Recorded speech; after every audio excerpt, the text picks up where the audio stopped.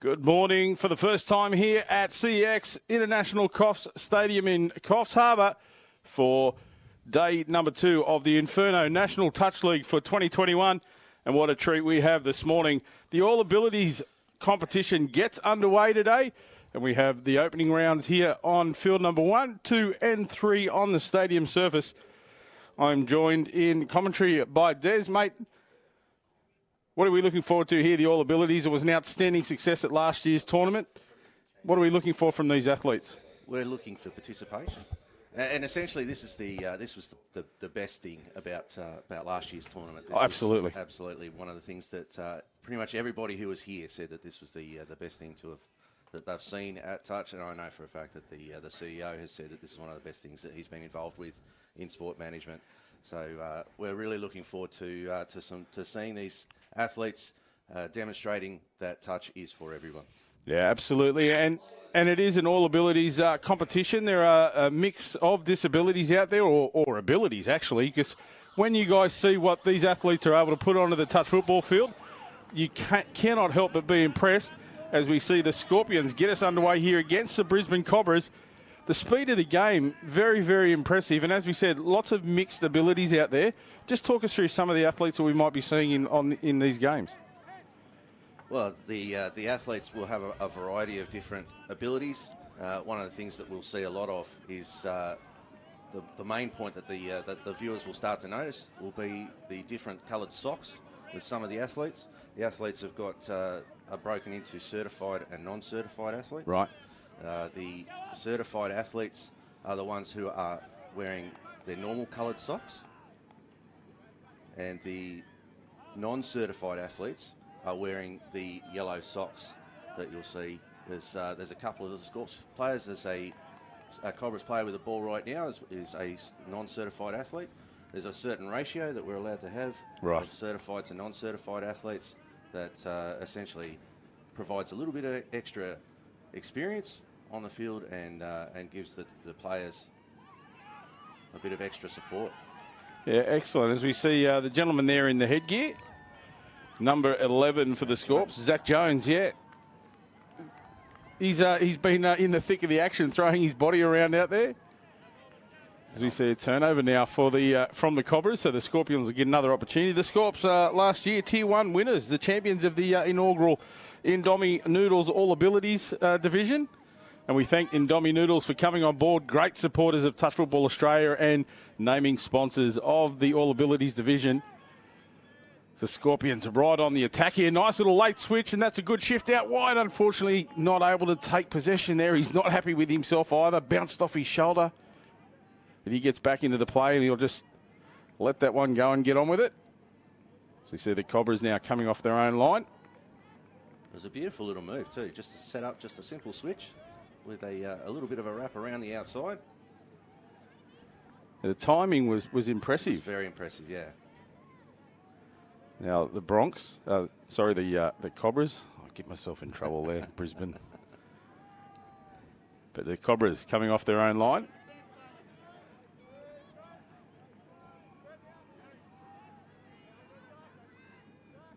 So the non-certified athletes are interspersed in the teams to assist the other athletes. Is that how it works? Yeah, that's how it works. Just to give them just a little bit of extra guidance on the field for those that aren't necessarily familiar with the sport as it's played. We were lucky enough that we actually had in Tasmania. That's where I'm from. Yeah. We had the. Oh, here we go. We've got a break. Some great pace down through the centre. Yeah, number 4 there. That's Dion Kalagiros. Yeah, we were fortunate enough to run almost through there. Bailey Morris that was then, unlucky, not able to get the ball away or get the ball cleanly away on that occasion. The Scorps have looked impressive. They've had a couple of opportunities. There's a couple of players out there I recognise from last year, and certainly Zach Jones with the distinctive headgear there. Yes. I remember seeing him in the final last year. He was tireless last year. He was a dynamo. Yeah, he was. But yeah, as I was saying, we ran the All Abilities program in Launceston last year. We were fortunate enough to do that just before NTL, and there were certainly plans from us that we were looking at being able to raise an All Abilities team for this year's NTL. Unfortunately, the world changed. Yeah. But we're certainly on track to do the same thing for next year now. Essentially, we've just lost 12 months, but we've certainly got the athletes there that we can put together a side and increase our representation at NTL. That'd be awesome, mate. We look forward to seeing that next year's event. But this year, as we see out there, there's 3 games going on the stadium here. They're going to play for 20 minutes and they'll rotate around. Today's rounds are all about just getting themselves in positions for tomorrow's, where they'll be split into tiers and compete for the titles in Tier 1 and Tier 2. As again, the Scorps go on the attack. Dylan Donaldson there at half. There's that man, Zach Jones, off the right foot he goes this time, gets the ball away. But Dylan had come into position to go acting half. So another opportunity begging for the Scorpions. Certainly very active with the ball, Zach Jones. He's looking to create space. He's looking to create opportunities for his teammates to finish or for himself to finish. So we talk about the range of disabilities out there. We're talking physical disabilities, mental disabilities. So, as you said, a game for everyone. Exactly. And there are certainly any sort of opportunities that we can create for people to play the sport. That's everything that we would like to promote. And it's certainly a unique experience for this sport to actually have an all abilities division within our national event. With a national event, absolutely. And the title last year, as you said, anybody that was here or watching at home would never, ever forget that final. It was an amazing thing to be involved with. I had the pleasure of commentating last year. As we see a big break here from the Scorps. Through he goes. Doesn't look like a touch was made. So that's outstanding work there for not Michael Wade, that's Chris Smith for the Scorpions. Opens the scoring. Beautiful burst of pace through the middle. He's split the defence. Behind a retiring player offside. So we can see there as he gets through the gap. And he is a certified athlete, I believe. Yep. So the way the scoring works, the certified athletes get 2 points for that try. So the score now, Scorpions 2, the Cobras 0. So we see the Cobras get a good attacking opportunity now from the halfway line with that tap off. That's Courtney Trenery there with the ball. Now we see getting through, nice long ball out wide from Natalie Haranovich. Unfortunately goes to ground, so the Cobras. That was a good opportunity for them, Des. That was their real first chance down that end of the field. They've spent a lot of time coming off their own line. A lot of time defending, and it's one of the things about the sport that sometimes you have to spend a lot of time defending to find an opportunity to get up to the other end and actually have an attacking chance. Certainly something that we in Tasmania see a lot of when we're here. The Scorps have been good there. He was, treading along the precipice. Michael Wade. He's just clipped the sideline there. He sure did. So we'll change over. He returns the ball to the Cobras. See some running repairs of equipment there for our mate Zach. Just gave something to the coach on the sideline. He might have had wrist guards on that he took off. So Cobras with another chance now. Ethan Galovich. He was galloping up the field too, Ethan. That young lady there is Isabella Lynch. There's Ethan as well. Just patiently building up here, trying to create something, trying to identify a single player that they can target to run a play. That's some good shutdown defence there from Bailey Morris, who's come straight in and taken down the opportunity for the Cobras to create something on the outside. So the Scorps still leading on the Painaway scoreboard 2-0. They're on the attack again. Here goes Zach. Nice short pass. That was the try scorer. Puts that one down there. Chris Smith, unfortunately. I remember Chris from last year as well. Yep. Nice little no-look pass. Knew that the support player was going to be right next to him. Could have picked up a finger injury there, Chris. He looks to be holding some fingers on his right hand. Or his left hand, shaking it off there. You can see in the back. This is good from the Cobras. Working their way up the field now. Isabella Lynch drives it forward. Natalie Hainovich goes into half. Nice ball out to the right-hand side there, right out onto the edge. Ethan Gulovich down the sideline, gets touch for the final touch. So a turnover. But that's where you want to turn the ball over, right down on your opponent's scoreline there, Des. That's the perfect spot for it. It's on his own sub-box side of the field. Nice ball too from Zach. He got some space out wide. Has he got the pace to get there? I say he has. The defence comes across in cover. He maintains his footing as he gets the ball down there. Michael Wade. So that is the second try for the Sydney Scorpions. So on the Painaway scoreboard, they extend their lead out to 4 points now. As we said, certified athlete, Des pointed out, have a look at the socks. They are their normal coloured socks, not the bright yellow ones. So certified athletes, 2 points for that try as Michael gets it down beautifully. The cover coming across there from Emily Kate Williams, not in time. So 4-0 on the Painaway scoreboard. It's been an impressive start for the Scorpions looking to defend their title, Des. It very much has been. They've obviously been working on some of the stuff from last year, intent to retain their title. I saw them warming up as I made my way into the stadium this morning. They were in tune. Lots of talk in their warm-up, so they're really switched on and ready to go. And we've seen that out here on the field. That's a nice touch made. Isabella Lynch was looking to drive forward, but a touch called. There's Michael Cox. He was the man in half. Spreads it out to the right-hand edge now. Some good defence on the wing. Wasn't going to let the player outside him. And apologies to our Cobras fan on my run sheet here. I don't have a number 10, so I can't give that gentleman credit for his great drive that he did then. We will look to rectify that, or if anybody's watching and knows who that gentleman is, please let us know in the comments.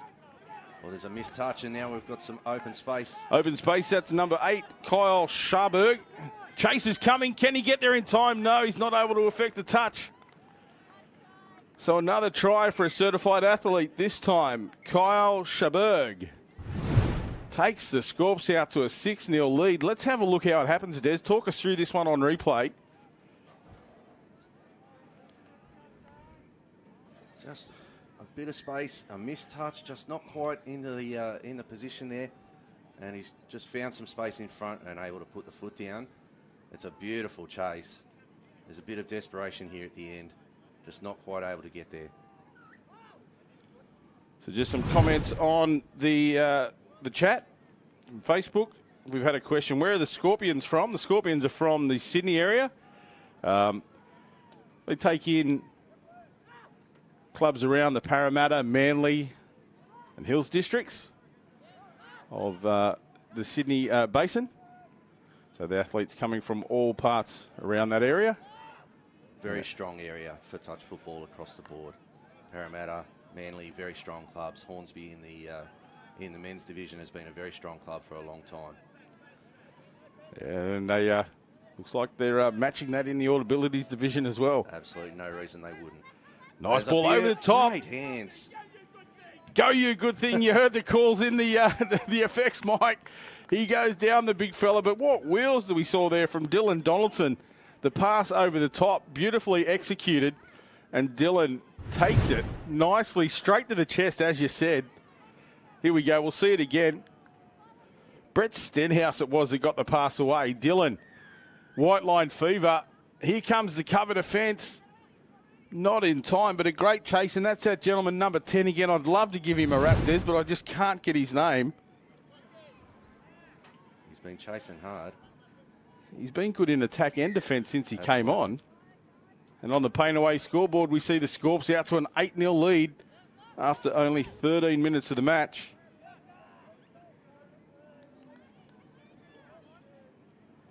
Oh, great hands again here.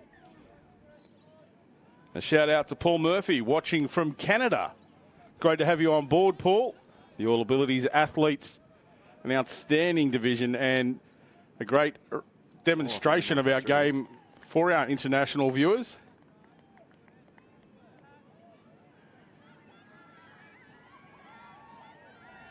It's great to have the interaction from the people watching at home. Is touch played in primary schools across Australia? It most certainly is. It's one of the most played sports in primary schools. The touch development is outstanding in Australia, as it is in New Zealand as well. And all around the world, we are growing the game. And it's divisions like this that'll really spread the love of touch football. As we see another break this time. Stenhouse gets another good ball over the top, this time taken by Michael Wade, who loses his footing, unfortunately. But Stenhouse is really bringing the game to its extremity. Oh, beautiful dummy from our friend Zach Jones. He's got some wheels, Zach. He's got some wheels. He's got some energy. It was the first play is set up here from Zach. He gets it across out to Michael Wade, who unfortunately loses his feet, but plays the smart play to retain his feet, hold the ball, and then play the ball for the next phase of play. Yeah, certainly extends the lead out now, 10-0. The Scorpions leading on the play away scoreboard. We've had a question in on the comment feed asking about whether there are set numbers of male and female athletes in the All Abilities division. There's not any set ratio of male and female athletes. The only ratios that we set are based on number of certified and non-certified athletes. Nice play here. Sorry there, Michael Cox getting through the gap. There's been a touch claimed back, so it's going to come back, unfortunately. Michael was off, pinned the ears back. He's not happy with the call.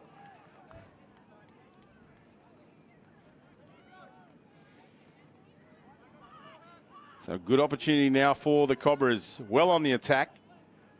That's Tim Markey there. Took it forward for his team. Into half is Zachary Francis. This young lady's been busy as well, setting up Courtney Trenery, working hard with the certified athletes. As we said, the non-certified athletes have the yellow socks out there. They're out there to assist our All Abilities performers, our certified athletes. Change of the set. Zach Jones looks like he's coming off for a sub. Be interesting to see if there's just a loose pass there. One bounce. No, the referee. Yeah, thumbs up you can see there from the player. Number 8, Kyle Schaberg there. Or Scharberg. Gives a thumbs up to the ref and says, yep, you got that call right, sir. Unfortunately, the Cobra's not able to take advantage there.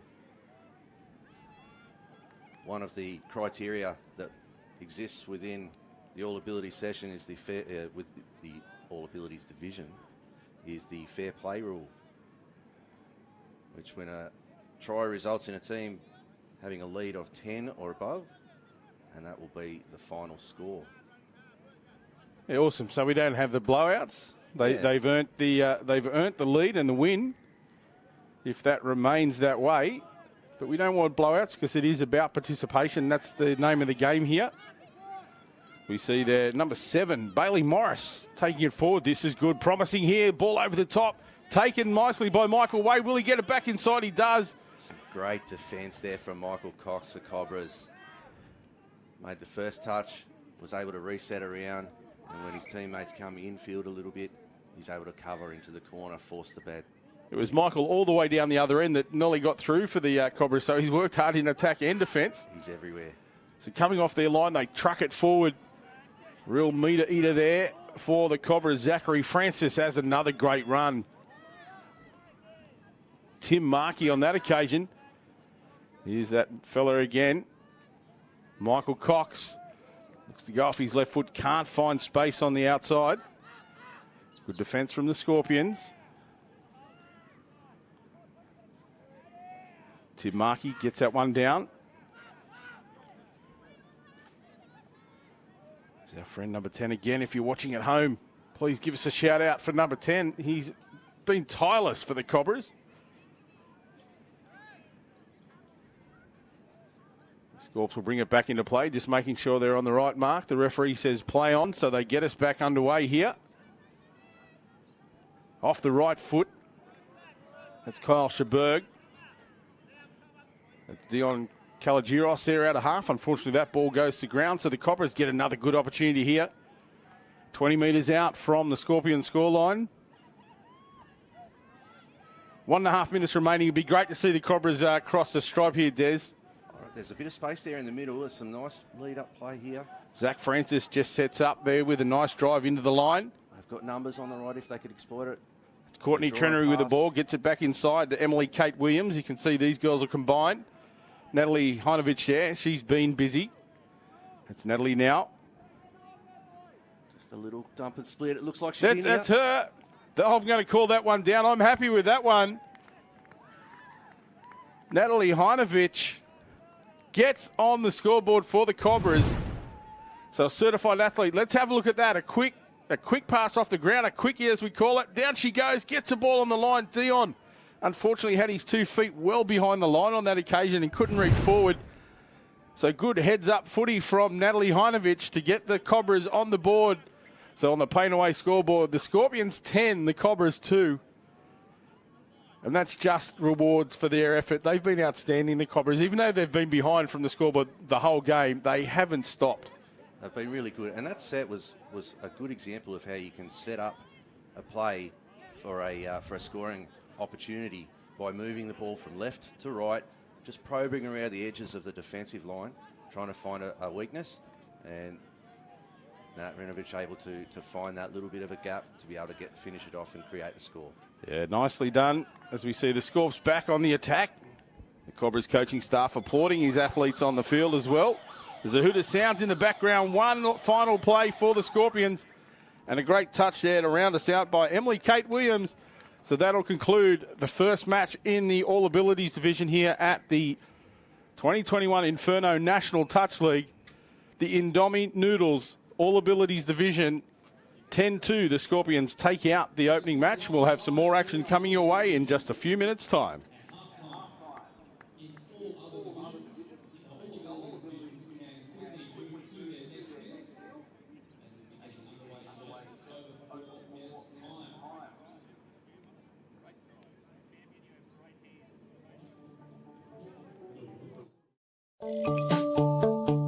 The world's sporting landscape has changed forever. This is the new normal. New logo, new sizing, new templates, new range. But for the same great quality and service you've always expected and demanded, visit the team at Inferno. Inferno. It's comforting to know some things you can always rely on.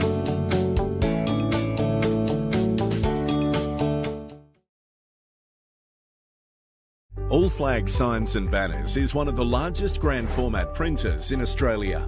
Our aim is to work closely with our clients to help build better brands and provide eye-catching print solutions. With 30 years of local production experience and the most advanced printing technology available in the world today, we're able to produce the widest range of quality print and signage with the Australian-made certification. Whether it's billboards, a simple teardrop flag, or even event displays, there is no limit to what we can produce for our clients. Our 2,500 square metre facility can produce more than 55,000 square metres of print per day, giving us some of the shortest turnaround times in the industry. Our product range and fast turnaround times is why All Flags is the preferred supplier of many professional sporting teams in Australia. Right from the start, our focus is providing the best service for our clients, from art support to custom sign manufacturing and installation. We work closely with your business to provide your complete print and signage solutions.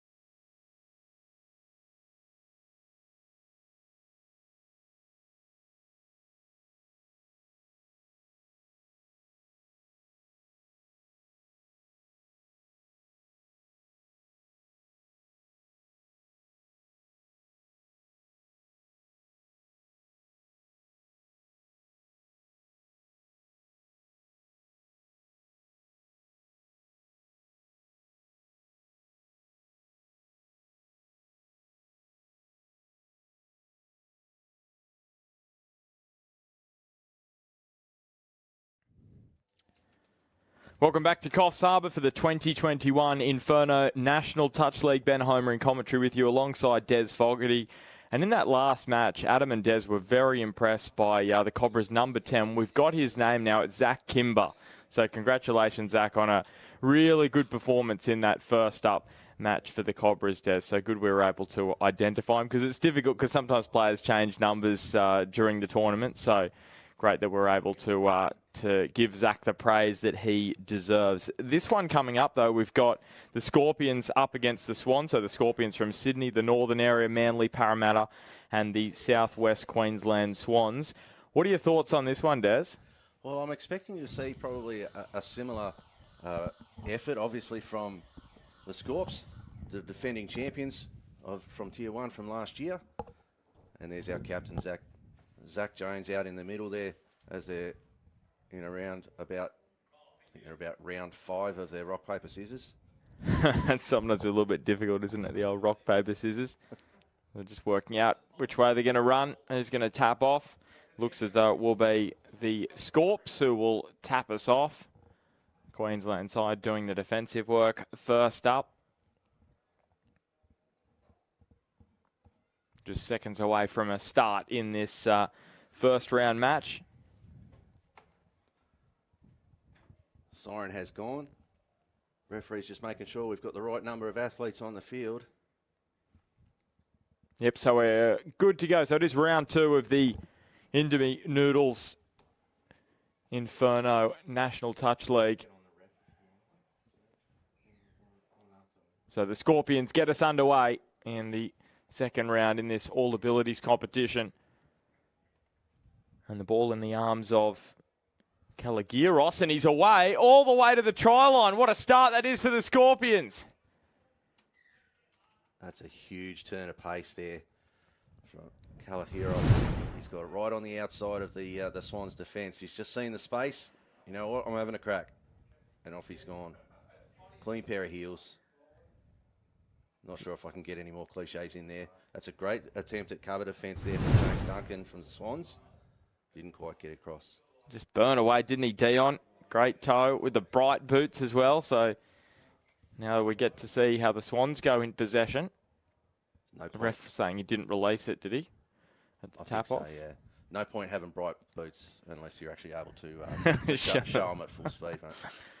Yeah, 100%. So we'll see what James Duncan can do with them here. The touch is made. Veronica Laffey there at dummy half. Finds the pass to Mitch Toohey. Touch made on him. Duncan out wide and the ball just put down. So not the start for the Swans that they would have liked. And as you said, there's this Scorpion side probably one to look out for this tournament. Yeah, I think they just the display that they've shown in that first game against Cobras and what they've put on for us so far already here, they certainly look like one of the ones to watch over the course of the next couple of days.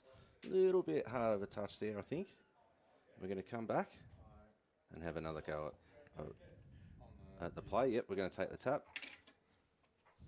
Yeah, the Scorps knocking over the Cobras in that first match today as Scharberg took the touch there. Now in the arms of Bailey Morris. You can see Michael Wade in there at dummy half, and they're over again. And that's the captain, Zach Jones, who dots down for the second try for the Scorps. Just a little bit of uncertainty there from the Swans defence. Makes the touch. Not quite sure where I'm going. Yep, and the quick play from the Scorps. A little bit of experience there, I think. And Zach Jones is able to get through. Just a quick apology from the defender as well, because it looked like there might have been an accidental leg-on-leg contact there. So they've started really well, haven't they? The Scorpions just carrying on from where they left off in that first match against the Cobras. James Laffey almost on the outside there. Picked up at dummy half there by Holly Neville. She shoveled it on to Tiran. And now out into the middle of the park with the dummy half Bartlett. Here's the ball with Neville. Takes the touch. Moved on to Scott Tiran. And he throws the pass to Bartlett. Took the touch. Deep in the touch count now. Here's Dylan Romano. Bartlett at acting half. just being asked to take it to the mark. Final touch here for the Swans.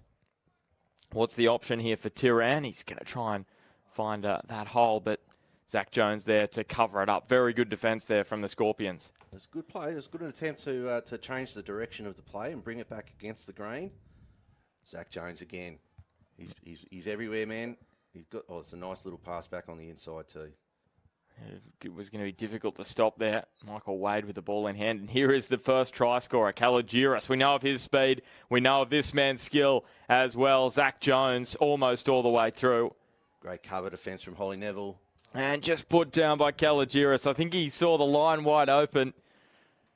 He would have loved a second. Couldn't quite get there. And good scrambling defence from the Swans.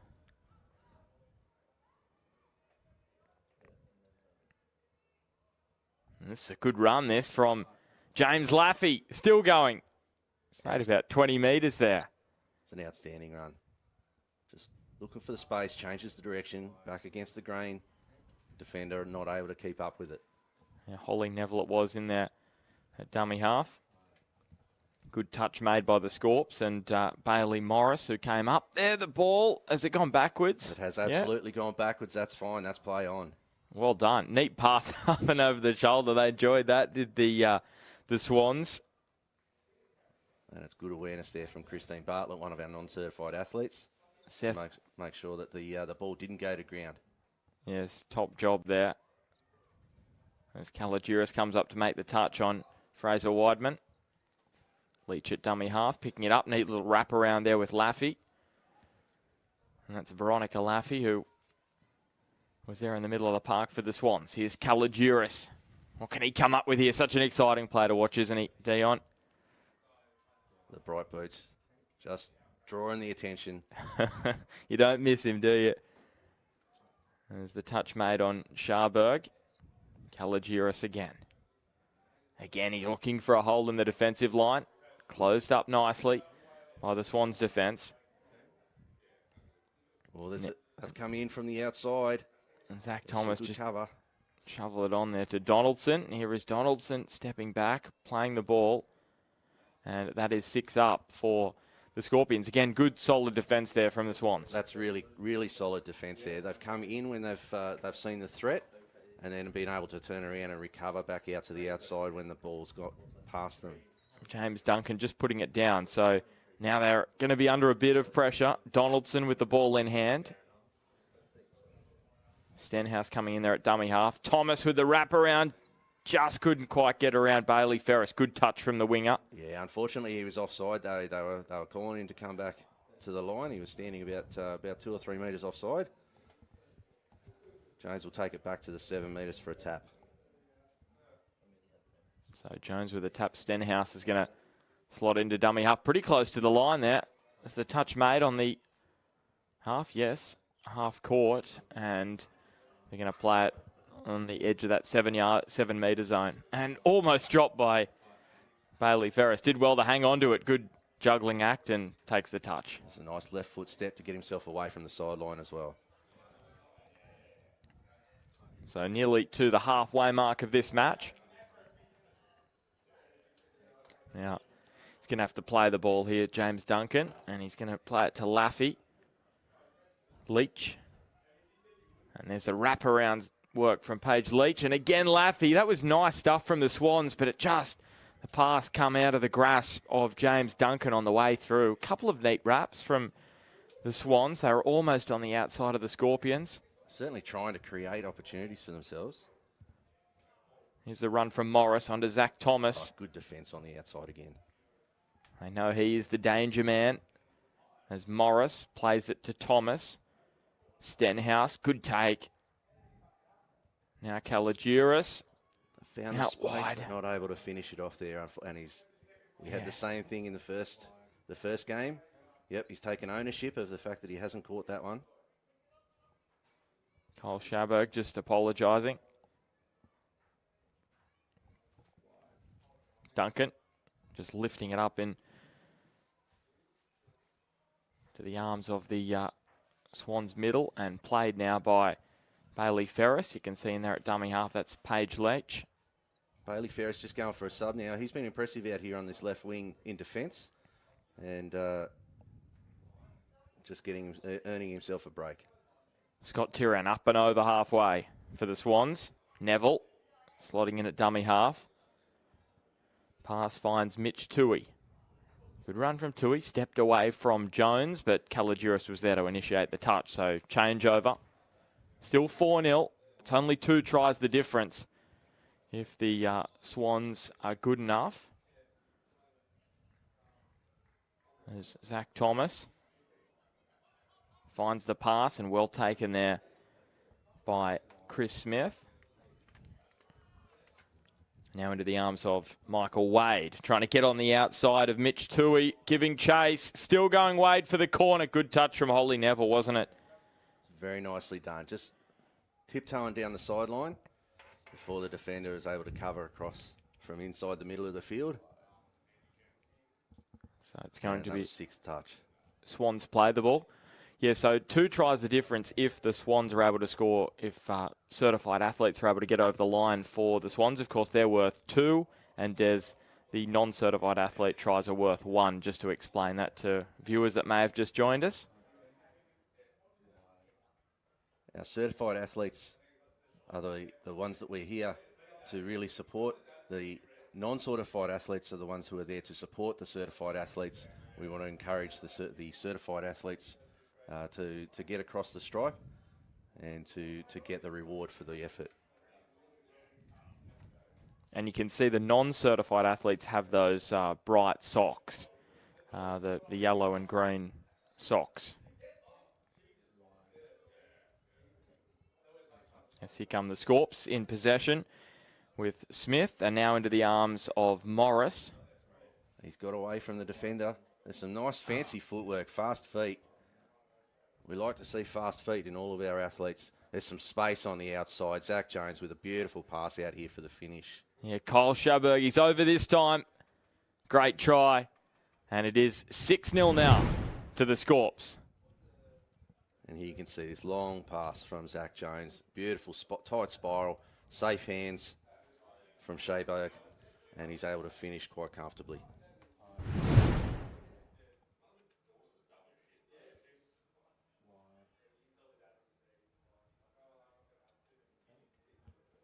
So just over 8 minutes remaining in this second round match in the Indomie Noodles National Touch League All Abilities competition. James Duncan, the touch made on him.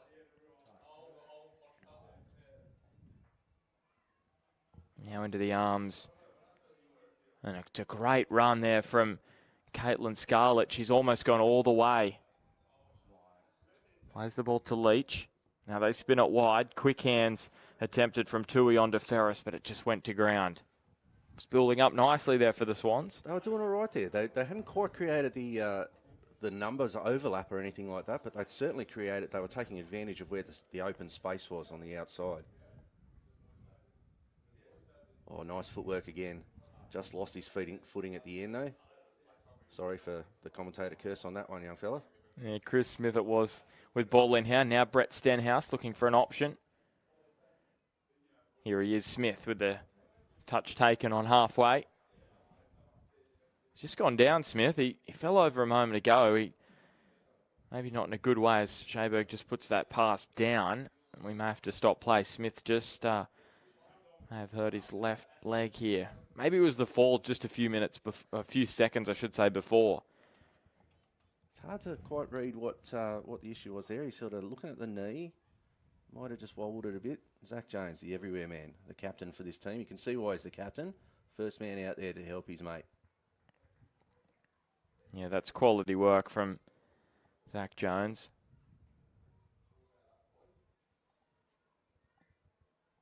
So Chris Smith being helped from the ground by his captain. Let's hope he's all good. So the Swans in possession, and with the ball is Caitlin Scarlett. Another good run from her, picked up at dummy half by Laffey. Now into the arms of James Laffey. That was Veronica onto James, the two Laffeys out there. And James is going to play the ball. Talk about so many family connections across all the competitions here at the National Touch League. Laffy's another family involved. Is almost going through was James Duncan. I think he thought he was through too. So Veronica Laffy picking it up, shoveled it on to Paige Leach. Now James Laffy touched just on the edge of that 7 metre zone. And you can see Veronica Laffy actually pointing out where the space was too.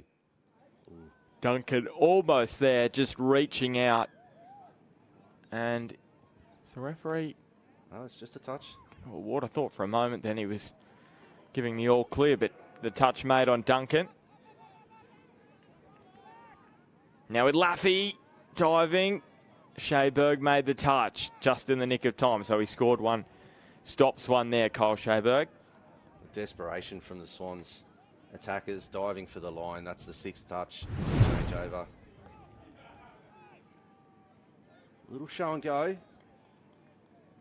Didn't quite create enough space for him to get through. And there's a little bit of a nonchalant touch there from the link, but it was nicely done. We've created some space here on the outside again. Great ball from Kalagiris. Just got his man Bailey Morris on the outside. Now Kalagiris is playing it to Stenhouse. They're moving it quickly now, the Scorpions, into the arms of Bailey Morris, jinking back against the grain. Stepped away from Caitlin Scarlett, and the touch was made in the end by Laffy. Kalagiris sees that space out to the left now. He's going to cut out Shayberg. Gets the ball on. Return to Shayberg, and he just put it down. Swans are doing a good job. Like, both teams here are doing a really good job. The Scorps are seeing that they've been bringing the Swans defenders all across to one side of the field, opening up space on the other, and then they're able to move the ball across to the other side where the space exists. The Swans are doing a very good job of then trying to shuffle across and cover that space up. And it hasn't really worked for the Scorps the last couple of times they've been down there. Good touch there made as Bailey Ferris just looked to be getting on the outside. Weedman picked up the ball at dummy half, and Tiran got it on to Neville. Holly Neville's there at dummy half. Neat little wrap around. Just going to find the pass back to Tiran in the middle. The touch made by Stenhouse. So less than 3 minutes remaining. Can the Swans get over the line late on in this one? Dylan Romano looking for that space near the corner. The touch well made by Michael Wade. And again, the Scorpions defend their line very well. I'd be looking, if I was the coach for the Scorps here, I'd have been looking for a little bit more urgency and defence out of my side there. They were just watching, letting the Swans poke around, to try and find a space that they could exploit. Well, Zach Jones jinking back and away from Holly Neville. Jones again. Good touch that was made by Holly Neville there. And the ball's been rolled off the mark by Zach Jones. Just a little bit too quick. Couldn't quite get the ball down. Good touch from Jones on Neville. The captain helped his teammate Chris Smith earlier in the match. That was a really special moment early on in day 2. Up here at Coffs Harbour in the National Touch League. It's that pass, just not the power behind it from Dylan Romano.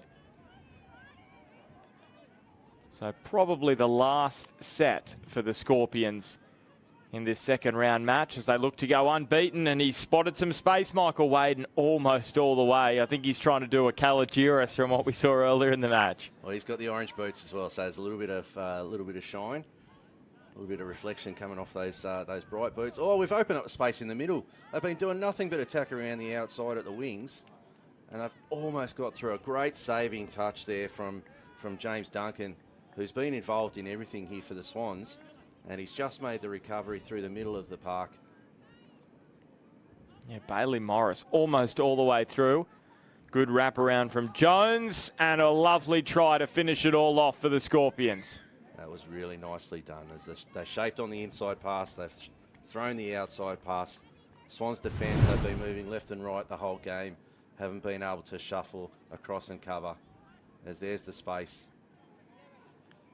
The winger's caught in two minds and in no space there for the winger to have to make a decision one way or the other. Has fallen for the dummy, and Zach Jones is through for the score. So 2 tries for Zach Jones in this one. 30 seconds remaining, so final set now for the Swans. Seth Bond just making the first run off the tap-off. Picked up by Leach. Reed, touch made on him, and Bartlett picks it up at dummy half. Shovel it on to Leach. Duncan takes the final touch. And that will be that in the second round in the Indomie Noodles National Touch League All Abilities competition. And it is the Scorpions, one of the favourites for this competition, who go unbeaten through the first 2 matches. First, they beat the Cobras, and then the Swans, both sides from Queensland. Des, a great start to the day here in Coffs Harbour. That's a beautiful start for the day. It's certainly some great conditions to be playing in as well. That's nice, just that little bit cooler than usual. But the Scorps really quite demonstrating that they are back to defend their title. Well, Des, you're staying in here, and you're going to be joined by Adam Collins. The men's 60s competition is coming up. The Tropical Cyclones taking on the Cobras. That's coming up very shortly in an all-Queensland affair. We'll catch you soon from the National Touch League, sponsored by Inferno up here at Coffs Harbour.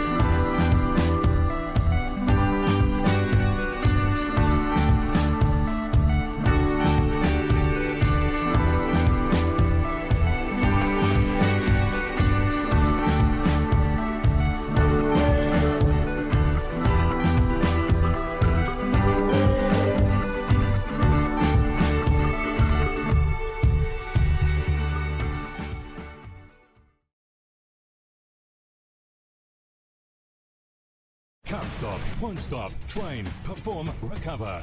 Pain Away, Australia's #1 joint and muscle spray and cream topical pain relief brand, containing arnica and naturally derived active ingredients. All day, every day, Pain Away.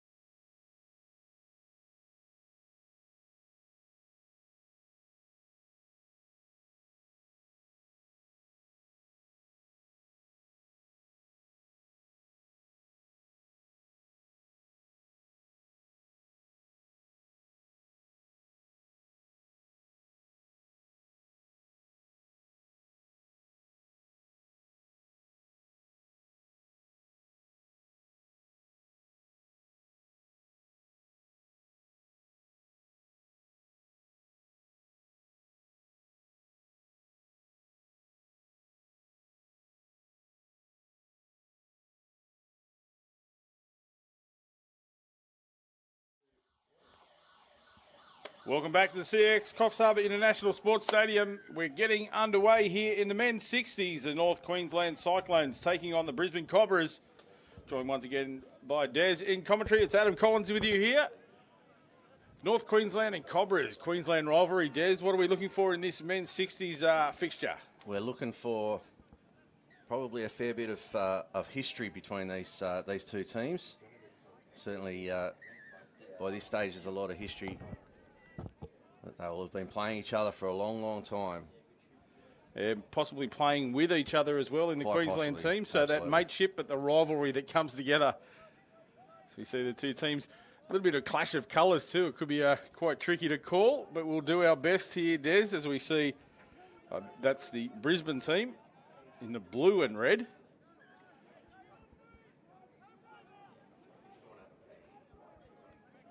So now the Cyclones with the first opportunity coming from deep within their own territory. They'll take the ball forward, just a slow roll ball there, just a clash of bodies. Some good movement early. Yeah, Mark Chin Fat there it was, taking it forward. There he is again, tucking into half. John Patterson, he's at half there, gets the ball away, a penalty. Too hard. So a hard touch there. You see the signal from the referee to the left of your screen, just signifying the hard touch, the push. So the ball back into play for the Cyclones. Great opportunity now, attacking territory. Ball drop back inside for Brian Probe. He goes down. That's John Patterson out of half. Gets a flick back inside in time to look like the referee was going to call it late, but he let it play on. It's Patterson there. Off his left foot, goes to the right-hand edge. Good shutdown defence from number 24, David Clegg for the Cobras. Coming in hard off the wing, shuts it down.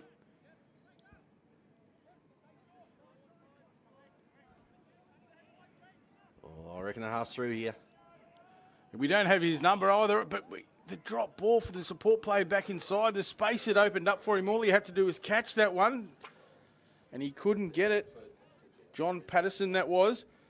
We don't have number 37 on our sheet, the half that went across, so unfortunately we can't mention that gentleman in the run. We can get his name, hopefully. If anybody's watching at home as well, please drop us a line in the comments. Let us know what his name is. There's a couple of opportunities there for the Cyclones in that set at the line. It's the risk when you give away a penalty close to your line that the attacking team can get a couple of set plays ready to roll. Good meters again here for the Cobras, Des. Yeah, they've been... sorry, for the Cyclones, that is. They've been consistent here, working their way up the field well. Peter Rowe gets that one down. There's Chin Fat.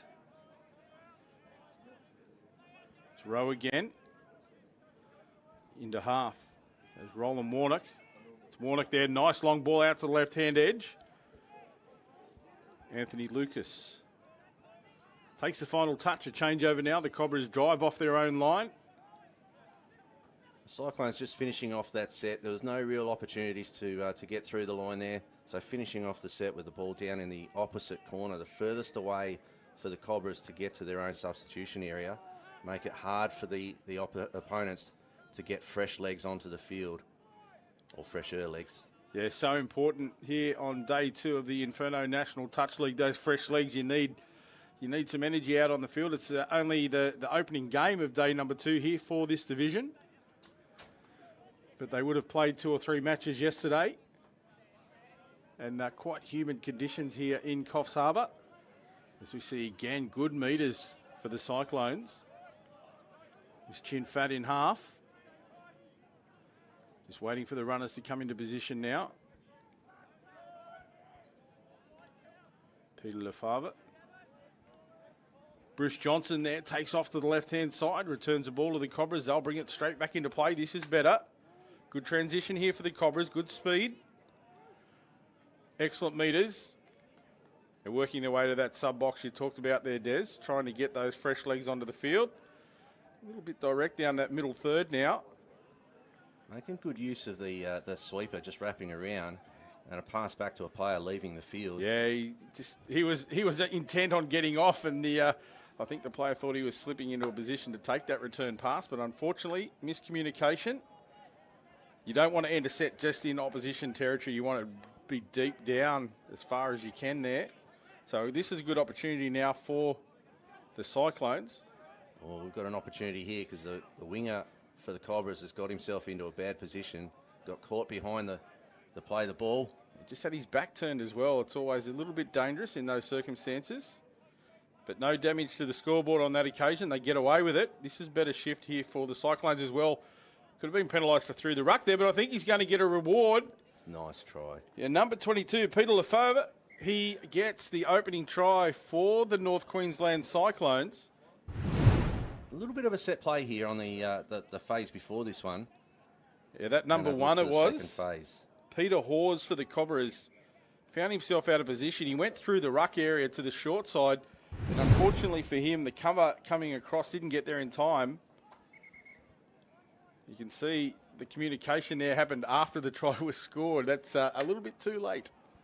That's when most of the evaluation goes on, after a try's been scored. Yeah, post-mortems. Yep.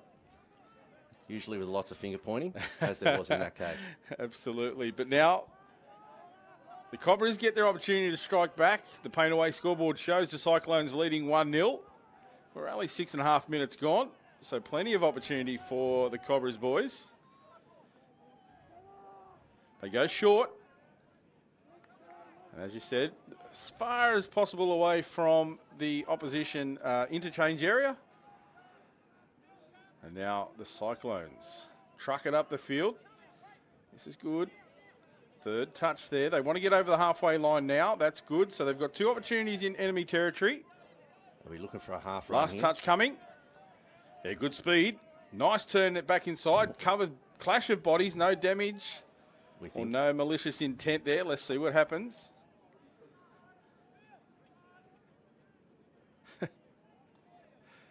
They're not in a hurry to get up.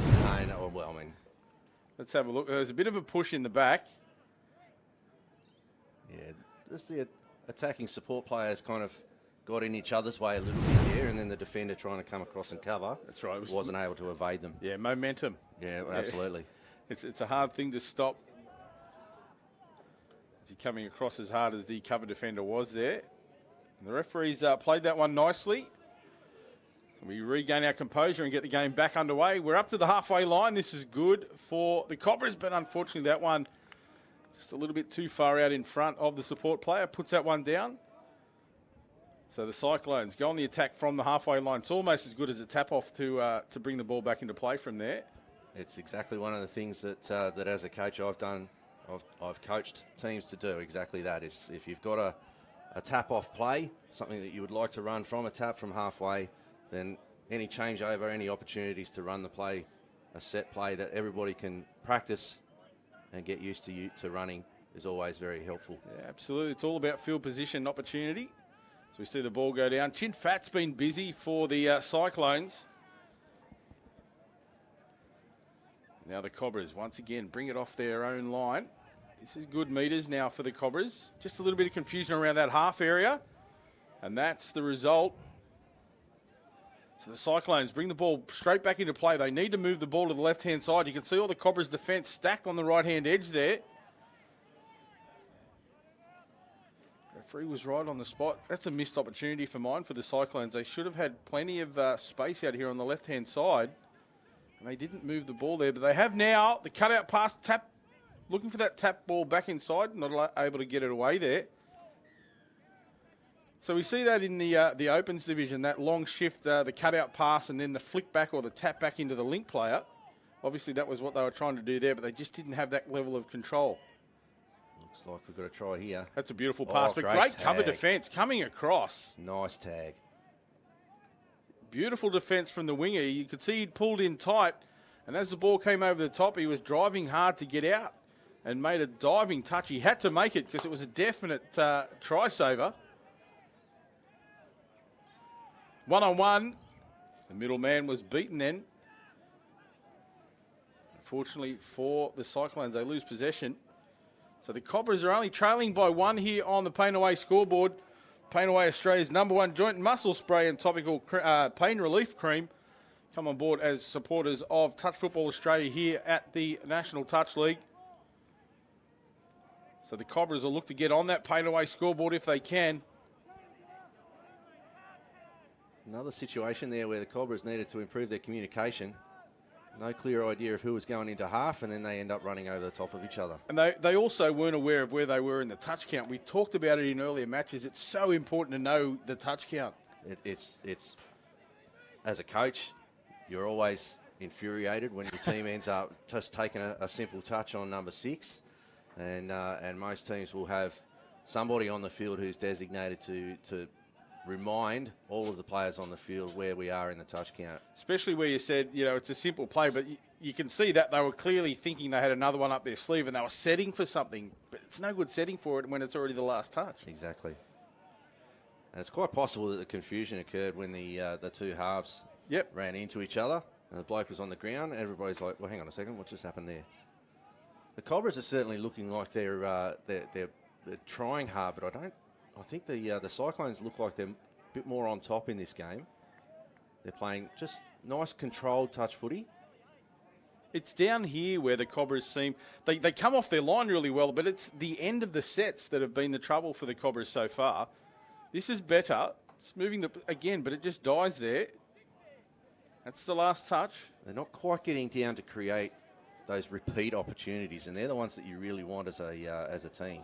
You want those repeat sets. You want 2 and 3 attempts to go at the line to give yourself opportunities to probe for weaknesses in the defence, find where the weaknesses are, and then be able to exploit them. And they haven't really had those opportunities yet to really exploit to probe the Cyclones' line and find ways for them to get through.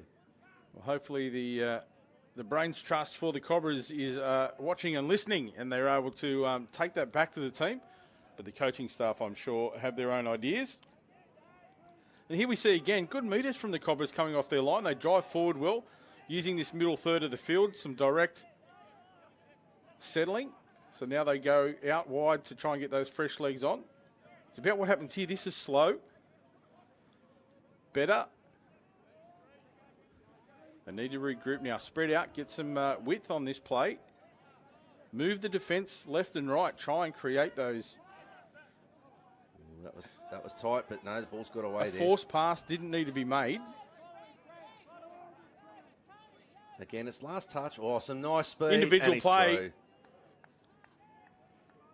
Number 19, that is Philip Evans. That came from nothing. That was just individual brilliance. The acceleration that he showed there, a little dummy, and that's all it took.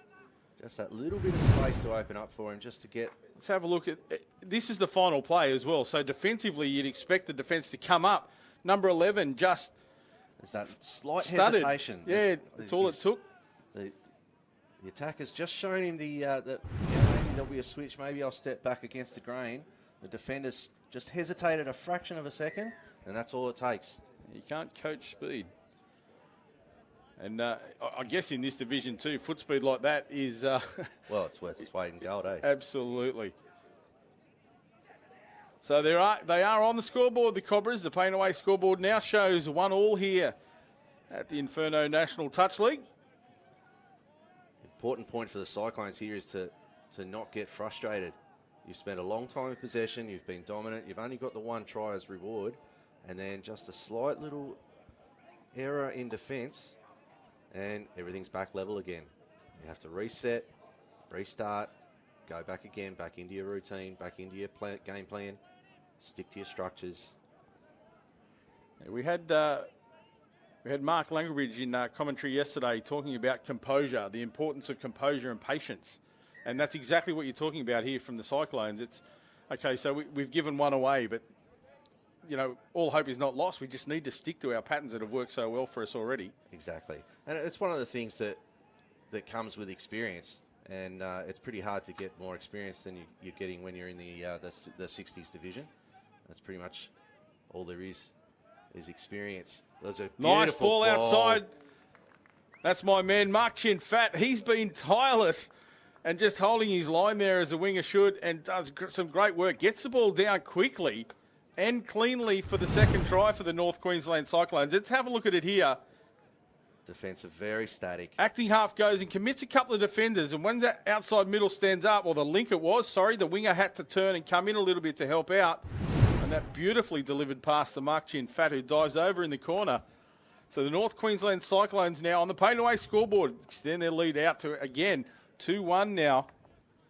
And that was a great try. Exactly what you were talking about, maintaining composure and patience, going through your patterns, and then the just reward there for Mark Chin Fat. It's always nice when the people you're talking about actually do what you're talking about without knowing it. It makes you look good. And you get the rewards. It's almost like I know what I'm talking about. There you go. That's why we've got you up here in the commentary box. The insight that we get from our co-commentators, outstanding addition to the coverage. And mentioning the coverage, thank you to the boys from Bar TV who are bringing you the pictures live from the CX Coffs Harbour International Sports Stadium. It's a little bit overcast today. Perfect Tasmanian weather, mate. I'm loving it. Makes you feel like home. A little bit warmer, I would have thought. A little bit more humid, maybe. We're big fans of the cold climate in Tasmania. As would these Cyclone boys. They'd be enjoying the humidity as well. The Cobra is back on the attack. This is better field position anyway for them to bring it underway. That's nice. Just maintaining the handle on that one, Roland Warnock. Peter Hawes it was, just looking at the wrong side of the score sheet there, getting myself confused.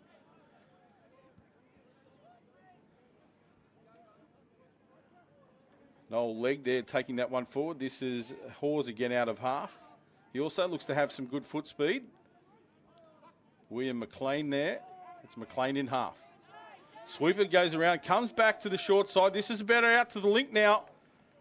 And the Cobras get their second try, this time through Noel Legg. He had a couple of handling opportunities in that set of 6 there and was good enough to get into the space created by the dummy half run of William McLean there. He skipped outside that middle player, just drew the link in. We saw the number 12 there, Ian Kerr, the link defender. He had to come in and help out his middle, and that was all it took for William McLean to find himself in space. A second try for the Cobras, and we're all tied up again on the Painaway scoreboard, 2-2. And you could see there the Cobras actually had a couple of opportunities at the line. Rather than trying to attack from 20 metres out, they were able to move the ball around, create a bit of space, move their players where they wanted them, and they are able to get the rewards for it. Well, that set of 6 started from just 5 metres inside their own territory, so any extra touches you can get in that enemy territory is much, much better for you. And as you said, more than one opportunity to attack there, as we see the Cyclone boys bring the ball back into play. Referee, just have a little chat here and say, take it back. The count won't restart. There's a little bit there of what I was expecting. A little bit of niggle. Yeah, a little bit of niggle. Feeling, we'll call it. Yeah. Oh, he's nice again. I think that one's gone late. Yeah, I think it was late as well. It up. Passion. That's what we like. Touch footy is passion. Absolutely. It doesn't matter what age group it is. These boys are playing for the Inferno title for this year in the men's 60s division. So they'll be putting everything they possibly can out there. And we talked about the mateship that exists within the state. But when they cross that white line, it's all about wearing your colours, and you don't really care who you're playing against. It's just you've got a job to do. Exactly it. Little ball over the top. Yeah, that one. Yeah, referee's going to call that one late. They just ran out of space. They ran themselves out of space there, I think. Bring the ball back to the mark. Not too much damage. Give a penalty away all the way down there. They won't be too stressed about it. It's on the correct side of the field for them, furthest away from the Cyclones interchange area. So they've got to take a couple of touches, and then they can bring the ball across. But now they've only got a couple of touches as the subs come onto the field. So 3. This is two remaining now. As the winger Chin Fat finds himself in the middle. He goes in to do the hard yards. Pushes out to the left-hand side. No winger out there because Mark was all the way in the middle. You see him shake his head. Come on, boys. I've gone in to do your job for you. And now he has to come off as well. I've taken a shot to Mark. I like the big fella's work rate. It's good hands. Unfortunately for the Cyclones, the number 22 play, he needed to hold his line. He held the space out wide. Yeah, as we come to half-time. So this will be the final play of the half here. We're all tied up on the Painaway scoreboard. North Queensland Cyclones and the Brisbane Cobras are tied up at 2-2. It's been a good first half, Des. Looking forward to the second, mate. Quick wrap up, and we'll go to the break. Look, it's really a bit of a tactical game, this one. The little bit of head play, but it's about creating the opportunities and giving yourself those chances at the attacking scoreline. Cobras have really only had 2 tries, 2 attempts at the line, and they've got 2 tries reward for that. And that's really what, as the Cyclones coach, I'll be talking about, is trying to keep those opportunities down as low as possible. So we're all tied up at 2-2, half time. Second half coming your way in around about 4 minutes' time. Stand by.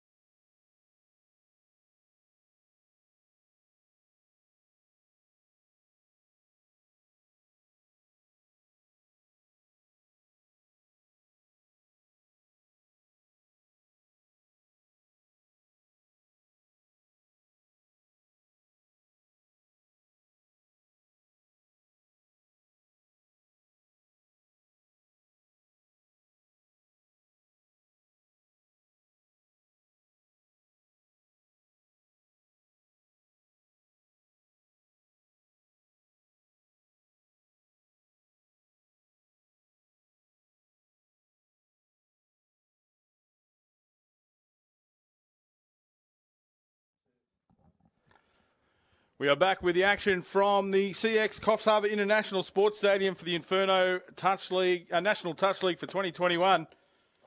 The men's 60s, we're all tied up. North Queensland and the Cobras 2-2. Second half action about to come your way. We'll wait for the arrival of the Cobras team, who I believe will have first possession. So, Des, what are we looking for in the second half, mate? All tied up. Which way do you think it's going to go? I think I still think Cyclones are looking the stronger team, but Cobras have had a good hit rate, a good percentage of scoring when they actually get their opportunities. So it could actually go all the way down to a draw. I'm going to pick a draw. Pick a draw. Yeah, I'm going to pick a draw. Yeah, there really hasn't been a struck match in it. As you said, I think general terms, the Cyclones have been more consistent, but when the Cobras do get down there, they are quite dangerous. So let's see what they can do. See, there's that quick play. Step back against the grain. The long ball over the link. The winger's made position. a good tag. He's got him lined up, but they're looking for the... Clash of bodies comes in there. That was number 15. Anthony Lucas getting the job done for the Cyclones there. Nice little flick pass out the back. The late switch, unfortunately, goes to ground for the Cobras. We were talking in the break about some of the little tricks, little things to do to try to slow the game down, to bring it back to your own pace. The things that come in as you get that little bit more experienced as players, and things that we see in the older age divisions are a lot more prevalent. And it's things like a little bit of a slightly slower return of the ball on a changeover, a little bit of a nudge in a roll ball just to try to unsettle the opposition. And I've already seen 2 here in this half. So the Cobras now attacking here, just shifting the ball left and right, working the edges. They drop back into the middle third, but we have a penalty for 7 on. You talk about coach killers earlier on. This has to be one of them. They were deep in enemy territory, and a poor exchange or interchange of players, and they lose possession all the way back to the halfway line. And it's one of the things coaches are always advised about what the referees are going to be paying particular attention to at a particular tournament. Not that they don't keep an eye on everything anyway, but there's certain things that they'll be advised that, no, we're going to look at this one a lot more closely this time around. It looks this year that it's been the interchanges to make sure that it's 7 on. It's kind of forgivable, as we've got the try here. Oh no, there's a tag.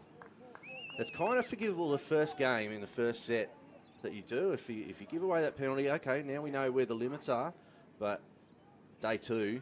Yeah, the deeper you go in the tournament, you don't want to be giving those away. Nah, coach will be filthy. So now the Cyclones back on the attack. Good opportunity here. Short ball. Referee drops back. You can tell from the body language of the referee that he's happy with that one. And the Cyclones take the first opportunity. And we have number 37's number now, so we can say that Shane Bill was integral in that play. He's been busy in the first half. We see him here. Slips into half. Number 1 it was. Roland Warnock just splits out right. And Bill holds up that middle defender and finds Warnock in space. The link defender for the Cobras didn't do anything. He almost had his feet planted there. It's a nice little play. It's just a quickie setup, a quick release, middle. Just wanting that quick pass straight up off the ground, but a variation of it where the half is going to pick the ball up and run with it to keep that defender frozen a little bit, and he hasn't gone back out to cover his own player. A nice short pass, and the ball straight on the ground for the try. It really was that link defender for the Cobras that needed to do a little bit more. It needed to be more committed and come in and help out. So the Cyclones, they go ahead once again on the Painaway scoreboard, 3-2. We see Peter Hawes there looking to get on the outside. He can't do so on that occasion, so now the ball comes back to the middle for the Cobras. Long shift, a nice out pass. That's good work. Just didn't have the pace on that occasion to get through. Touch. Nicely done there. It was Grant Russell and went through. David Mann making the desperate tag. Late full stretch all the way out, just clips the shoes. Some might say the man for the job. Nobody else in this commentary box would say that. That's a fair sledge. Thanks very much, Des. But it was a beautiful touch. So he was right in position to make it and had to extend himself the way he did and got the job done for his team. And now the Cobras back on the attack. A little bit slow there. It looks like he's picked up an injury there, yeah. He's going off with blood rule there, I think. The referee stopped the game. They wouldn't normally do that for just a bit of a knock like that. They might have sent him for a bit of clean up a bit of blood on the side there.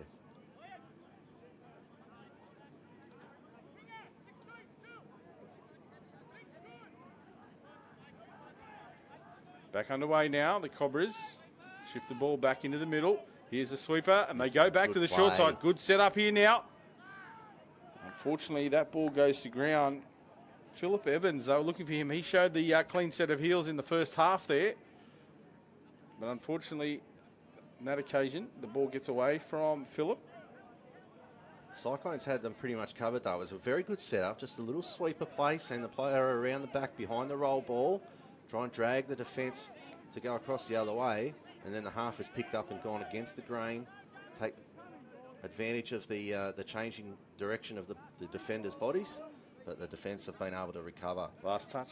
And here we go again, just turning the ball over in as close to the far corner as they possibly can, so Cobras have got to. The intent was really clear there, wasn't it? You could just see that Roland Warnock wanted to be as far away as possible from the interchange area of the Cobras and just basically ran sideways. Knew that there was no opportunity for him to score, just thought, no, we'll take the percentage play, the safe play, turn the ball over in as difficult a position for the Cobras as possible. So now the Cobras up over the halfway line. That number 4 is Joseph Leonardi there going out of half and gets a penalty for his team. So a late penalty, late in the touch count that is. So this is a fantastic opportunity now for the Cobras. They're about 10 metres out, but they'll take the penalty right over on the edge. So they've got a full field to use here. And this is one of the things that if I was the Cyclones coach here in this game, at half-time, I'd have been really making sure I made a strong point on. We don't want to be giving away penalties with repeat sets for this team, where they're able to get a set start, run their own plays, and create opportunities, because they've already shown that they're able to take them pretty quick. Nice work here for the Cobras as we see William McLean go over from half.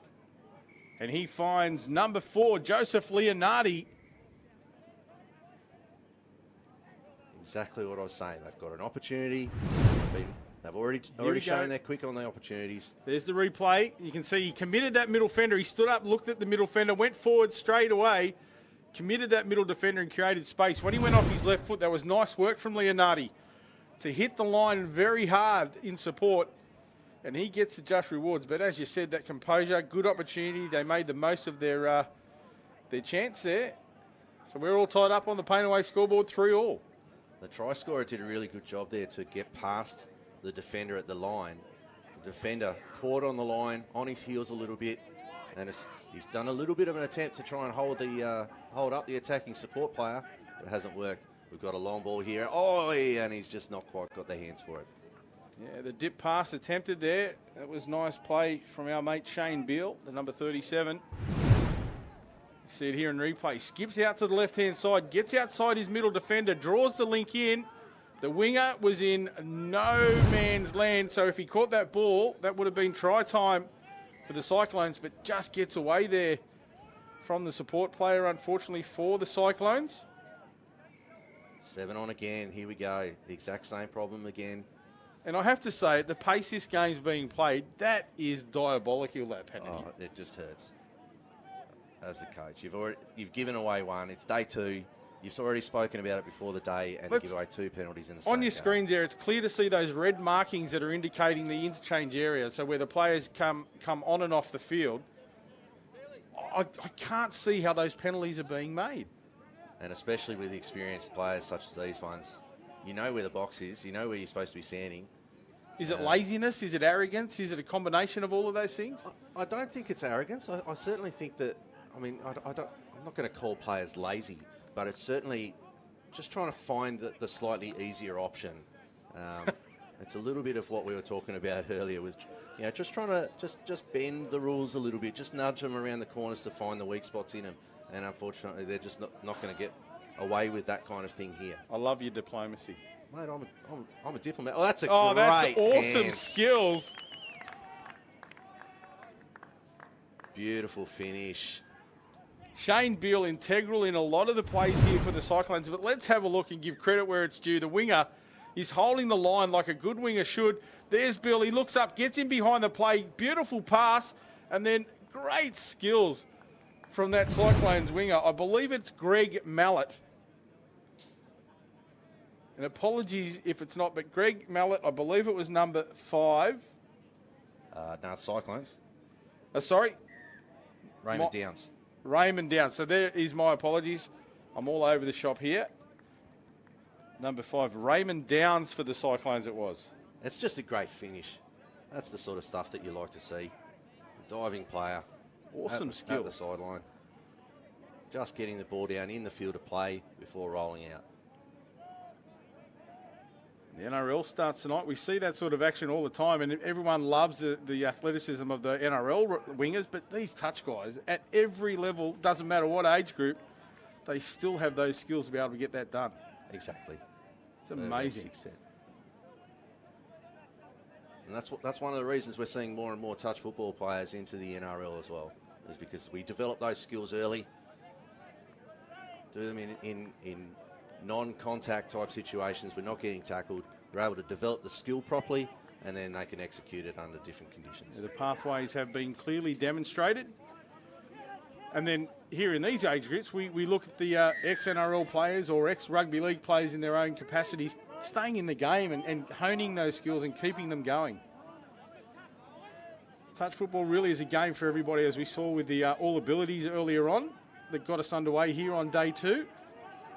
And it's great that we've got these age groups as well playing at the highest level, just demonstrating that the game is for everybody, as my man Mark Chin Fat takes it up the middle and then gets back out to his wing, gets the job done.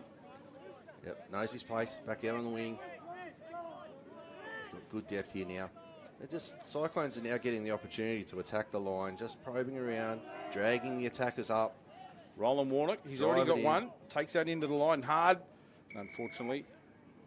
Yeah, that's just a bit of an unlucky one. Just got a foot caught up in the play. It fell over, and they've earned the penalty. Yeah. So another great opportunity here for the Cyclones. Already ahead by 1 on the scoreboard. They'll be looking to extend. 7.5 minutes remaining on the Pain Away scoreboard. This is good for Warnock. He drives in hard at the line. Referee calls the touch. If I'm the Cobras coach here, I'm trying to tell my players to get up off the line. They got caught on the line. They're standing flat-footed on the line, giving the opportunity for the Cyclones player to dive at their feet. Good from Leonardi there. Leonardi affecting the touch, as you said. A little bit more aggressive, coming up hard. Well, this might be a try. Good hands. Nice use of the head there to knock the ball away. It was nice lines from Colin McKinnon, really hitting that straight line from depth and good pace, but unfortunately the ball not finding the mark there for the Cyclones. Greg Young for the Cobras out on the right wing. Nice early read. Knew that he had to come in and make the touch, and then has used his head to knock the ball away. I'm sure that was intentional. Well, he certainly used his head to commit to come in. That was a great read there, as you said, from Greg Young. So, yeah, good job. And there he is in the thick of the action again, getting the job done from acting half. We might. It's just that final execution there. He'd done everything right. He skipped to the outside, found some space. Unfortunately, not able to get the ball away cleanly. Some good meters again here for the Cyclones, moving it forward. Really working this middle third of the field well, that direct settle play. They are getting just rewards with some space there. Good meters for the Cyclones. So 2 touches remaining. Well, we're isolated now. Final touch coming up, no half. So it's going to be a static reset for the final play of the set. And well shut down. I think that's Leonardi again coming up out of the line. Joseph Leonardi for the Cobras working really well, getting up hard. It's a couple of times in recent sets that Leonardi's done that.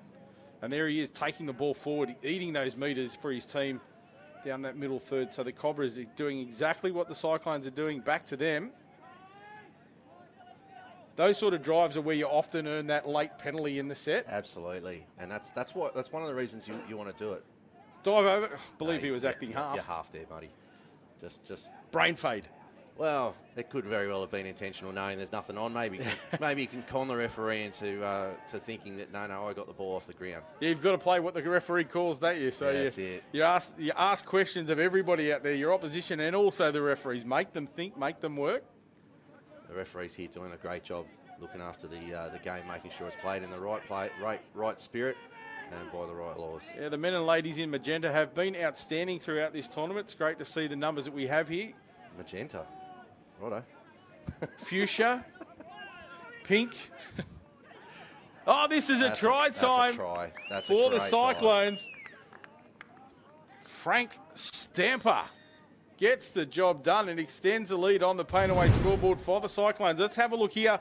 There's our mate Shane Beale again. Nice release out to Stamper, but Stamper sees the opening and goes for it. It's great use here from Shane Beale. You saw him give that pass and then wrap around the outside.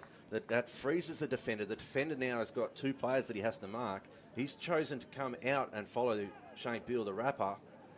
That link defender, it was Greg Mallett there. He saw Beale come around. As you said, he has to hold them. Yeah. And that unfortunately for the middle defender, he has to work hard and push short. And we're not able to do so on that occasion. But Stamper really stood up there. You could see almost that you could see the split second where he saw the line open and went, hey, I'm going to have a crack. And we can still see the divot in the ground from where he slammed the ball down as well.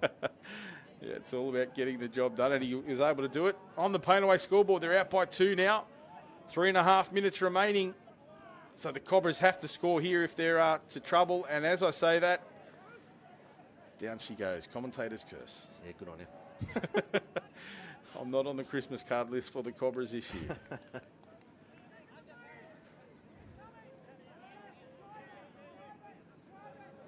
So back underway again. Good meters for the Cyclones, working those direct settles really well now. So we're deep into the game, but they haven't stopped running, these guys. They're doing very well here. Is that the final touch? Yeah, and again, just trying to finish it on this side. We're not going to get all the way down into the corner, but we still want to finish the ball on this side of the field, closest to our interchange area. Bring the ball so that the Cobras can't go directly to their interchange area to get some subs on. You know, what we call the subsets are vitally important in the game. You do, as an attacking team, you want to get those fresh legs on. But I think that concept that we see here, where they drag the ball so far away from the sub-box, happens more in these age groups, not so much in the Opens? No, it absolutely happens all over the place. In every division, you'll be looking at having that opportunity there to say to your players, look, if nothing else is on, we want to turn it over as far away from as possible. What you'll probably find a little bit more in the Opens, where we don't quite see it as often, is more those opportunities. We think those opportunities are actually a little bit smaller, so we might actually we'll take that chance and we'll run that risk. It's a bit of a calculated risk. So a penalty was given there for not moving forward from to the 7-metre line. So we've seen that throughout the tournament as well. 3 penalties in that area for the infringement, and we have a player removed from the defensive line until a changeover occurs. But there's only been 1 penalty here, as we see the Cobras. Great step back too. The number 8, William McLean. That's his second of the match. The left foot, lethal left foot there from McLean. You see him. Let's have a look here in coverage. He sweeps around. It's a nice pass off the deck. Defender turns his back. Yeah. Loses track of the player with the ball. He's trying to get back to his post-touch position, but by the time he looks back around, the attacker has stepped back off the left foot, come back in behind him. He'll be disappointed with himself there. But the play from Grant Russell, the acting half on that occasion, the delivery of the pass straight off the ground. It's so important. He didn't stand up. He didn't take time. He just got the ball delivered straight from the ground, and a beautiful pass. It was very nice. It's a skill that we practice. You want the ball on the ground for as little time as possible. And here we are inside the final minute, and the Cobras have still got themselves a chance to make my prediction true. There's Beale again. He's dangerous out of half. Little pop, late run around, or a late wrap there. So final opportunity here. 30 seconds. They have to go coast to coast here, the Cobras. Can they do it? They trail by 1 on the Painaway scoreboard. Good meters now, up to the halfway line. Moving the ball around, just trying to get those defenders turned in defence. Second last touch. That's the try scorer there, Leonard. Into half. This is it. Not quite the finish that you wanted to the end of that set. No, it's a bit slow now and going to clunky. rely on Yeah, it just didn't quite play out the way they wanted it to. That'll be all she wrote for the Cobras. They will go down in this match. We wait the siren. There it is in the background, and the Cyclones take out the match on the Painaway scoreboard, 5-4. Mate, a very entertaining game, I've got to say. It was, and it's a really good example of how just some of the tactics, not necessarily about set plays or anything along those lines, more just about the tactics of the basics of the game and the game play and what can sometimes get called gamesmanship. Knowing where you are on the field, knowing where you are in the game conditions. Cyclones did a really good job of maintaining their game plan of keeping the ball turned over in difficult positions for the Cobras and really reducing those opportunities for them to attack the line. Yeah, a fantastic result for the North Queensland Cyclone fans. Des Fogarty, it's been great to have you in commentary with us, mate. Hopefully throughout the tournament we'll have you back here. I'm back this afternoon. We thank you for your insight, mate. It's been outstanding. And for our viewers at home, I'm sure you've enjoyed the commentary of Des. And we will get him back for your pleasure a little bit later on. The action thick and fast here at the Inferno National Touch League. The Hunter Western Hornets men's 30s taking on the Scorpions of the next game. Coming your way shortly.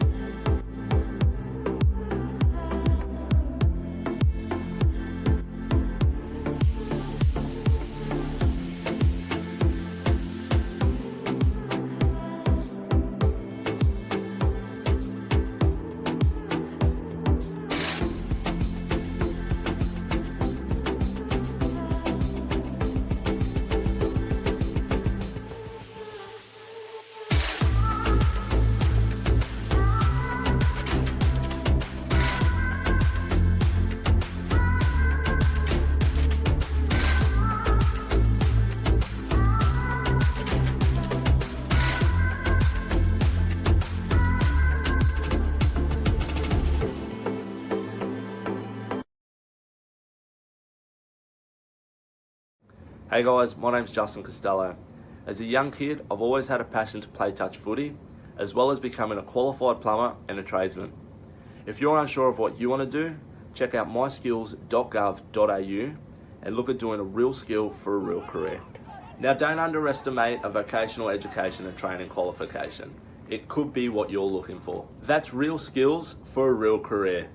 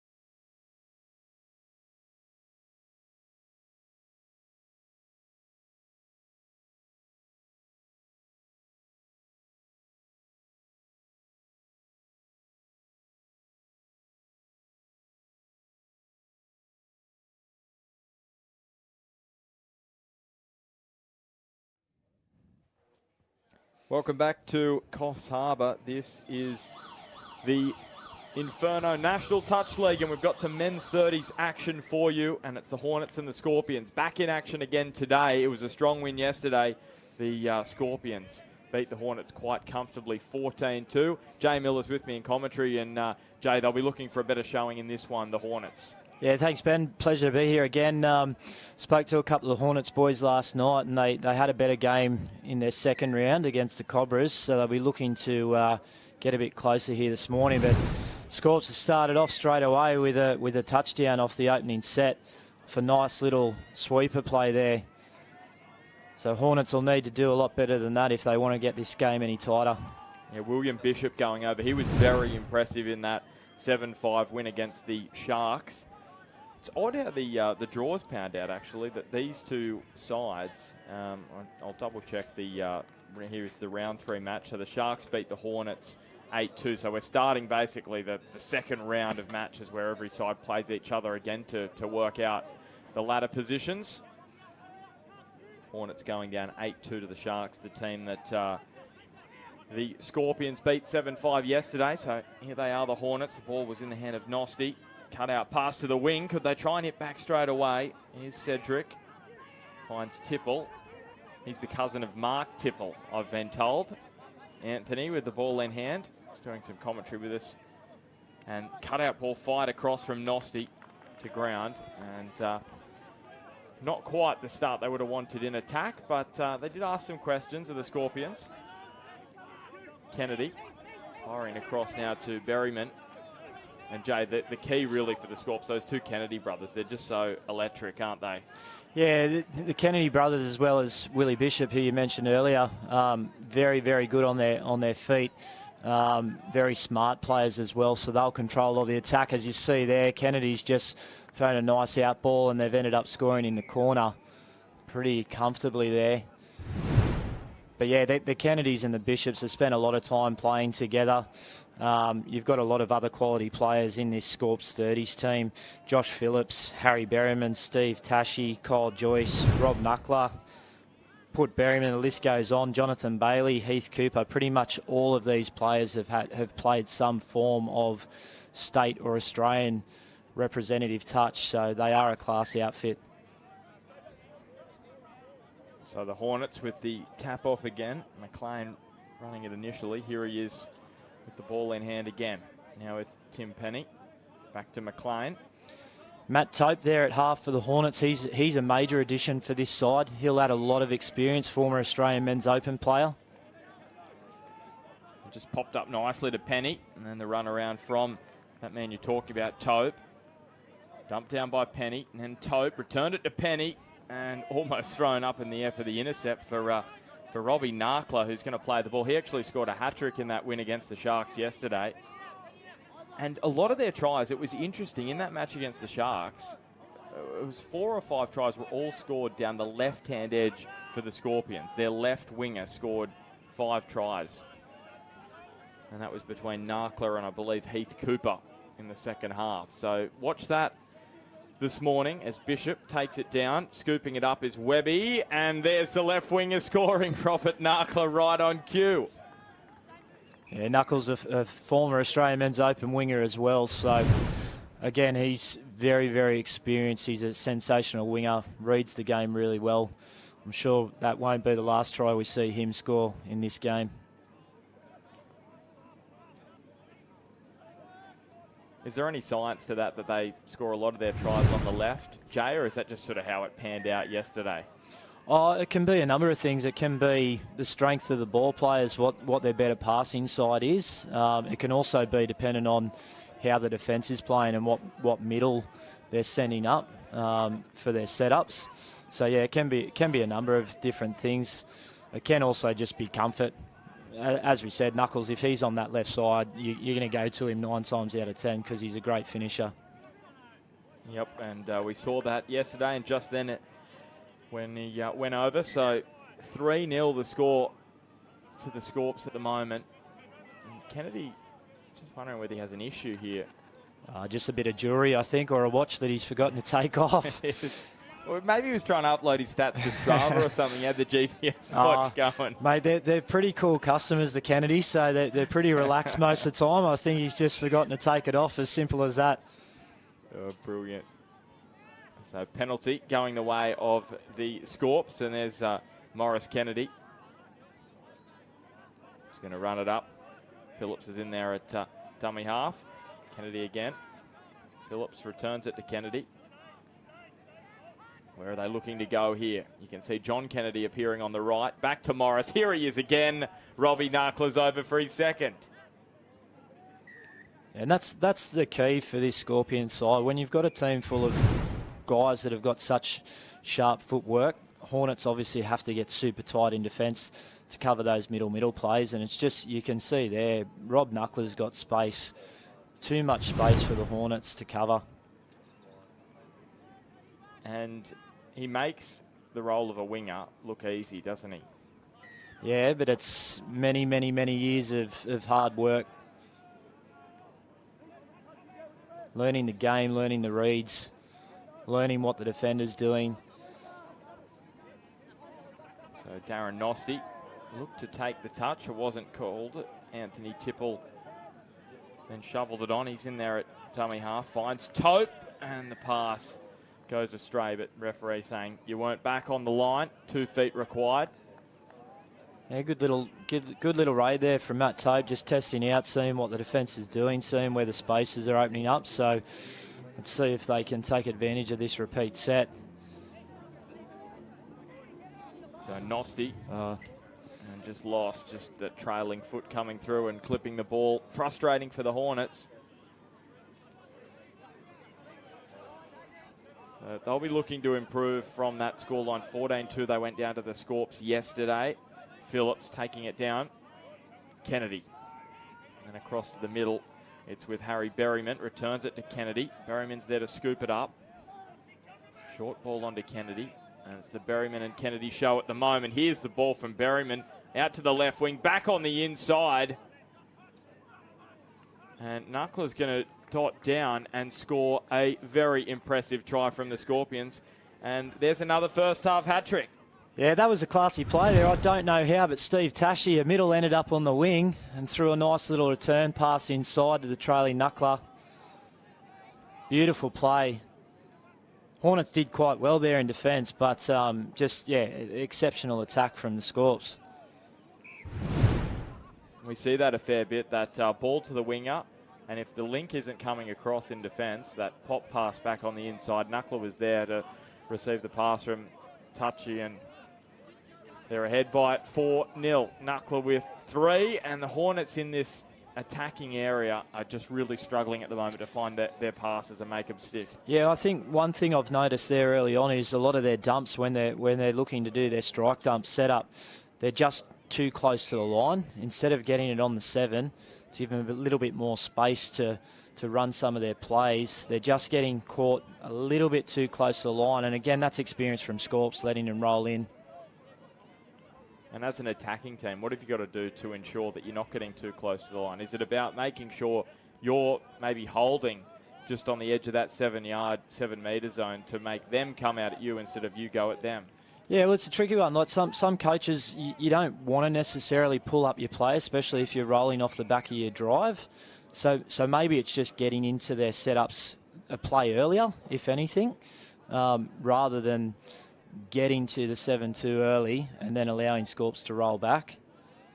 But you can see here, like, Hornets are a very structured side with their settle pattern.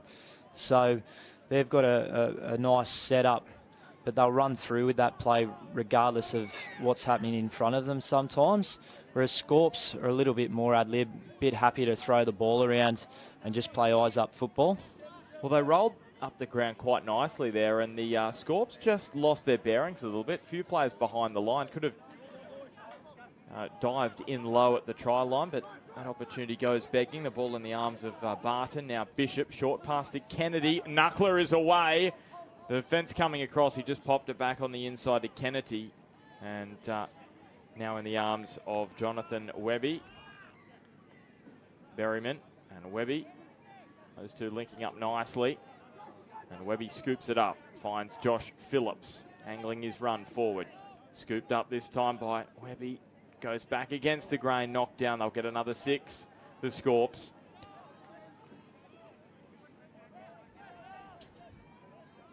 They're just rolling through their attacking plays at the moment, looking quite comfortable. That's the option for them. Phillips, Berryman diving for the line. Was the touch made by Sandal Hay? It was. Good desperation. Phillips. Scooped up Berryman, and now they cut out pass and put down by Steve Tuckshee. Yeah, just some pressure there from the link from the Hornets. Got up early and forced the error, so that's at least they're showing signs that they're still really into this game, competitive. They'll try and claw some back if they can, but they just need to be a little bit more patient when they get to the 7, because they are getting down the field quite well. Tipple going to play the ball, and it was Wallace who was scooping it up there at dummy half. Now in the arms of Nosty. There's some space out to the left, but the winger wasn't on the wing. He switched in, did Mitch Wallace. He's there at dummy half, firing the pass to Tipple. They got up quickly and prevented any attack flourishing for the Hornets. Yeah, I don't know if Nosty would have wanted Wallace to switch in there, but yeah, anyway, we see Scorps already back up to halfway, just rolling down the field by keeping the ball alive. Doing it easy there, weren't they? Phillips looking for Webby on the inside. He's going to dump it down now. Webby onto Bishop. Webby just scoops it up, shovels it on. Bishop diving low. I think he got there. Yeah, he did. Couple of tries for Will Bishop in this first half, and they go out to a 6-0 advantage now, the Scorps. Not many players in the game can run a quickie as effectively as what Willie Bishop has over the years. We've seen it all the way through men's opens with the Scorps, now continuing on with the 30s. It's a pretty common feature at NTLs to see Bishop scoring many tries off those quickie plays. So 6-0 and 12 and a half minutes gone. So it's actually looking worse at this point for the Hornets than was the case in the first match yesterday, where the Scorps won 14-2. Colin Cedric with the play the ball, linking up with Tope. Can they grab a try before half-time? Tope looking to dive low, decided against it. The defence not back on the line, so another penalty going the Hornets' way. So a good chance for them to set up a play, and maybe their coach, Anthony Tipple, who's also playing for the Hornets, maybe just had a chat about trying to draw the Scorps up. They seem to be more keen on that here.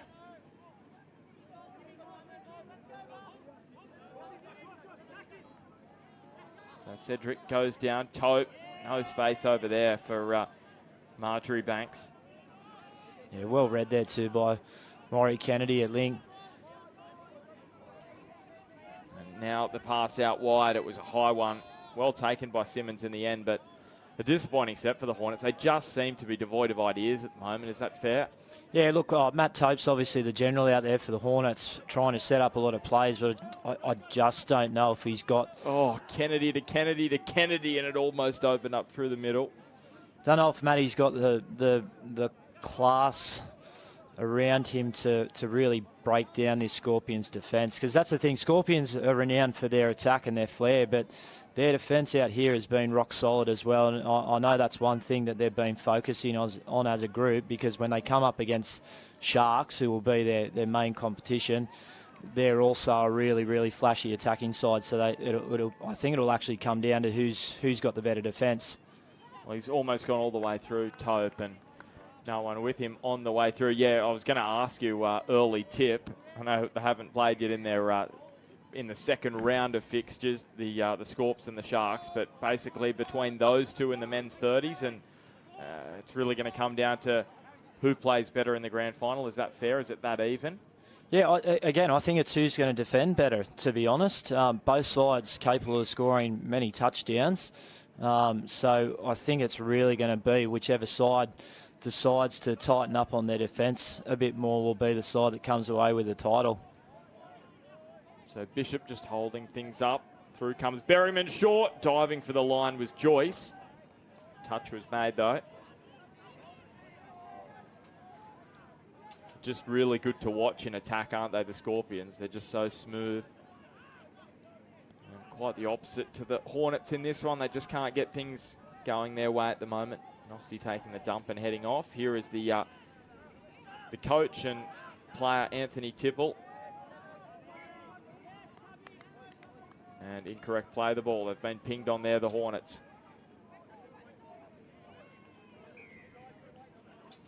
Yeah, just slight little error there from Tim Penny, but again, you don't want to give the Scorps a turnover in possession anywhere but on their own try line.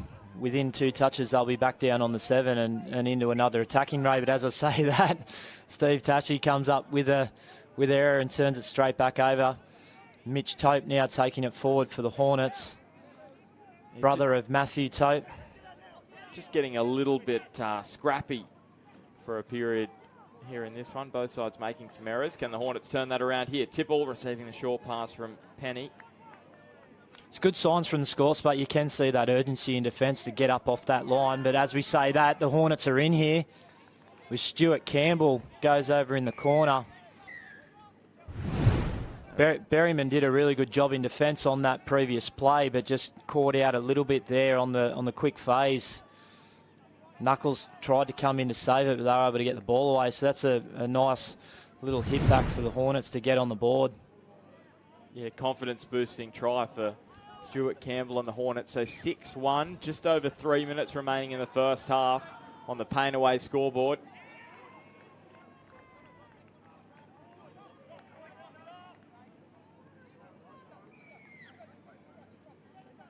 Here's Webby, dumping it for Phillips. They return it to his fellow middle. Bishop's coming across as well, so keep an eye out for him. Tim Barton just on the left. Bishop going low.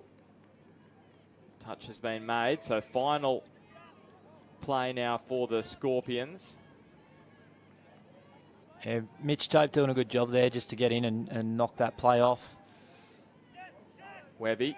Another good touch there from Mitch Tope. So they've just got a little bit of momentum here, the Hornets, as they head towards half-time. Can they see if they can grab a second?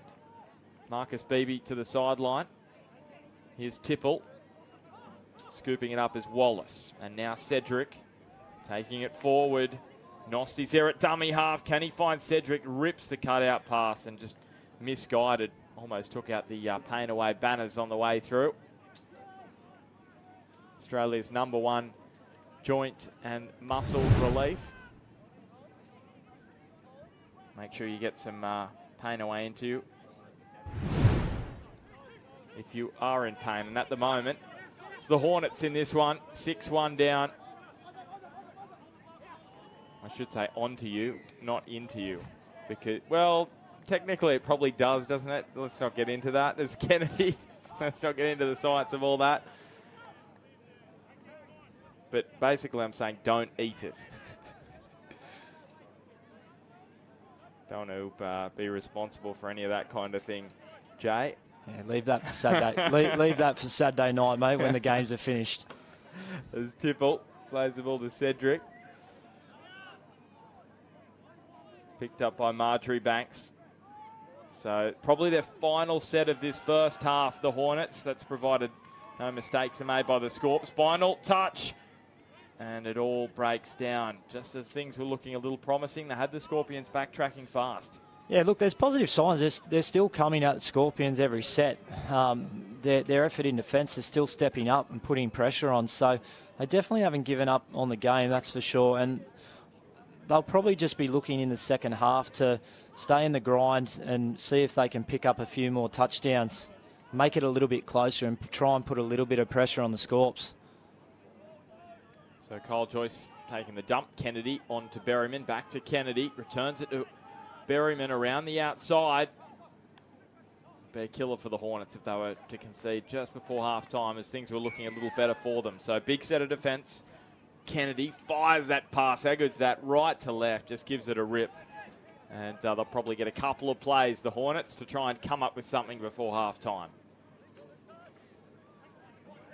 Tope onto Marjorie Banks, attempted, well, he's just slightly gone off the mark, had to backtrack, final touch, and that is that for the opening 20 minutes in this men's 30s round 4 clash in the Inferno 2021 National Touch League. And it's the Scorpions from Sydney dominant over the Hunter Western Hornets. 6-1 they lead. The thoughts of Jay Miller very, very shortly. We'll be back after these messages.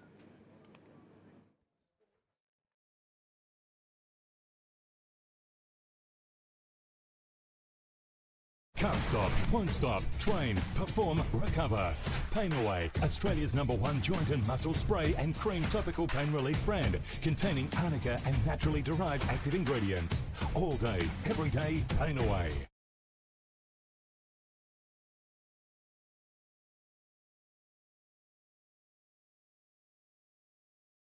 We need to start moving again, Australia. Moving as though our lives depend on it. Every one of us needs to target at least 30 minutes of heart rate raising physical activity a day.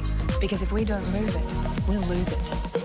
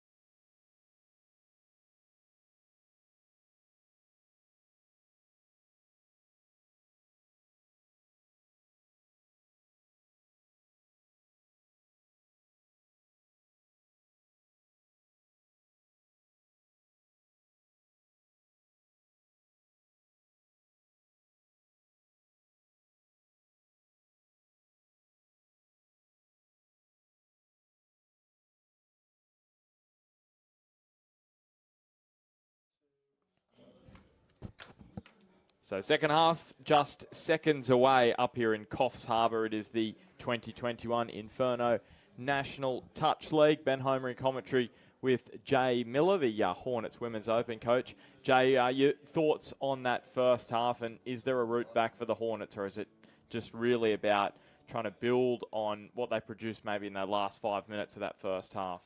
Yeah, well, a couple of things, I guess. You did see Scorps relax a little bit towards the back 5 minutes of that half. I think their coach, Terry Cooper, will be telling them to come out a bit better to start this half off to basically put the game away. As for the Hornets, yeah, they did improve as the half went on, and I think as the coach, Ant Tipple, and you'd be looking just to continue to improve as the game goes on.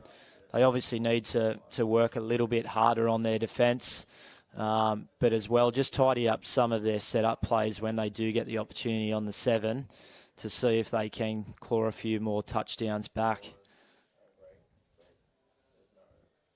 Yeah, so the Scorpions are ready. The Horpians, there you go. There's a combination of Hornets and Scorpions. The Hornets are about to head back out onto the park here on field number 1 at Coffs Harbour. The CX International Sports Stadium, the venue for the National Touch league this year, as always. So here we go, the Hornets to get us underway.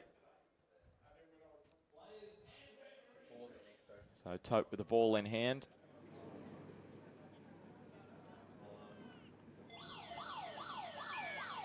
So the Hornets looking to improve on that first half showing.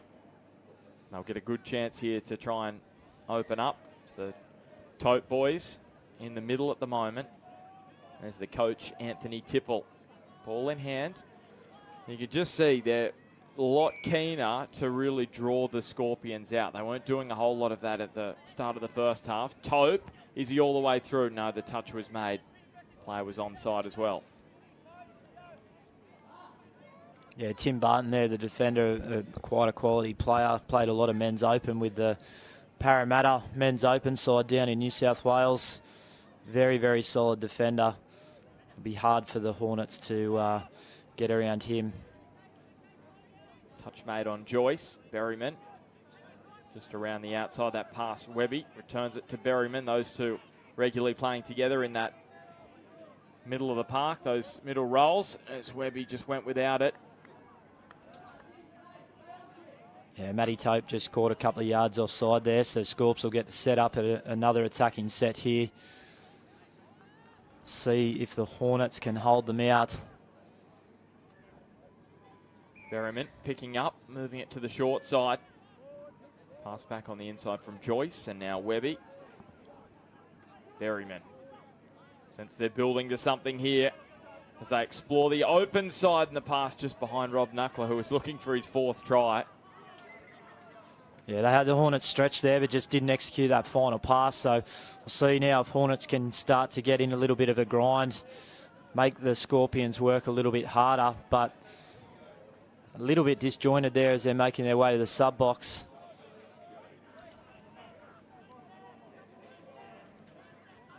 A few changes made there by both sides. The Hornets now ripping it across. Cedric going to play it down now for Marjorie Banks. Fires the pass across to Nosty, but down it goes. Jay, just explain the structure of the pods for both of these two sides. What are they looking at? How big are their pods going to be in terms of the interchange structure? Oh, look, most sides, if they're playing pods, it's the middles and links, so 4 players in each pod. So they'll rotate on so that they're trying to get their combination set for the entirety of the game. You can see clearly with the Hornets that they are running a very structured subset with their pods. I think Scorpions are a little bit more sort of ad-lib and like to play what's in front of them. You see they go over again with a nice little setup from the Kennedy and Bishop. They seem like they're doing it very easily. But as you can see here, so Willie's just come on with one of the Kennedy boys and he's come off. So they're not running as structured pods as what the Hornets boys are. So Scorpions are probably more running maybe a defensive team or an attacking team rather than just an equal interchange.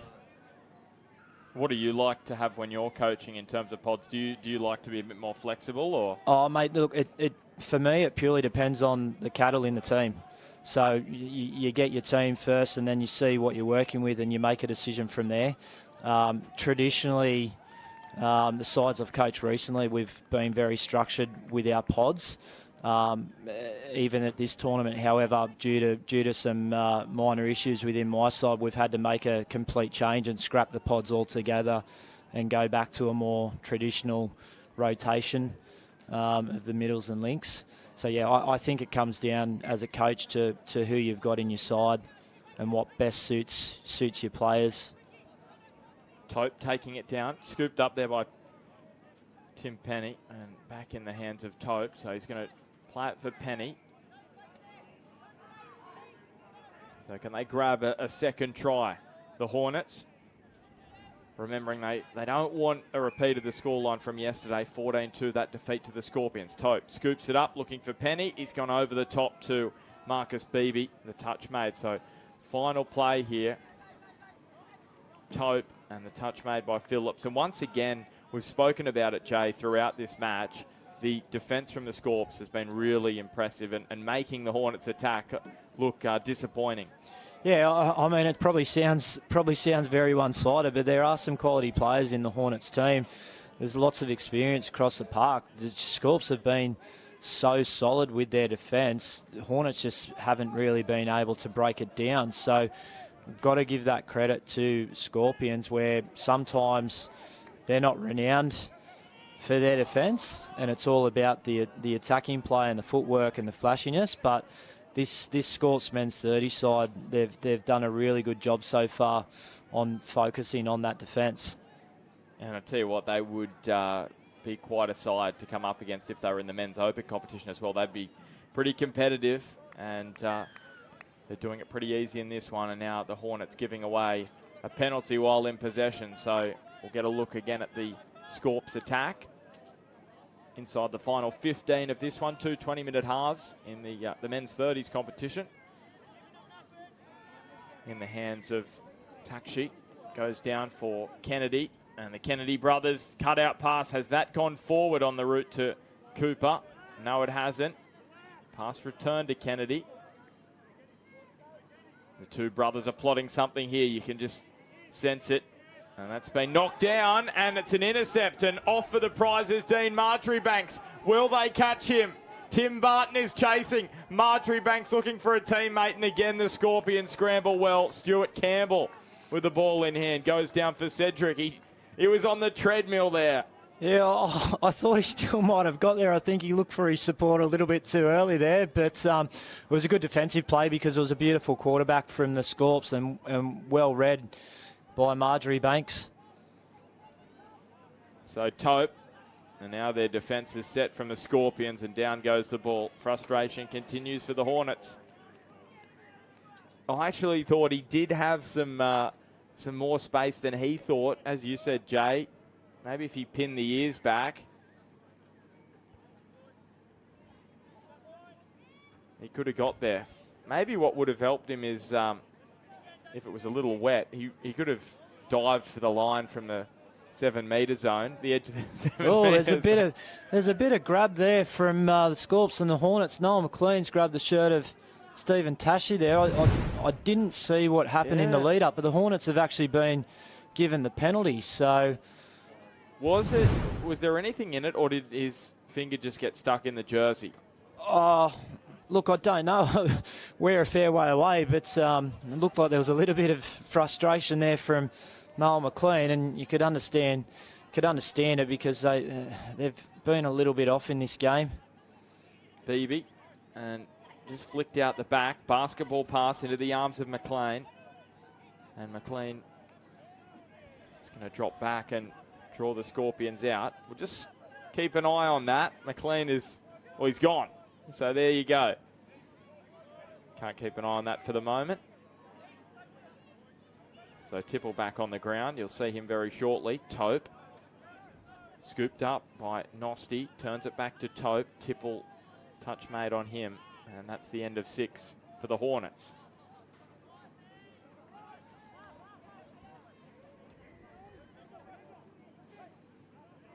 Yeah, and again in that set, defensive set from the Scorps, they're up pretty comfortably 7-1, but they're still pushing forward off that line, which is really good signs. They might have taken the foot off the pedal a little bit when they've got the ball, but their defence has still been rock solid. So Phillips taking it down. Final play here. Berryman firing it across. Oh, that was beautiful, but the ball has been put down. There's good pressure from Sandal Hay on the wing from the Hornet side of things. If he had have held on to it, then probably would have gone over. I think it was Kyle Joyce diving low. Down goes Simmons for the Hornets now. Cedric, little basketball pass to him. Campbell, maybe a little suspect that pass. Marjoribanks scooping it up and putting it down. Touch pass goes against the Hornets number 12, Marjoribanks.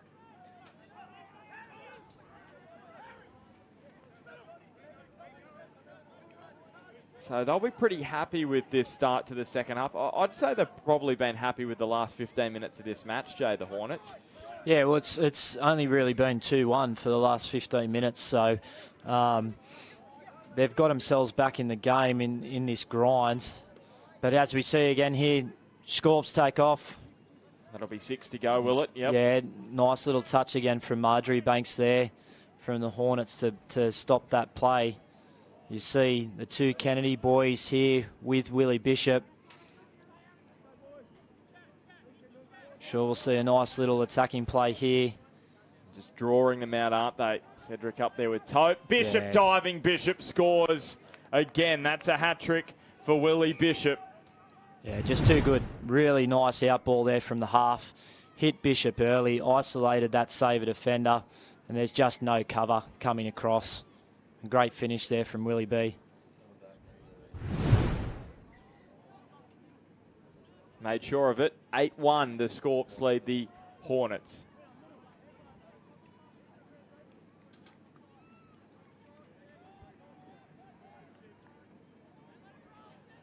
Still got 10 minutes to go here in this game, but you can see there's a little bit of lack of urgency now from both sides, really. So we'll see what happens in this last 10. The Hornets probably not running quite as quickly as they have been previously. Tope taking it down. Tipple scooped up around the corner from Penny. Cut out pass from Tipple, and Cirillo couldn't catch it on the fly. Yeah, good defence again there by Robert Knuckler out on this close wing. I think he had it covered even if he was able to take that one.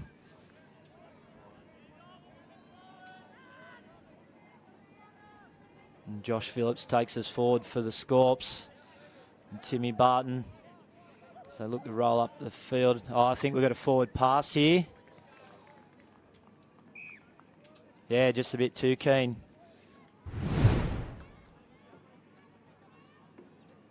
What are you thinking? You're on the Scorps side of things. You're up 8-1. How much in this competition? There's only 4 teams, so 4 and against probably not going to be a massive issue. What do you want out of your side? If you're coaching, they're up 8-1. What do you want to see? What are you saying? Yeah, look, I think by now, well and truly, you're not really too concerned about your attack. I think it's, again, more about your defence. Like you want to keep your defence solid, get your policy right in these sorts of games. But you can definitely slow the tempo down a little bit and look to reserve a little bit of energy for games further on in the tournament, which, again, like Scorps are a really experienced side. They've got a really experienced coaching staff with Terry Cooper and Mark Bus-Boland it's another down there. intercept, and the Scorpions may be off here. And he's burning away Jonathan Webby, and he scores their 9th. That really just came out of nowhere. Little pop-up, and he takes full advantage.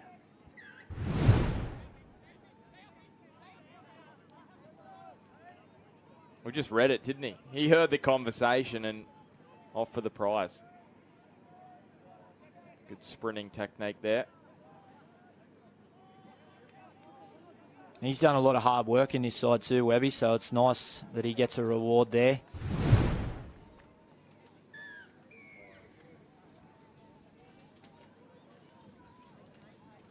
As Nosty brings the ball back up for the Hornets, working with Mitchell Tope. So there he is, Nosty, and there is Tope. So 9-1, it's just getting away from the Hornets again. Well, that probably sums it up for them as Nosty pass out of dummy half. So they were, yeah, as you said, Jay, in the grind for a 15-minute period now, but it's just starting to open up again now for the Scorps. 9-1 lead. There's Knuckler. He's scored 3. Could he and Willie Bishop grab themselves a 4th? They're both currently got 3 tries. Good dynamic run from Bailey. It's on the park. Kennedy, Berryman, and the touch has been made. Good touch as Joyce tried to slip through. Yeah, well read there by Sandal Hay on the wing there for the Hornets. A little switch. Neat play from Berryman and Kennedy, but read well by Tope. Infringement there for throwing the ball away, so they'll pick up another easy 10. They should get a couple of cracks here on the line. As Tipple comes back on with Cedric and Matt Tope. They've done a lot of the attacking work for the Hornets. Cedric is thinking about running all the way and then just has decided he wants to draw them out. Scooped up by Tope for the line. He popped the pass to Simmons. Good defensive work from the Scorpions again. That's been really impressive from them today, their defence. And there you go again. They run out of room on the short side, but there's going to be a 6 to go because it was touched in flight by the Scorpions. Heath Cooper out there on the wing. So Tipple to Cedric. They've had opportunities, the Hornets. It's just been the Scorpions suffocating them in defence. Yeah, nice. Oh, how about that from Berryman? Look, it's a really good read, and you have to come in hard there to knock that play off. He's shut him from the short side. Unfortunately, he's knocked him over there, but Hornets will get the ball back for another set of 6. Another penalty, so they're building up here. Is that a player off? No, that's 2 on the line. So the next one, if there's another penalty here, we'll see a player go to the sideline. Just saw the referee warning them. Final chance for the Scorpions. Cedric now to Tope. Maybe they wouldn't mind that. Give themselves a chance to practice defending with 5. Tipple scooping it up. Cedric. Jonathan Bailey coming up with the hat. Joyce making the touch. Tope short. Cedric, did he get there before Berryman made the touch? Oh, he did, but I think he's just put it down as he's gone to finish. It was a great hole from Cedric. Yeah, I feel like Berryman made the touch anyway. Just before he got to the line, maybe he felt it, and Knuckler dropping the ball on the ground for Kennedy, and here is Morris Kennedy playing it to Takshi. Kennedy and Takshi in the middle at this point in time. Now with Bishop looking for a 4th, just lobs it out to Takshi. Knuckler! Great touch there by Mitchie Wallace on the wing here for the Hornets. Impressive finish there from Knuckles, but Mitchie Wallace had it covered. Yeah, great touch. He was airborne. Now Bishop, and that's 6 up. So 2.5 remaining in this one. It's round 4 in the in the men's 30s competition in the Inferno 2021 National Touch League in Coffs Harbour. Remembering the Hornets played the Scorps yesterday in this competition. 14-2 was the final score, so they've improved on that. Ball in the hands of McLean. Scooped up by Penny. Back to McLean. Nothing doing there for the Hornets. Yeah, well covered there by Steve Tashi.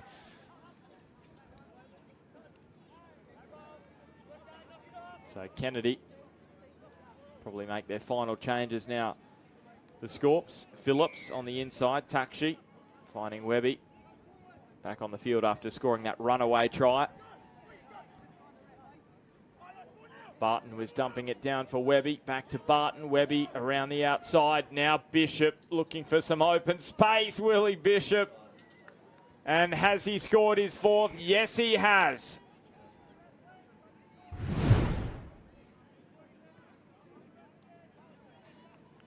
Had them going left and right, and the miss from Marjorie Banks. Yeah, just turned him inside out there. Marjorie Banks just lost sight of Willie at the last second. And he goes across for his 4th touchdown. They break the double figures.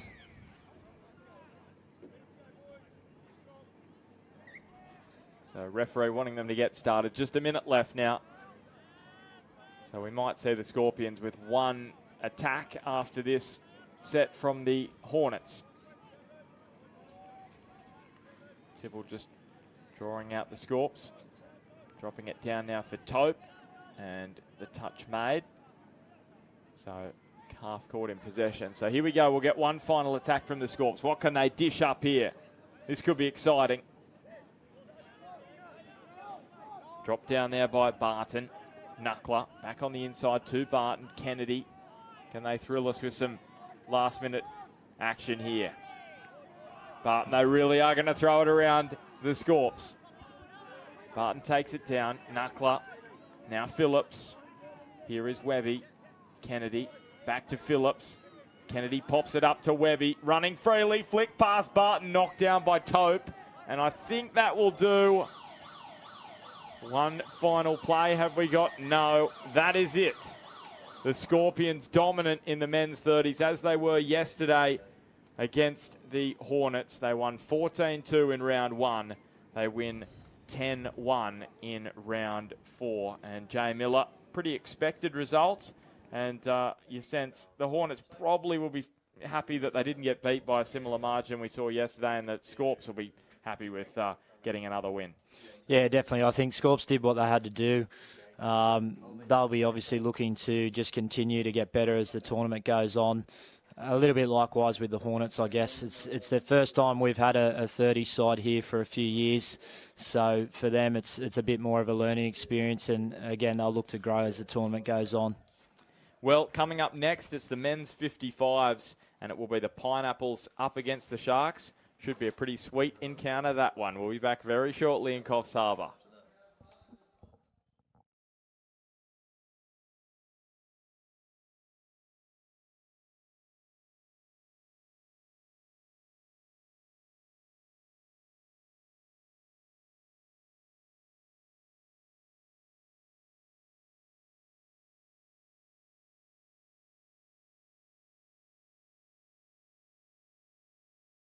The Templetons are a fourth-generation ginger farm. We've been working with Budrum Ginger since about 1941 when they first opened. My grandfather actually bought the first vat for Budrum Ginger to be able to crystallise their first lot of ginger. So, yeah, we've got a long history with Budrum Ginger.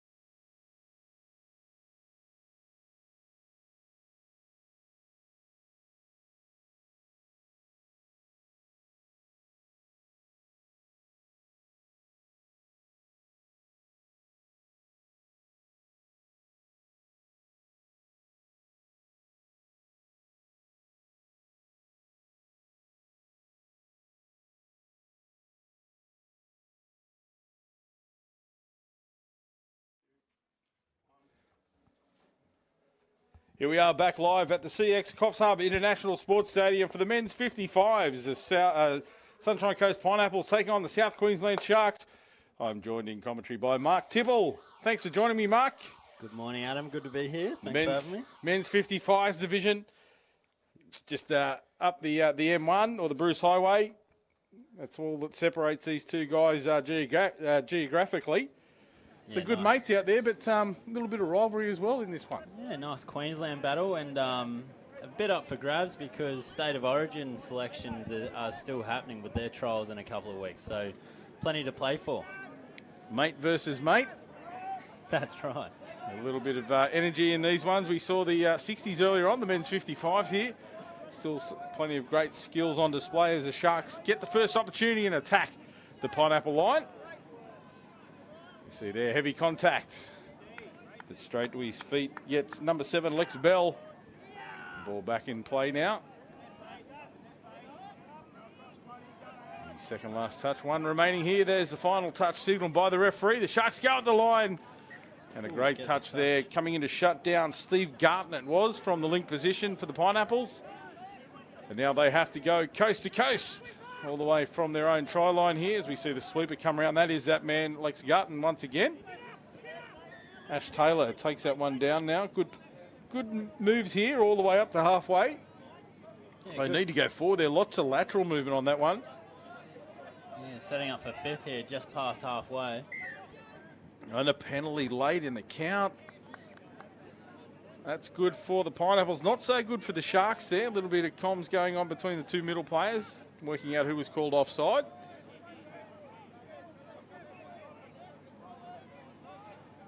So now the Pineapples reset. Stuart MacArthur with the ball in hand, just drawing the defenders up. Drives into the line now, sweeper played. They go back to the short side. That's MacArthur again. Working with Peter Feldman in the middle. Feldman, man of plenty of experience. Here he goes off the left foot now. Gets in behind the defensive line. Looking for the man in space. Can't find one, does he? Referee was there. Says the ball was down. Just going to have a look to the sideline. They'll have a consultation. The referees. The on-field referee will be the controller here and makes a decision that the try was scored.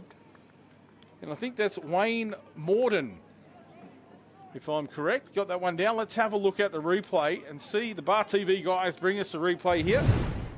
Yeah, Stephen Womersley, number 6 there from Sharks, makes the touch and kind of gets turned inside out by number 8. I thought number 1 from the Sharks might have got him just before he put the ball down, but the ref was in pretty good position, so we'll go with his call as we have to. Yeah, they don't have the hindsight of the video replay as we do up here. So we'll go with the referee's call there. And on the Painaway scoreboard, the Pineapples take the early lead 1-0 as the Sharks penetrate again, but not able to get possession there, unfortunately, for the Sharks players. Looking to strike back straight away and couldn't take the point.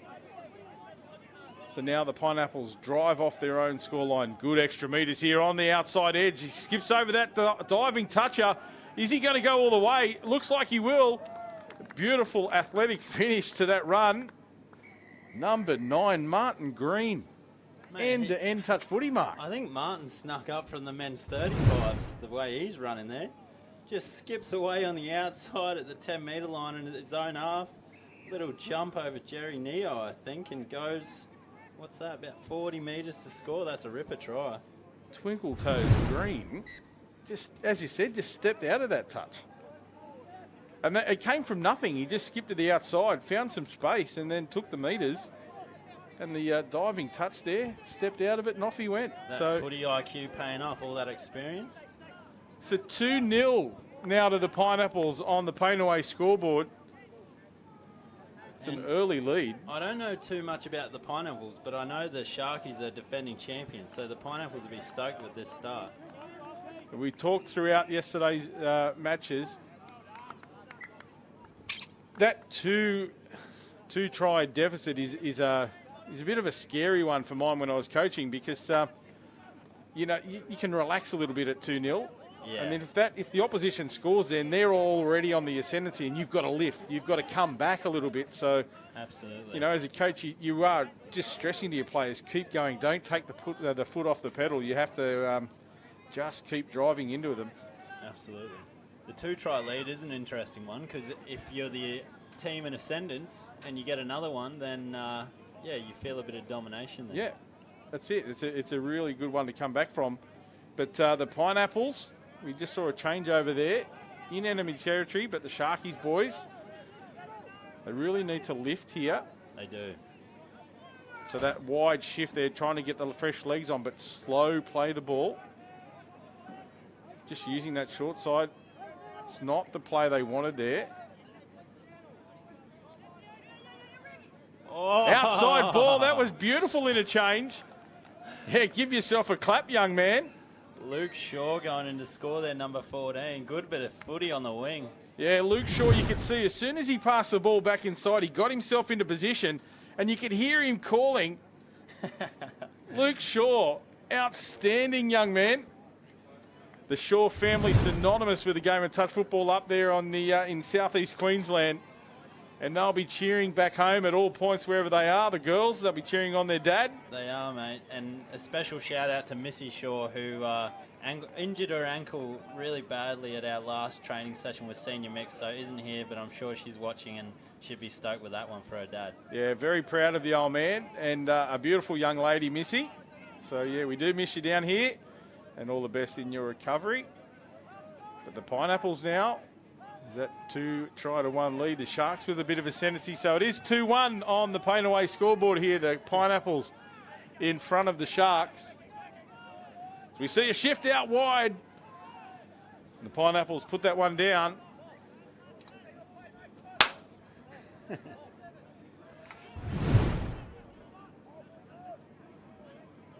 Good defense from Mark Shepherd on the wing, in good position, and a little bobble from the Pineapple.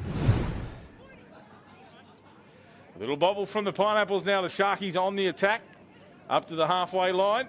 They'll drive down that wing once again. They had some luck when they went there last time. This is better from the Sharks.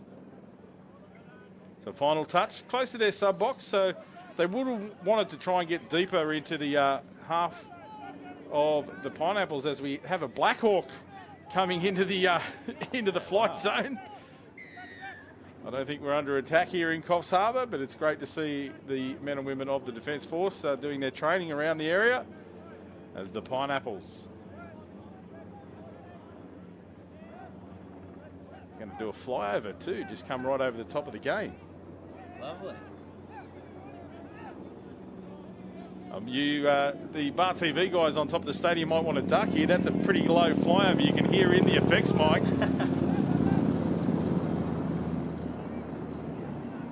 The Sharks. Oh, a little bubble there once again. I don't think the Defence Force sent teams this year, unfortunately, so that might be them wanting to get in on the action.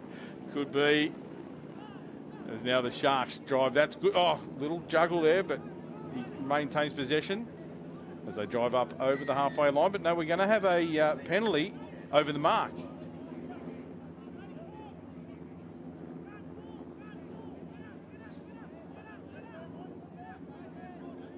Back underway, the Pineapples. Speaking of the cameraman, they do such a fantastic job here. The coverage is amazing. Yeah, everybody watching at home has been shouting the praises of our coverage here. And we welcome you on board. And the boys and girls from Bar TV doing a great job in presenting our beautiful game the best way possible. I wish the colour commentary was up to the same standard. Oh, you're doing a great job, Mark. As we see the Pineapples again charging at the line. Ron Kelleher there puts his body on the line, doesn't get there in time. The defenders were up to the task on that occasion. The Sharkies boys turn it over as we see the replay now. Here he goes, dives at the line, doesn't get there in time. Beautiful touch from the defenders on the Sharks team. Yeah, well covered. You could see there, I think it was Kenneth Ball really put his body on the line. But they were there in numbers then. So now the Sharks right up on the halfway line.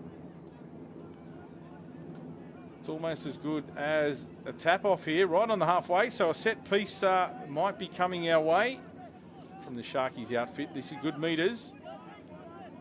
20 or so out from the Pineapple scoreline. Little stutter step, the Goosey. Into half goes Ash Taylor. Sorry, no, that was Lexi Bell. Scott Belander with the ball. Gets it back to Bell now. Bell on the attack outside his player. But the switch came inside, and you could almost see that moment where Bell went, no! Yeah. Stay out! We talked throughout yesterday, Mark, about the importance of the men off the ball there, the importance of running lines and giving the ball carrier options. Mm-hmm. And I think that's what Bell was looking at. You could see where he threw his head back. The body language important. Yeah, I always like to see the links set really wide off the ball, give the middles a bit of space to run, then gives them some options to either hit holes or switch back when the time's right. And you could see he just didn't want him to switch so early there. Yeah. So now the Pineapples drive up to the halfway line, coming to their sub-box, getting some fresh legs on now. Little dummy to the man that was coming in on the angle. And they move the ball over to the right-hand edge now. Their attacking line. This will be the last touch, I believe. Geez, that's not where you want to finish your set, right in front of the opposition interchange area. Gives them the opportunity to get the fresh legs on straight away. This is good meters. So I don't think territory is spoken about or emphasised enough in our sport at any level. And you can see here, if you can get to the line and have a crack, the ball goes down, you just raise the percentage of scoring a try. And in this game, I just think they're playing a lot of midfield touch, both teams. Yeah, you're 100% right there. You want to be as deep into the opposition half as you can early in the touch count. And as often as you can, yeah, too. 100%. So here we go now. The Pineapples coming deep within their half. They've demonstrated they can do it all the way. And this is nice meters again through that middle third there, Peter Feldman. It's the man with the ball in hand now. So this is fifth coming, pretty sure. That's Brett Arrowsmith. The man with the ball now, Stuart MacArthur. MacArthur on the wrap. Long shift out to the edge. That was Arrowsmith there. Puts that one down. So the final touch. The Sharkies' defence up to the task there. Yeah, well shut down by the winger there, Mark Shepherd, for the Sharks. That's a good shift here too. Isn't it fantastic to see in our sport people of all ages, genders, the all abilities guys have started today? It was a great start to the day. Yeah, unreal. And then followed by the men's 60s, and here we are, the men's 55s. So you're 100% correct, mate. Men and women at all ages able to play this great sport that we love so much. And you see the skills on display. The speed of the game may change, but the skills and the tactics are still out there. Yeah. I can relate now that the body can't do what the mind wants it to or thinks it can, but you see, the skills and the IQ still there, absolutely. Yeah, the speed between the ears, that's where it counts. And now the Pineapples. Drive it forward, nice sweeping play there. There's some good meters available, but the referees have found an infringement in that roll ball. I think from the signal it was just not played between the legs. Not stepping over, yeah.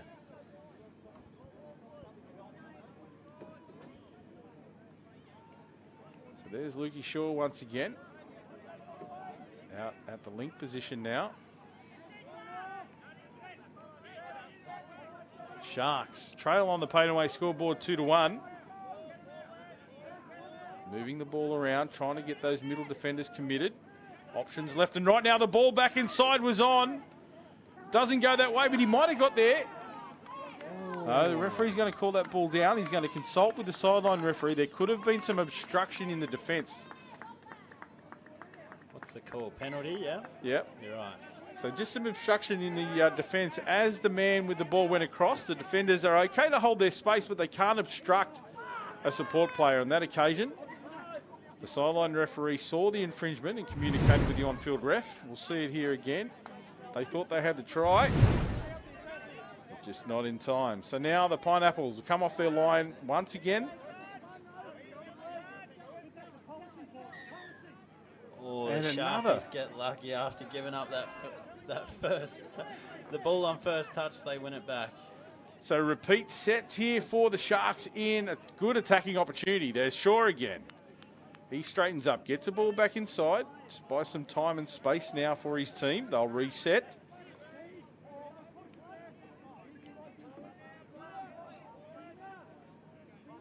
That's Peter Shepherd. Womersley goes into half. Womersley goes right, looks back inside. Can't find Shepherd in any space, so Yeah, that'll be a touch. Well covered by the Pineapples there. Stephen Womersley, number 6 there for the Sharks, affectionately known as Wombat. He's a very good playmaker. Yeah, you can see that. He's a bit of a puppet master. Womersley again, but excellent shutdown that time coming in by Dallas Anderson. Got the big mid end away, knocked the ball down, so a set of 6 repeat here for the Sharkies. But that was crucial then. That looked like they had some space on the outside edge. Sure. The Sharks getting plenty of opportunity. They'll really want to capitalise this and tie it up here. It'll be a huge stop if the Pineapples can hold them out. There's Shepherd. Shepherd into half. Short first receiver. But Luke Shaw will just square it up now. Drives into the line. It's Gunyon. Out to Shaw.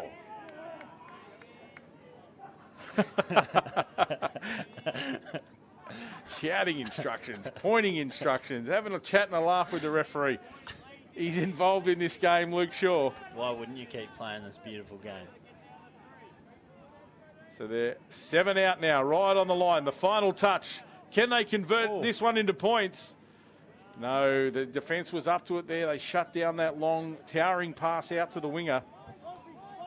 Crucial stops here from the Pineapples. That's huge to get away with that. They've probably defended their line for the best part of 5 minutes. So well done to them, and they'll want to get out of their own half now. Let's see what they can do. The last couple of opportunities, they've turned the ball over early in the count with a penalty. But they're up to the halfway line now. So this is better for the Pineapples. As you said, relief to be out of their own end zone there, Mark. Yeah, absolutely. Setting up for strike play here. Can they convert this opportunity to points? He's over the line, but a beautiful touch there by the Sharks, number 11, Scott Belander. Had to make that one. The Pineapples were looking to extend their lead. They're on the Painaway scoreboard at 2-1 currently, and that is a big touch from Scott Belander.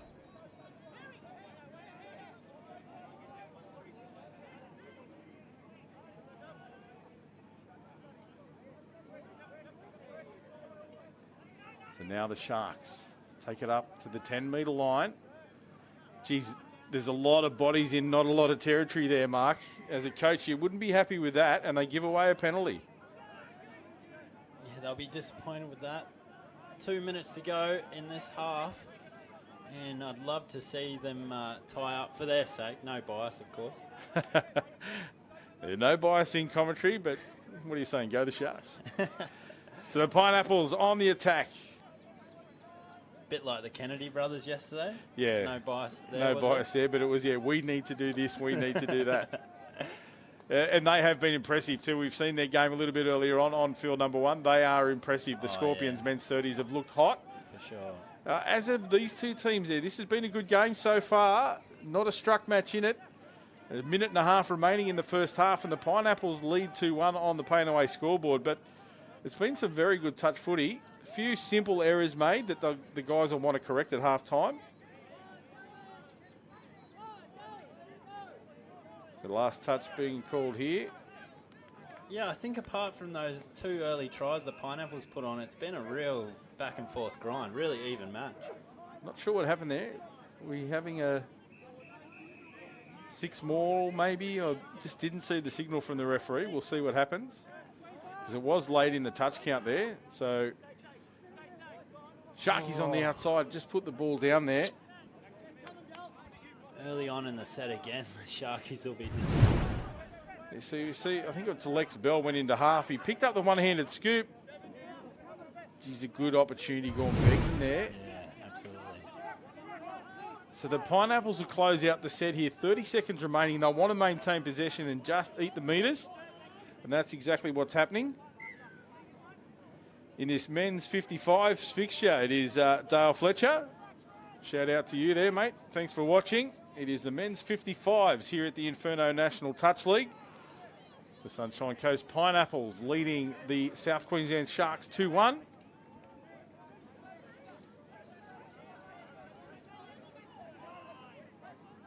So the Pineapples will close out the first half with this last attacking opportunity. The one-handed pickup, late pass. So we'll have a penalty. I've put the mocker on, said they'll close out the set, but they won't. The Sharks get an opportunity to go coast to coast here with a tap. Let's see if they want to try. Yeah, I think in these circumstances, the men look up and go, I don't want to run the 60 metres or 50 metres required here. Might seem a lot longer than what it used to. So we'll close out the half on the scoreline there. 2-1, the Pineapples leading the Sharks. We'll be back with you for a wrap-up of the first half, and I'll get Mark Tipple's thoughts on what we might see in the second. Stand by. The game coming to you in around about 4 minutes' time.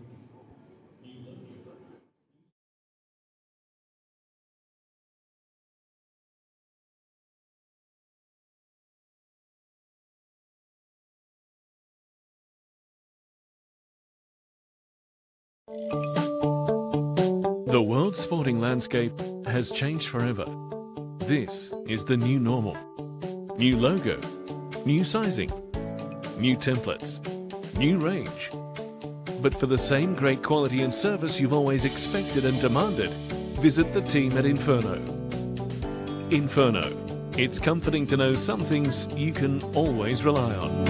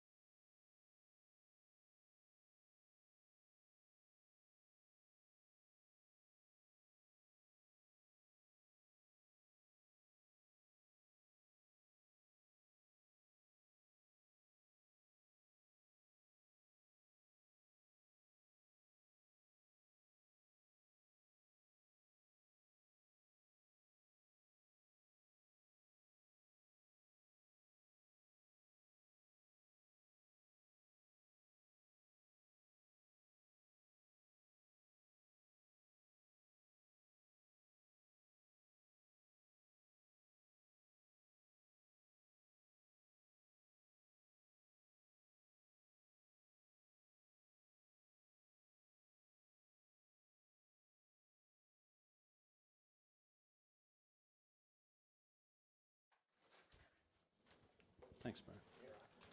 So welcome back for the second half of the men's 55s fixture. The South Queensland Sharks taking on the Sunshine Coast Pineapples. The Pineapples have the lead here 2-1 on the Painaway scoreboard. Mark, what are we looking forward to in the second half here, buddy?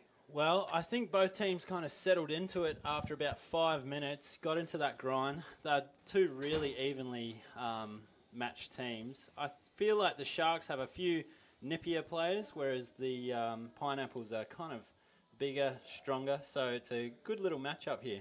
I'm picking a draw, actually, Adam, from what I've seen so far. Sitting on the fence. Mark Tipple, Splinters, we'll call him. No bias, remember? No bias. Andrew Ratu gives us a shout out to and says, let's go Sharks. He's putting it out there. No doubting who Andrew Ratu is supporting. So the Pineapples will get the first opportunity here to get us underway in the second half.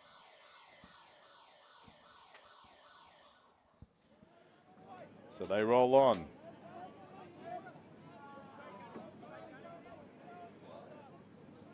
Just keeping the ball in the middle. Not really. They need to get some meters here. They've got to get deep into enemy territory.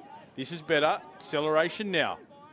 Out to the link. Long ball. Short, just a little quick flick on. But cover defence coming across Lex Bell. The referee's fine an infringement. You love to see that. Good attack, good defence. It was interesting. It was just that. Wow. I mean, they might have dodged a bullet there, the Sharks. That pass looked to have been gone well and truly. But anyway, we'll play on. The Sharkies on the attack now, rolling up over the halfway line. That's good penetration for the Sharks there, early in the count. Last touch now. They need to get rid of this ball. Well, that's a poor end of the set. I don't know why that acting half delayed the pass, Mark. Yeah, they won't be happy with that start to the half. Look for a turnover or at least try and keep the Pineapples away from their own line. Now the Pineapples on their own 10-metre line. They have to get the ball over halfway line. Here they go. This is good sweeping play now. The shift out to the right-hand edge for their line. They'll come back. Good metres. 2 touches remaining. This is good from the Sharks. From the Pineapples, I mean. That's Kelleher with the ball in hand. Kelleher again goes left, comes back right, finds space. Feldman puts that one down. Kelleher did everything he could and found the space, but unfortunately, Peter Feldman not able to bring that one in. Let's have a look how he does it. He goes left, turns that middle defender, and the space was there. Reminds me of my own hands there with the ball going down. But great scoop from Ron Kelleher. Really had the defence guessing there. Big left foot planted it and came back at pace. So we see Luke Shaw, the try scorer, gets it away. Smooth skills from Shaw. Long ball this time. Goes to ground. The support player, Gunyon, had overrun it then. He drops his head. So the Pineapples now pushing it out, coming towards their own sub-box, looking to get the cavalry to come in. No acting half in position there. So a slow roll ball as Dallas Anderson makes his way into half. Good metres, but he's isolated there. Gets the ball out to the left-hand edge now. Down through the middle he goes. Ball away, but unfortunately he goes to ground. Out of the grasp is Mike Thors. And the Sharks will get us back underway.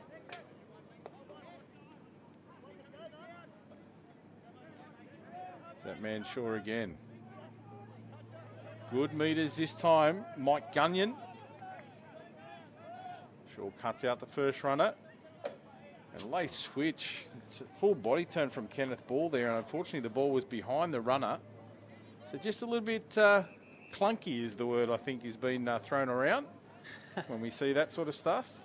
Yeah, and considering how long, I know the Sharks, how long these boys have played together, they'll be disappointed with what they're putting out there so far, but I'm picking them to fix it up for the rest of this half, I reckon. Still early in the second half here, the Pineapples with that halftime lead of 2-1 on the Pain Away scoreboard. And Pain Away Australia's #1 joint and muscle spray and topical pain relief cream. Great supporters of Touch Football Australia. And of course, looking after us here with the scoreboard here at the 2021 Inferno National Touch League. As the Sharks have another set of 6 coming off their own line.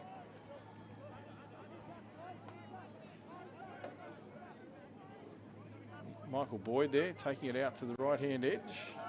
Russell Thompson now drives forward. if I'm the Sharkies, I really want to see number 6, Stephen Womersley, have a scoop or have a play for him. Yeah, he's setting up that for a man scoop there. here. Oh, just the That's dummy half was going into position, knocked out by a man right through the ruck there. might have Again, another shot here. Wombat picks up one-handed, the nice scoop. Can't go left, gets the ball back inside. Well defended. Pineapples hold them out again. I know at Queensland State Cup, I was walking past Wombat late on Sunday afternoon, and he said, "Look at this, Tipple," and he was showing me his Man of the Match trophy. So he'll want a similar performance at NTL this year, I reckon. Well, he's certainly been busy for the Sharks outfit, and yeah, it doesn't leave anything wanting, that is for sure. He puts it all out there. He's the one to keep an eye on. Number 6 for the Sharks, Womersley, as we see the Pineapples. He's one Wombat that doesn't go hiding, you know. Nice mark. So a changeover on the halfway line. So this is better for the Sharks. Now they get quite a few touches here. If they get over that line, that's good. There's your man right in the middle of the field. He'll set up shop. A little bit of confusion around that roll ball again. That's the third touch. So they're really not taking their opportunity here. And Womersley's gone off.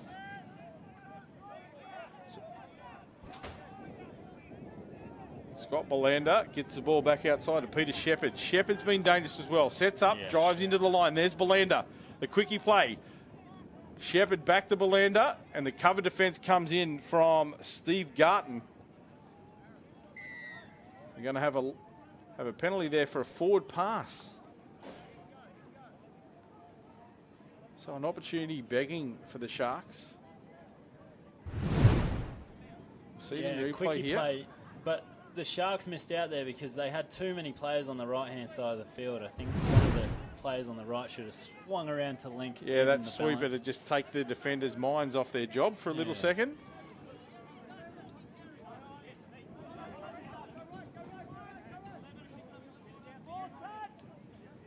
That's Dallas Anderson with the ball in hand, drives into the line, gets away with it there, looks to have juggled that one in the roller ball. Kelleher off the right foot, gets in behind the defensive line now, looks for a man in space. The support player, number 13, claiming to be held out there, Mike Thors. We can see the referees consulting once again, looking for that obstruction. Yeah, there's the penalty. So again, the defending players getting in and obstructing the supports, taking away any scoring opportunity. They can't do that. Ron Kelleher, the number 1 for Pineapples, is live. There's no touch there from Dallas. He's just played the ball. Almost like it was a training run. Oh, I mean, who hasn't done that in touch footy? And have a look at the bloke that's standing on the mark saying, "Sir, I didn't touch him." Luke Shaw. It has to be. Oh, he doesn't mind a finger point, old Luke Shaw, does he? You've got to love him. And as we said, a shout out to the Shaw family. I know we've got the girls watching, Missy back home, and also Maddie. Shout out to Maddie Shaw making her way into rugby league with the South Sydney Rabbitohs women's outfit. So Maddie, good luck to you as you make your way into the 2021 season. And it's awesome to be watching Dad run around out here on the field, the main field here at the 2021 Inferno National Touch League. The sisters will be pleased to know as well. We saw Katie walk past just before and set up shop in the grandstand with the family. So it's good to see the full family affair here at Inferno National Touch League. But the Pineapples are deep into enemy territory on the attack. Big Dallas, he won't make that mistake again. He's hanging around the ruck area there, you see. Takes up link position. The Pineapples on the attack with a 2-1 lead. There's Kelleher over the line again. He's done it once, he's done it twice, but this time the big defensive shutdown from the Sharkies. Russell Thompson, number 2 out there. Great saving touch as our man Ron Kelleher scooped on the other attacker. There he goes, gets outside Wombat. The link player defender holds the line. He's got Big Dallas marked, and there's that touch. Geez, good call there. Russell Thompson had to make it. And the Sharkies, now it's their opportunity. Peter Shepherd, one of the danger players for the Sharks. He gets touched there. We can see the nice wide shot. Shows us the space. It's out there on the Lex field. The little Belly's- dummy, the show and He's go. thrown a Bell. couple of dummies. Oh. More dummies there than the baby shop, but they've paid off for him.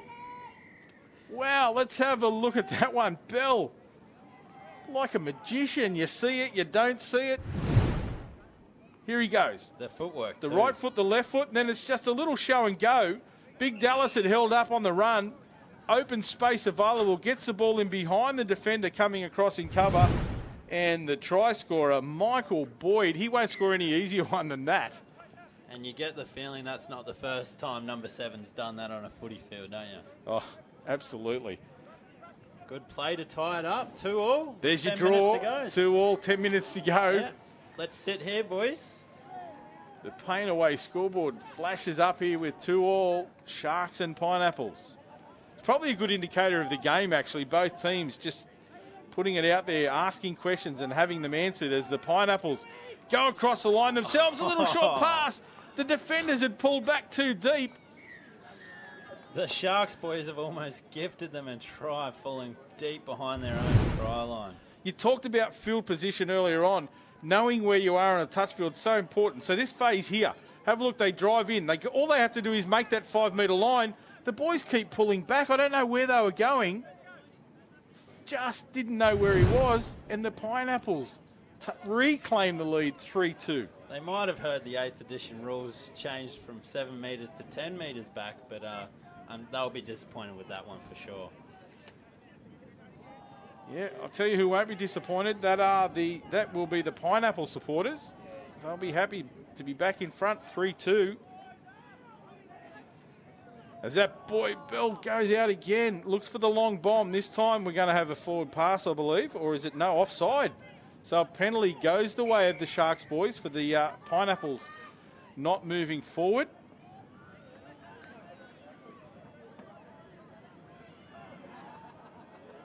So there's your man Womersley in the middle.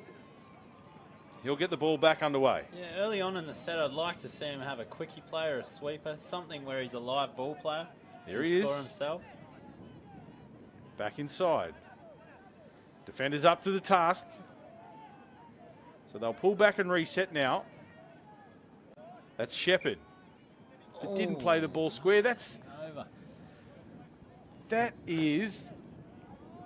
We talk about coach killers. It's almost indefensible at that speed to make an error like that. That was so clear. Oh, yeah. Oh, some players try to get away with it. Some people get coached to do it, but you just can't do it at the wrong time, and it makes you think, why do it at all? Yeah, but when the game is being played at a breakneck speed, I get that. But at that one where there was nothing doing, all he had to do was walk back to the market and still couldn't get it done right. Right in front I'm not going to of harp on it, but it's been done, run and done. So the Pineapples keep driving forward. This is good. Ron Kelleher, as we see a changeover. Kelleher's a name that we've called a little bit in this second half. He's been dangerous for the Pineapples, one to keep an eye on. Where's it going to come from the Sharkies boys, mate? Well, I mean, Wombat's been lively. Number 7, Lex Bell's been lively. Peter Shepherd is very experienced, and you see him working with Wombat a lot. Driving into the line is Eugene Bray there. There he goes. There he goes, Number 6. Womersley. Can he find someone? The man He in does. space was number 11. He does. Scotty Belander. He's another one that we've called throughout this match. He just might have pulled up with a bit of a hammy injury or a quad injury there. You He's can got see 2 the heavy, rolls of tape on it. the heavy strapping. And Steve Womersley, as we predicted, might happen. Yeah, just have a look there in the replay. You can see the stride of Belander was affected as he ran into the space there. So obviously not moving comfortably, but was good enough. It looked like he'd hurt himself on the way through, but still the courage to run through and score to tie it up for the Sharkies with 6 minutes to go. 3-3. That is the right call there. Tap on halfway. The Pineapples, good opportunity though to get the ascendancy again. So 5.5 minutes remain on the Pain Away scoreboard. We're all tied up at 3-3. The Pineapples into the Sharks' territory. Couple of touches remaining here. You hear the call in the background, forward pass, doesn't get called. And that is the final touch of the set. Lukey Shaw, good defense. Staunch.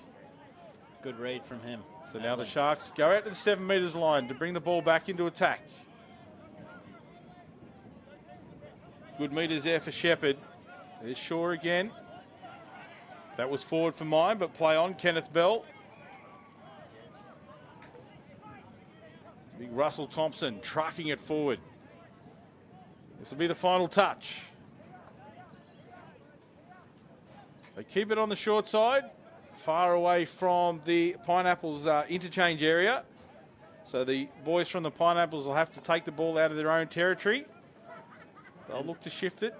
And making it all the way down to the other team's 7 metre line, that's you'd be happy with that. It's a big ask from where they are, but they've done it before. This is a good 3 touches. Now the fresh legs come on. That's the 4th touch, right up to the halfway line. In a tight game like this, Adam, you kind of really start to rely on your fitness. 5 minutes left, you know, see who's been doing the work.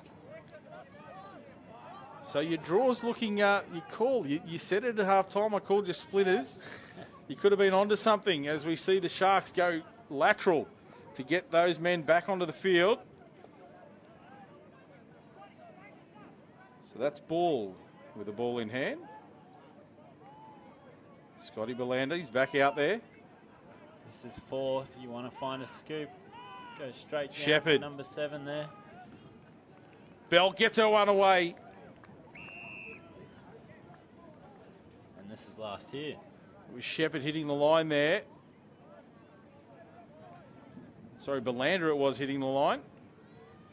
Nice shift outside. Gets outside his man. Can't get it away in time. A late pass call. That shot there shows you just how many games are going on. That's field 2 you can see in the background. Plenty of action here at the 2021 Inferno National Touch League. A beautiful stadium. Overcast, humid conditions here today. So as you said, Mark, the fitness coming to the fore here. 3 minutes remain and the Pineapples take us down into the Sharks territory. Sharks turn it over. This is quick. Straight on it. Here's a good quick opportunity. Transition now. They're going wide, trying to get the fresh feet on. Eugene Bray there, caught in the run. Good metres for Shepherd. There's Belander. Shepherd in half. They'll need to reset. That's Bell. He skips out to the right-hand edge now. 2 touches remaining. That's a 4th touch there, so Wombat will want someone to... Yeah, he'll want somebody to go down for him. Yeah. There's Shaw, the man of the hour. Womersley into half. He goes hard, straight in behind the line. That's exactly what you want to do. He's claiming that the first man impeded him. I'd have to agree there and would have called a penalty. I thought Womersley had done enough, but the referee says play on. We have a look here in replay. So Womersley, that offside player, impedes and then tries to make a touch. They've dodged a bullet there.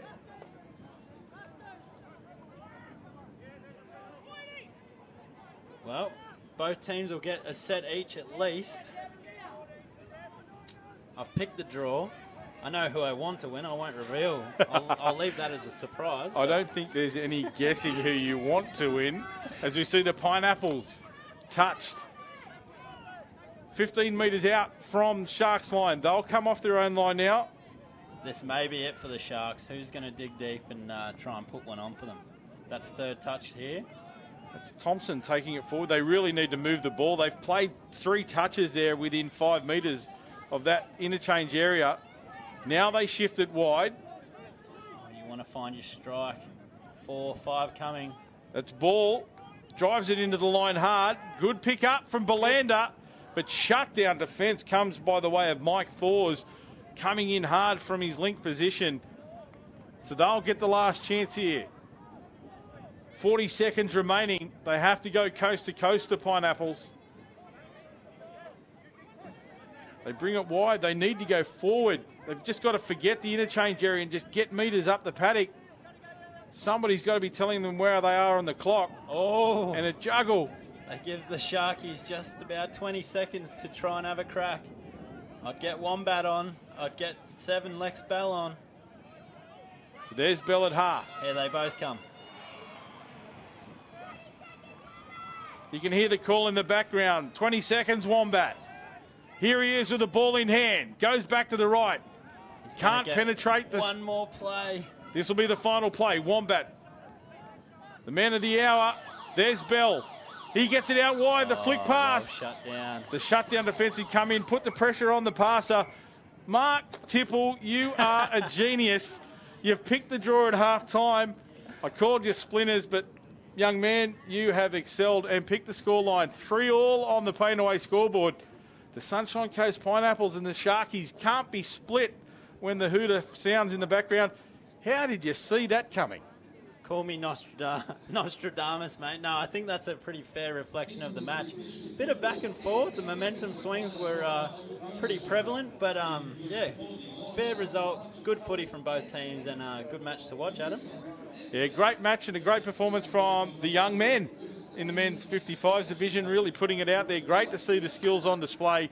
The next game coming your way here from the live stream, the CEX Coffs Harbour International Sports Stadium for the 2021 Inferno National Touch League will be the Hunter Western Hornets and the Sydney Scorpions in the Mixed Opens division. We look forward to bringing you that coverage shortly. Stand by.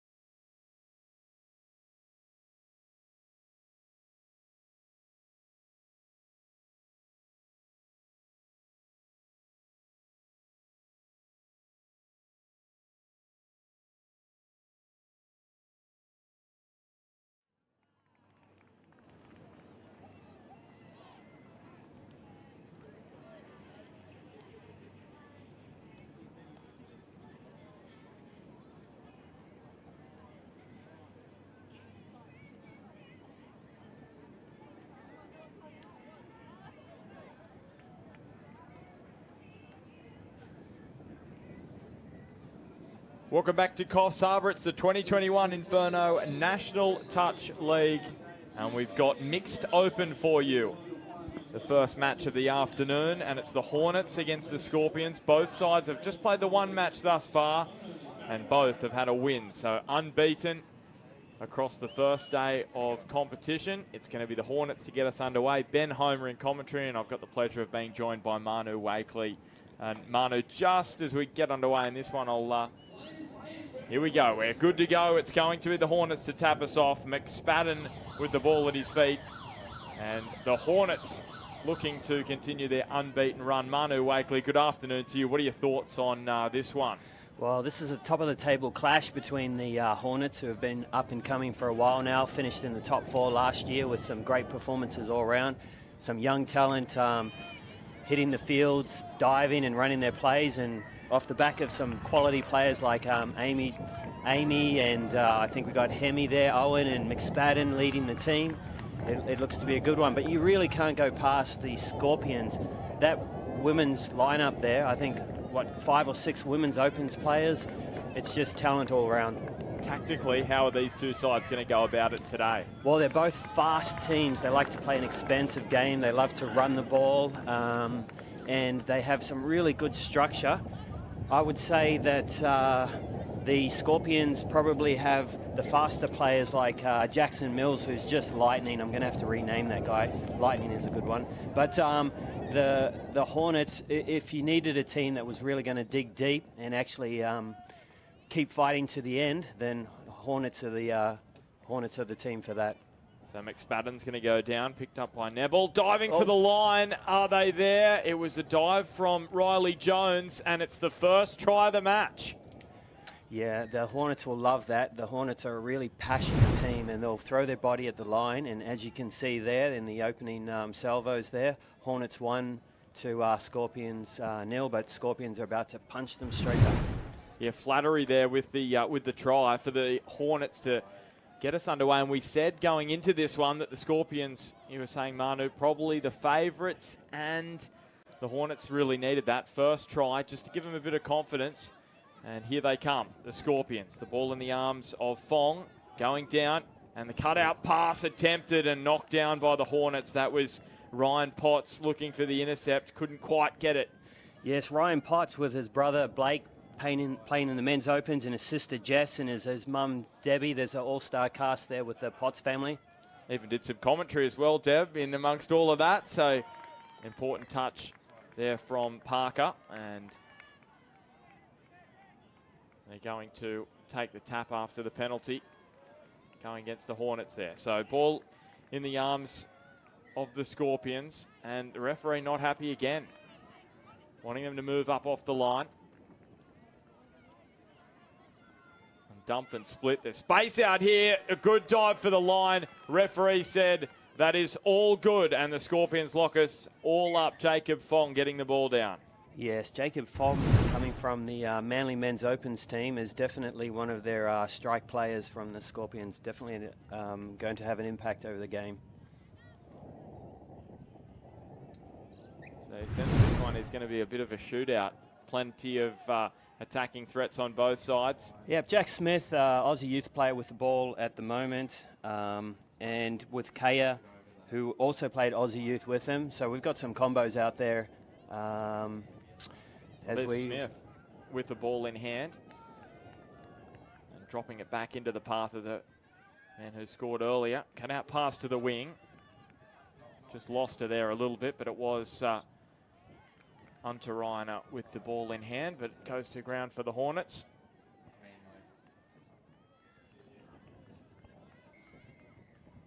Yeah, good matchup so far. Low error rate, good technical play. Lots of grinding and just playing what's in front of them at the moment.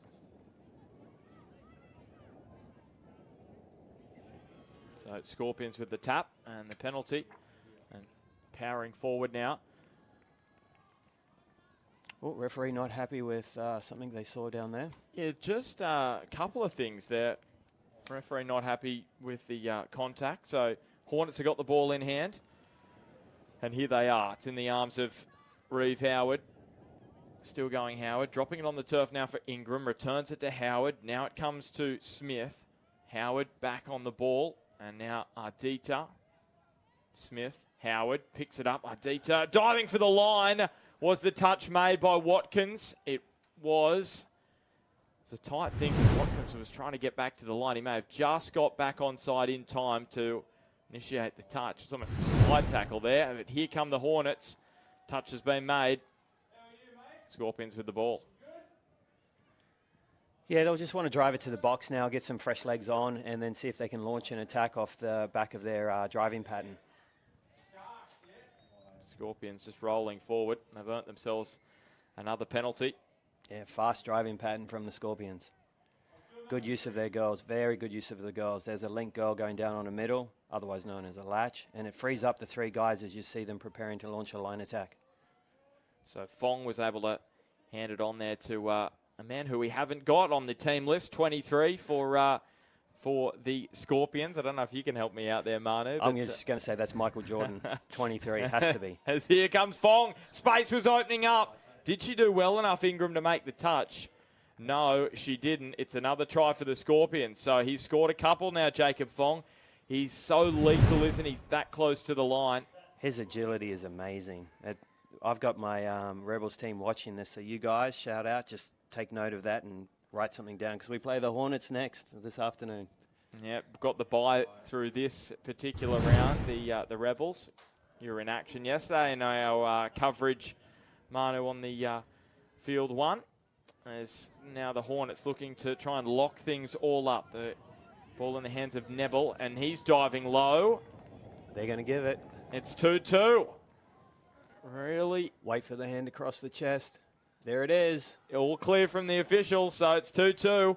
As we were saying before, we're expecting this one to be a high-scoring affair, and it's proving that way 7 minutes in. Oh, well, I tell you what, that's one that the Hornets and probably won't want to see back on the replay because I think he lost that before the line. Is that fair, Manu? Yeah, it looks like it on a video replay, but we got the refs down there, and the ref's never wrong. So the ref has decided it's a try, and we're going to play it as 2-2, Hornets versus Scorps. Yeah, exactly. They don't have the ability like us. We're lucky to see a replay. Scorpions may be able to hit back straight away, and they do. Oh, how about that from number 35, Gibson. What a great number. Brad Gibson just sliding through and putting the Scorpions back in front. So at the moment, it's just the inability to defend after scoring a try. And it was just beautiful work, getting on the outside and powering to the line. Smart player, Brad. Smart. Flaherty couldn't keep up with him. And now the Hornets looking to strike back. They got back level. Now they're behind again. Unterheiner. Just linking up through the middle of the park with Jones. So this is Unterheiner going to ground. Josh Unterheiner, sister Lily in the side as well. Touch has been made.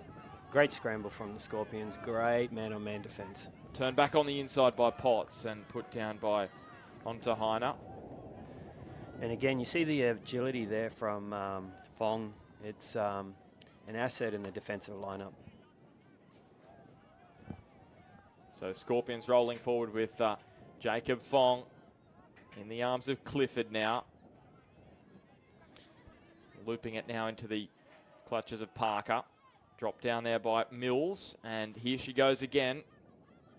It's Brittany Clifford thrusting the pass out to Shelley. And now Parker. And short pass has just really opened up for the Scorpions there. It's poor defence from the Hornets, and it was Jackson Mills who took full advantage. How did that all come about? Because it just seemed to open up pretty easily, Manu. Yeah, it did. And look, defending someone like Jackson Mills is not easy. So the defensive player went in to help on the inside, but with just a small, smart play there, his weight was on his inside foot, and with the speed of someone like Jackson Mills, it's really hard to help out in the middles and then defend someone like Jackson running on the outside. So 4-2, the Hornets in arrears now. A ball in the arms of Jamie McSpadden, and he's just going to put it into the clutches of Neville. McSpadden back in possession now. So Scorps taking a 4-2 lead here, which will put the Hornets under a bit of pressure. So attempted cutout pass. It was put down. There may have been question marks around it, but we didn't even get the opportunity to ask those questions because Kirkpatrick couldn't handle the pass. Yes, involved with the Knights, Jules Kirkpatrick. So a few players here involved with the Knights, like Ryan Potts in the under-20s. And yeah, so some strong crossover there with the league and the touch. Yeah, that pass from Owen Flaherty as going down and just put into the path of the run for Sam Watkins. And another penalty going the way of the Scorpions. So a chance to extend their lead to 3 now. Regan with the ball. So what can they come up with here? Watkins and also, as you said, Regan Walsh. Out it comes wide and too easy in the end for Brad Gibson. He goes over for his second. 5-2. Smart player, Brad. Number 35. Great number. You really are loving that 35. What is it about 35? I don't know. It's gained a lot of popularity over the last couple of years. I can see it out there more and more, and it just seems such a interesting and weird number to just keep popping up, but there it is. So real problems now for the Hornets up against one of the favourites, the Scorpions, in this mixed open competition as Reeve Howard goes to ground. Jack Smith and Howard in the middle, really slowing things up here. Ardita back to Howard, really rifled that pass. It went via Madison Ingram to the winger, which is Amberchini. Yeah, Madison Ingram coming off a State Cup win with Kurt Grogan, Walls End players.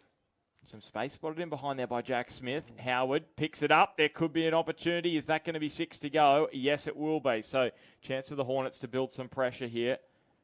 Crucial part of the match, isn't it? You're 12 minutes in, you're down 5-2. They really want to score the next try.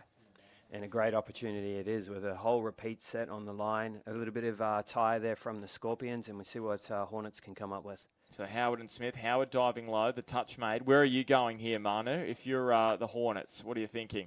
Well, I would actually attempt to get outside the girls there. The girls are actually pressuring in really, really close. And because they're women's opens players, their hit capability or coming in and defending the inside players really, really good. But missed opportunity there from the Hornets.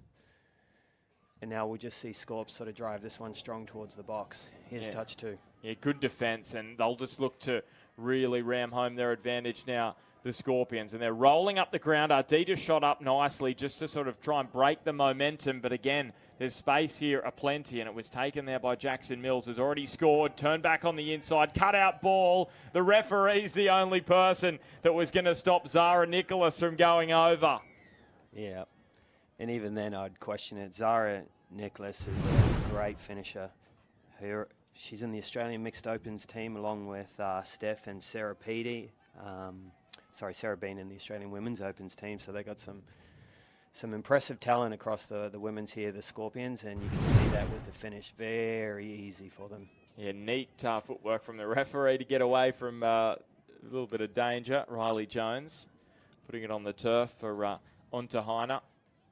Picked up by Potts, and now he's Big trying pass to repeat the dose, and he does. So they've got one back. Lily Unterheiner goes over to just reduce the deficit to 3. Great pass, great vision. And like we mentioned earlier there, Ben, the hit capability of such a talented team. How about that for a pass? It's a nice one, isn't it? If I was a winger and I looked up and I saw that coming, you'd have to smile. Yeah, no doubt about that. So 6.5 remaining in this first half. Hornets are just on the coattails, you'd say, at this point. But Scorpions with a chance to extend the lead to 4, and they may well do that. Brad Gibson floats it up, and the ball went to ground. Blake Potts with his hands up just saying had nothing to do with that, and that's fair enough. And it just really opens up there through the middle of the park for Riley Jones. Here is Potts. He's going to head off. Unterheiner pops it up for Flaherty, and he's going to go down for Unterheiner into the arms of Ingram. Now across to McSpadden. Was it knocked out of his grasp? Yes, it was. Penalty to the Hornets. Another great scoring opportunity from the Hornets. Let's see what they can come up with and bring it to within 1. 5-3 at the moment. Yeah, fair enough. You could just say Watkins, whether it's intentional or not, he went and attacked the ball there. There's Neville with the touch. Flaherty back to Neville, and Neville is touched just. McSpadden, he's already scored one. Down he goes, Neville. Flaherty, surely they're offside, and they were. And the Hornets, he's pretty pumped, isn't he, Owen? And he'd have to be. That was a great try. A little bit of confusion there in the defence. One middle went one way, one middle went the other, and he just took opportunities where they were to take and dived it over to score a nice one right in the middle of the field.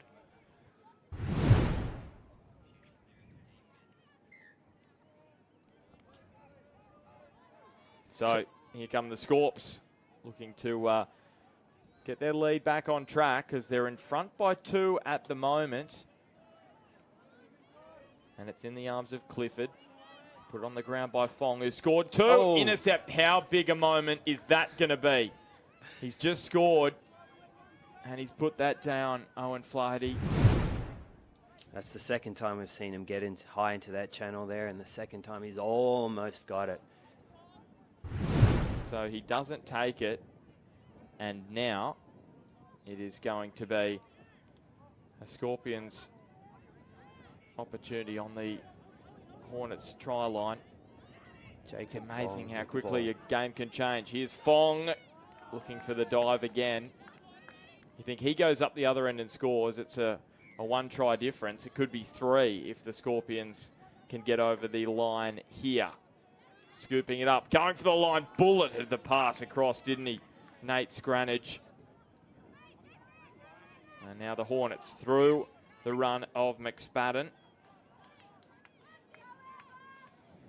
Referee has picked up a little bit of pushing in the ruck there, which will piggyback the Hornets and allow them to get an easier transition into line attack. They're at halfway now, coming into touch 2. So Ardita putting it on the turf for onto Heiner. And now Reeve Howard, he's back out there for the Hornets. Scooped up, Ardita. Ooh. Oh, if he passed it to the winger, Cheney would have scored in the corner, but it was halfway between the link, Amy Dufoy and Amber Cheney on the wing. Yep, heart rate went up there for a moment. So what have the Scorpions done here just to invite the Hornets back into the match? Or is that unfair? Should I be saying what have the Hornets done to get themselves back closer and within striking distance? Here's a mistake. Maybe that's part of the answer. Part of the answer is going to be in the mistake rate, which Coach Barry Gibson's not going to be terribly pleased with, because they could have tucked this one away early, so now it's going to be a fight. And part of it's going to be in the defensive structure to allow the players to actually dive the ball over the line. Scooped up Ardita trying to go low, but he's not going to get through the brick wall there. Brittany Clifford making the touch. He dove at the legs. That wouldn't have tickled. No. It looked a lot like throwing your body at the line, which is what's required sometimes if you want to get that try. So down he goes. Popped up Ardita onto Howard. He has Jack Smith alongside. He's on the left here. Ardita's going to Smith's side. He's going to take them on. The pass to the wing. Oh, it was interesting work from Kirkpatrick. Little fake to go inside and then went outside, but didn't quite pull it off. No, that's a tough one to try to beat Zara Nicholas with balance for the wing. But, she gave it her best. So probably a set each. But they've got the penalty, actually. Another great opportunity to draw that margin down from 2 to 1, hopefully, before halftime. Flaherty in possession now. It's been great in this first half. Picked up by Neville, back to Flaherty. You can hear the referee calling them forward, forward, forward, which seems to be a theme at the moment, that they don't allow any of the players to sort of just sit on the line and strike the attack after the touch has been made. Well, they give away another penalty. They'll be down to 5 here, the Scorpions. In the arms of Neville. Flaherty is there. Returns it to Neville. Down he goes. Flaherty pops it up. Neville, were they onside? Yes, the referee saying they were. Jackson Mills there in the line. They're asking the question, the Hornets. Ooh, 3 penalties and a send-off. Once you do 3 penalties in the same possession, then they send one player off. So Or if they awarded the try. No, they awarded the try maybe. So they have, well, everyone's confused. The Scorpions players are very confused. The referees aren't. So it is. It's 6-5. Well, that was intriguing to say the least. Here it is. He basically goes through two players who one tried to tackle him on the way through, Jackson Mills. Thought he was playing rugby league for a moment there. Would have been a try in rugby league also here because they were offside. So, yeah, interesting turnaround. Interesting turnaround. That should bring the scores within one now. Well, and it's back to 2. That's well played by the Scorpions. The last play of the first half, the touch judges come in here just to have a conversation, and they're blowing up the Scorpions. If this gets disallowed, it was Mayolo that went over. Has the try been awarded? We're still waiting for a decision here. We need big green flashing lights or big red flashing lights, and it looks green. So it is a try, and they had a bit to say, did the Scorpions. And they will head to halftime with a 2-try advantage, 7-5, but there's plenty of feeling in this one. We'll be back in just a second with the thoughts of Manu Wakely. It's halftime in the mixed open in the Inferno National Touch League. It's round 3. The Hornets and the Scorpions, both unbeaten. We'll be back on the other side of this.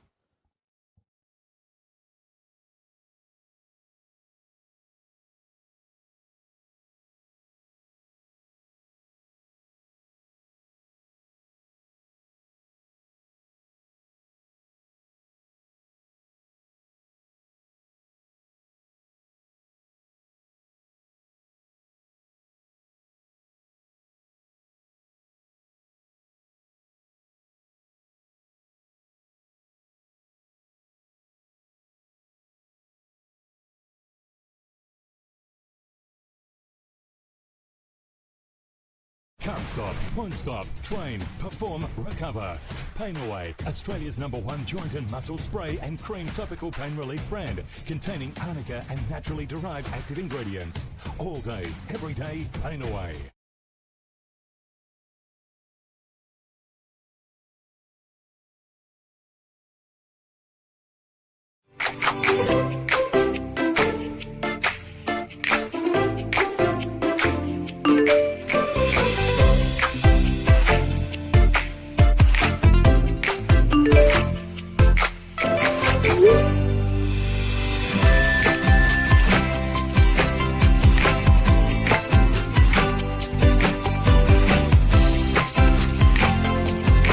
Indomie, flavor favored by the world.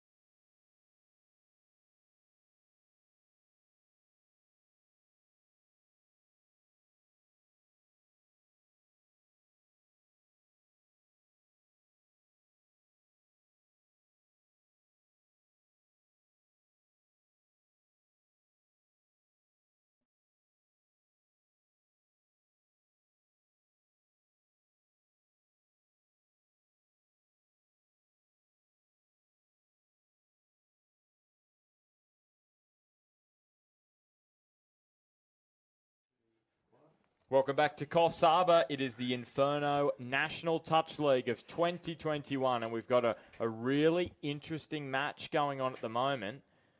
And it's the Hornets up against the Sydney Scorpions. One of the Hornets assistants just having a chat. It may even be their coach, Craig Harris, just having a chat to the referee assessors about what happened in that first half, because there was some drama laid on. Ben Homer and Manu Wakely in commentary. Now, both these sides are unbeaten. The Hornets beat the Swans 10-4 yesterday. The Scorpions beat the NT Devils 14-4 as well in their first match of the campaign. So here come the Scorpions. Regan Walsh with the ball, standing next to number 35, our Brad Gibson. Let's see what they've got for us in their line attacks. Yeah, so can the Scorpions try and extend their lead here? This is a big set of defence for the Hornets. Really big set of defence. They can't afford to be down by 3 after fighting back late in that first half. I think they've only got 5 players on. They did send someone for time. So it was that, and they scored a try as well. Last play of the first half, the Scorpions scored a try with 5. Yes, and with the way the rules are working at the moment, they can only have 2 guys on, and so they've got a girl playing in the middle, but having with Sarah Peaty in the middle, great player, Women's Open's Australian rep, but they're going to find it difficult to actually score with only 5 players, and I wouldn't be surprised if the scoreline evens out a little bit with Hornets a 1-player advantage and taking the lead down to something more manageable, even to the point where it might actually be decisive. So it's normally 2 sets of defence and 2 sets of attack. That's the advice that we've got in terms of time, but it really is up to the referee's discretion. Is that right? It's meant to be 2 sets from what I've been told. Sometimes the referee who called it is not on the field, but yeah, 2 sets. So this will be the second possession for the Scorpions, and the Hornets will need 1 possession after this one, and then you'll have cleared the 2 sets, and then you'll be allowed to bring their 6th player back on. So Fong and Scranage in the centre. Fong's able to scoop it up, and he's off Jacob Fong. The touch has been made. Penalty. Jamie McSpadden offside, was in the way. That is good news for Scorpions fans because they've only got 5 out there. Now, is that going to turn around now? Okay, so yes. They've brought on their 6th player. And because it was a sideline sub and not a back of the field sub, it was because of the triple penalties in the same possession where they have to take 1 player off, not the 2 set sin bin rule. Yeah, so that makes sense why it was a little shorter than what would be the case if it was a player sent for time. So Fong is going to play it. Scranage back to Fong, returns it to Scranage. Good touch, I thought, from McSpadden, and the referees agreed. Great cover defence there from McSpadden. So Fong now swinging it out wide to our Michael Jordan. Michael Jordan, number 23, the mystery man. Probably one of the players on the team sheet, but they changed jerseys, so it makes it a little difficult for us at times, as that was played by Ingram. Flaherty to the sideline. Just popped up neatly there by Unterheiner, and now played by Dufour. Turned on the inside to Jack Smith. Scooped up by Howard. Flings it across to Ardita. There's space for the Hornets. Here we go. They're back within 1. Amazing from Kaya Ardita, Aussie Youth's rep. Just the speed off the mark is impressive to watch. So what causes all this? Well, all the guys were standing inside waiting for the dive overs, and the speed of that pass right to left just beat the ability for the defender to change and reposition and be able to put some pressure. Then the winger, it left the winger 2-on-1, and with that turn of speed from Kaya, it's just it's tough to contend with. Jackson Mills, great ball, but Mayolo was over the sideline. And took out one of the refs. Whiz, the referee. I didn't see that, just looked down for a moment. Can we get a look at that? Rob's doing a terrific work. Whoa! That's commitment. Now, some people say there isn't anything funny than a referee taking a tumble. It always is entertaining. And pink shirt going flying as Unterheiner he's all good, the referee, which is good news. So would have been awful if there was an injury out of that. So it should be a penalty for a hard touch, and it is on Josh Unterheiner. Josh, number 14. Riley with the ball now. Riley Jones, number 6. So Jones and Unterheiner, the referee saying another penalty. Going to move up off the line. Now they do move up off the line a lot quicker. And there was a lot of force in that touch again. Jones looking for the inside pass.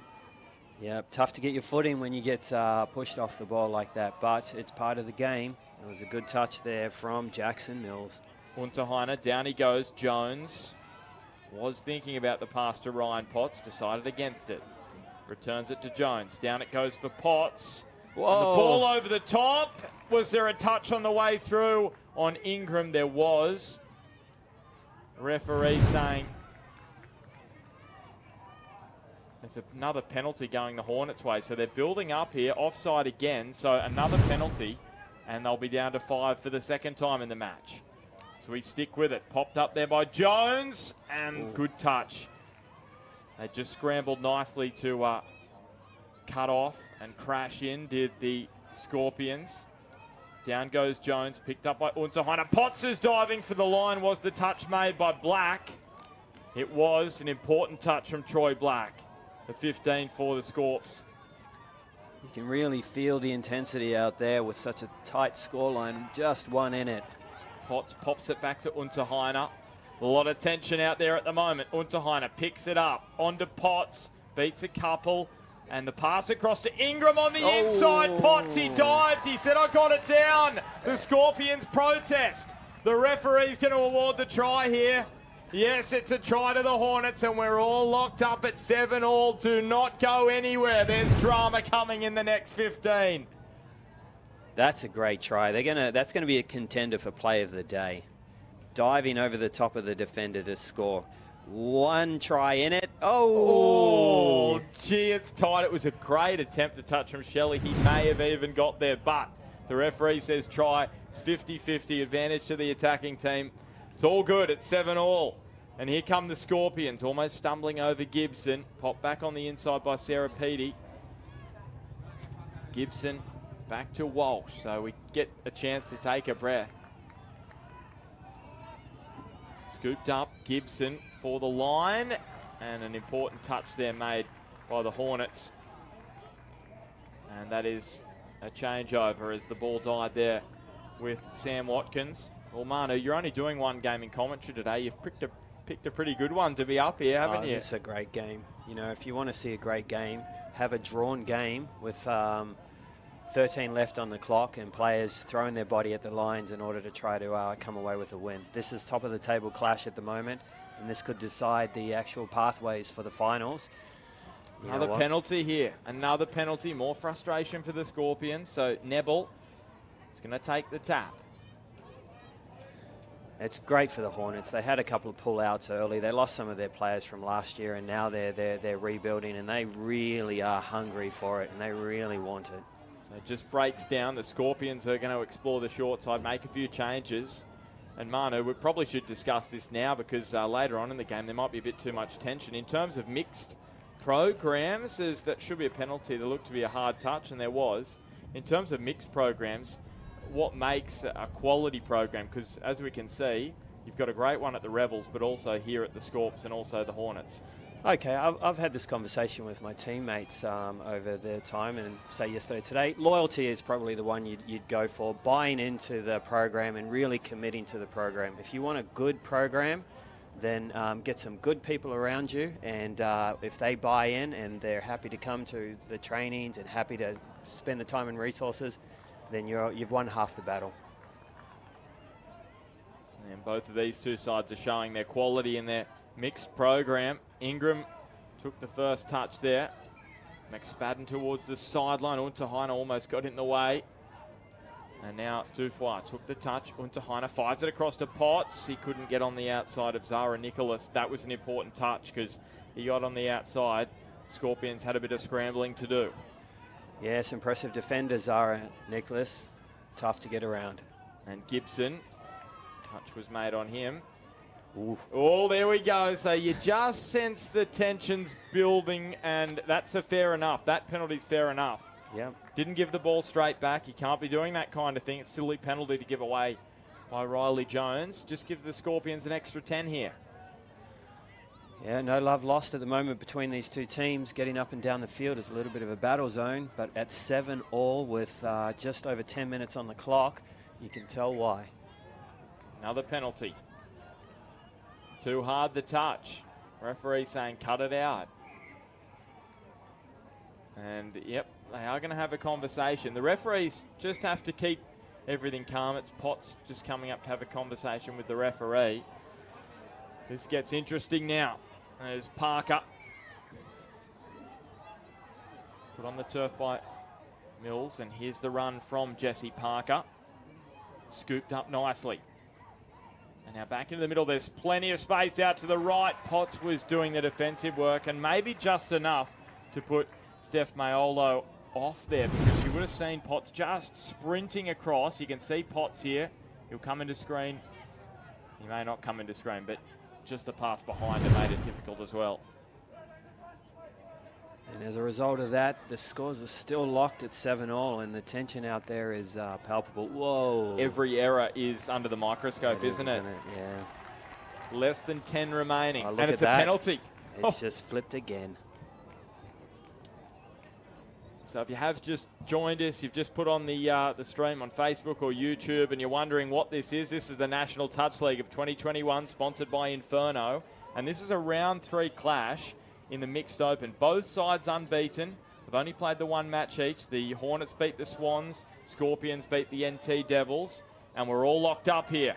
And here come the Hornets. Reaching out was Ardita, and the touch was made. And the pressure is just building nicely in this one. There's a bit of tension out there. Attempted flick pass from Smith. Howard was over the line, but the touch was made. Yes, the tension really high at the moment, really high. Great game to tune in if you've just tuned in, because both teams... Well, that was forward, wasn't it? That's a lazy pass. Again, another mistake. That's good call. Good call from the officials. So the tap taken by Ardita. Just shoveled on there by Smith and on to Ingram. Smith pops it up to Howard. A few changes being made by the Hornets now as they bring on a fresh group of players. Played by Dufour. Cheney in there at dummy half. Now McSpadden choosing whether to pass. Instead he takes the tap, goes to ground. Neville picked it up. McSpadden. And now the pass, the dive from Flaherty, and the touch was made. They were all onside. So Scops will need to get the ball off the field, which they've had a little bit of difficulty with over the last 4 or 5 sets. If they really want to mount some pressure to put onto the Hornets and hopefully come away with a win, then they need to get up to the line. So the Scorps driving forward through Nicholas. Popped up to the middle now with Fong. Shovels it on to our mystery man, Fong. Fong, here he is.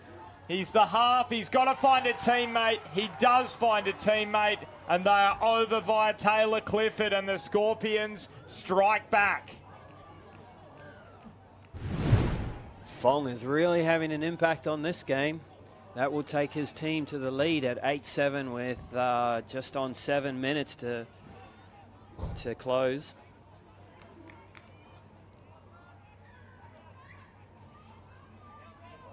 So the Hornets with a start from halfway. The tap off gives them a great chance to try and lock this up if their attack's good enough.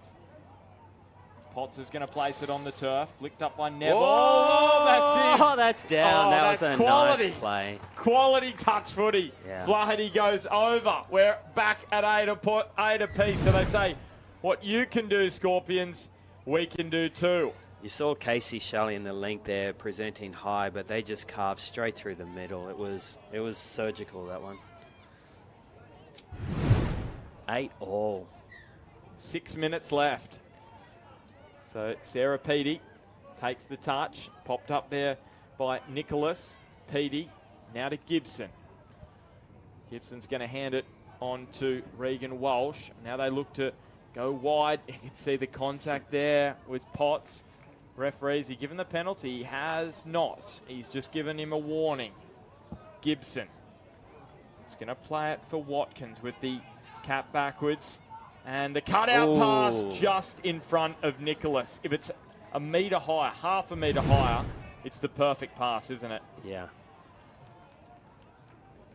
Just a tiny bit higher there.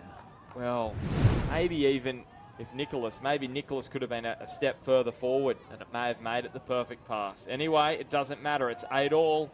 Unterheiner heading off the park. And the ball in the arms of Madison Ingram. She's going to play it to Kirkpatrick. Now it's with Jack Smith, and Reeve Howard went without it.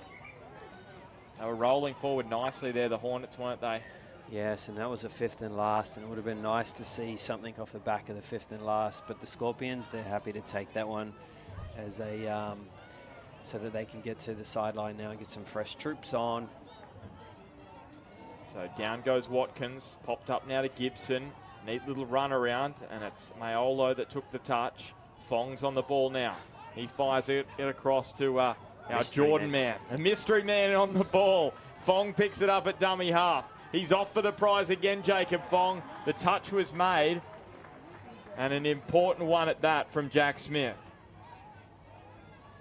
4.5 minutes and counting. Yes, I hope the Brains Trust down there at Rebels are taking notes, because we've got to play this team a little bit later on today. So, well, you'd be happy with this because this is going to fatigue them. You have to be happy with games like this if you're the opposition watching. So McSpadden linking up with Nebel. I've got to be careful of this man. He's scored this afternoon. Nebel reefs the pass out wide, and it just didn't sit up for Unterheiner. And now a mistake from the Scorpions. What are they saying?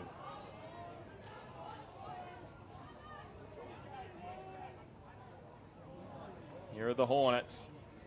Ball at the feet of Flaherty. Nebel. 8 tries apiece, 3.5 minutes on the clock.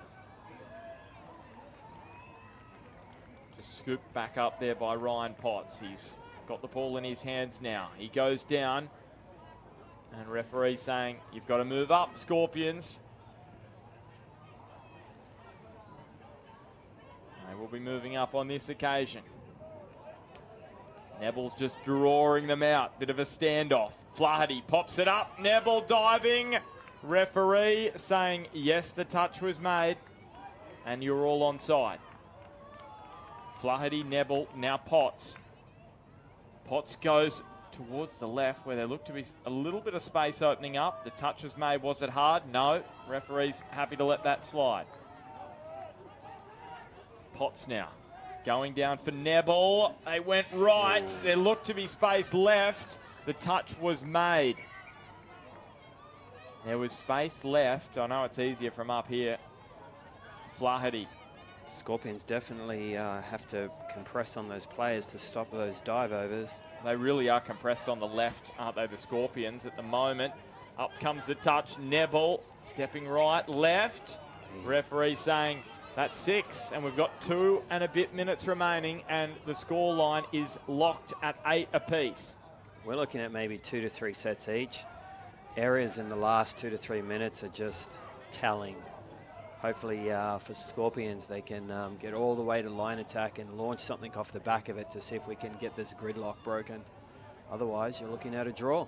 Yeah, ball scooped up nicely. Here he goes. Mills. Play on. Still going Mills. Must find a teammate. Does find a teammate. Zara Nicholas. Has she scored the winning try for the Scorpions? She may have winded herself as well, putting the football down. Doesn't matter, though. That pain will go quickly, and it was Jackson Mills burning past offside players. Yep, Jackson Mills, Australian Mixed Opens representative to other Australian Mixed Opens representative, Zara Nichols, giving them a 1-point lead with 1 minute and 10 seconds on the clock. So they haven't got long here, the Hornets. It's in the arms of Ardita, looking to find some space. with Kirkpatrick down the wing. Ingram now to Howard. Here's Smith. Returns it to Howard. Ardita going right. Whoa. They got in a little bit mixed Oh, up. lucky. Repeat. They've got to repeat. So they've got one final chance. They've got this set to try and lock it all up at 9 apiece, the Hornets. 40 seconds. This is pressure, isn't it? It's not even a finals match. Smith, down he goes. Howard, and now Ardita. The touch was made. I think that's the play they wanted to run previously when the ball went down. So Howard, they're plotting something, the Hornets. And here we go. Smith, Howard, back to Smith. 5. Final touch here. They've got 10 seconds. It's all down to this, and the touch has been made by Sam Watkins. And that should be enough for the Scorpions. They're not even going to play the ball, or are they? They will. It comes off to Brad Gibson, and that is that. The Scorpions hang on for a 9-8 victory against the Hornets in one of the matches of the tournament so far. Especially with that dive over earlier. You saw that. That was amazing. A superb match of touch footy. Manu, just sum that one up for us. Well, two fast teams playing expansive with young players who are happy to dive at the line. We saw the bodies on the lines. We saw a referee taken out. We saw Zara Nichols scoring the winning try and slamming into the ground. With that level of commitment, you really have to do something special to stop teams like that. Well, thanks so much for your company for this one, Manu. All good. And we've got some Women's Open coming up next with Adam Collins, who's going to be jumping in. And it's the Scorpions Women's Open side taking on the ACT Raiders. That's an intriguing one. That's next from Coffs Harbour at the 2021 Inferno National Touch League. We'll catch you soon.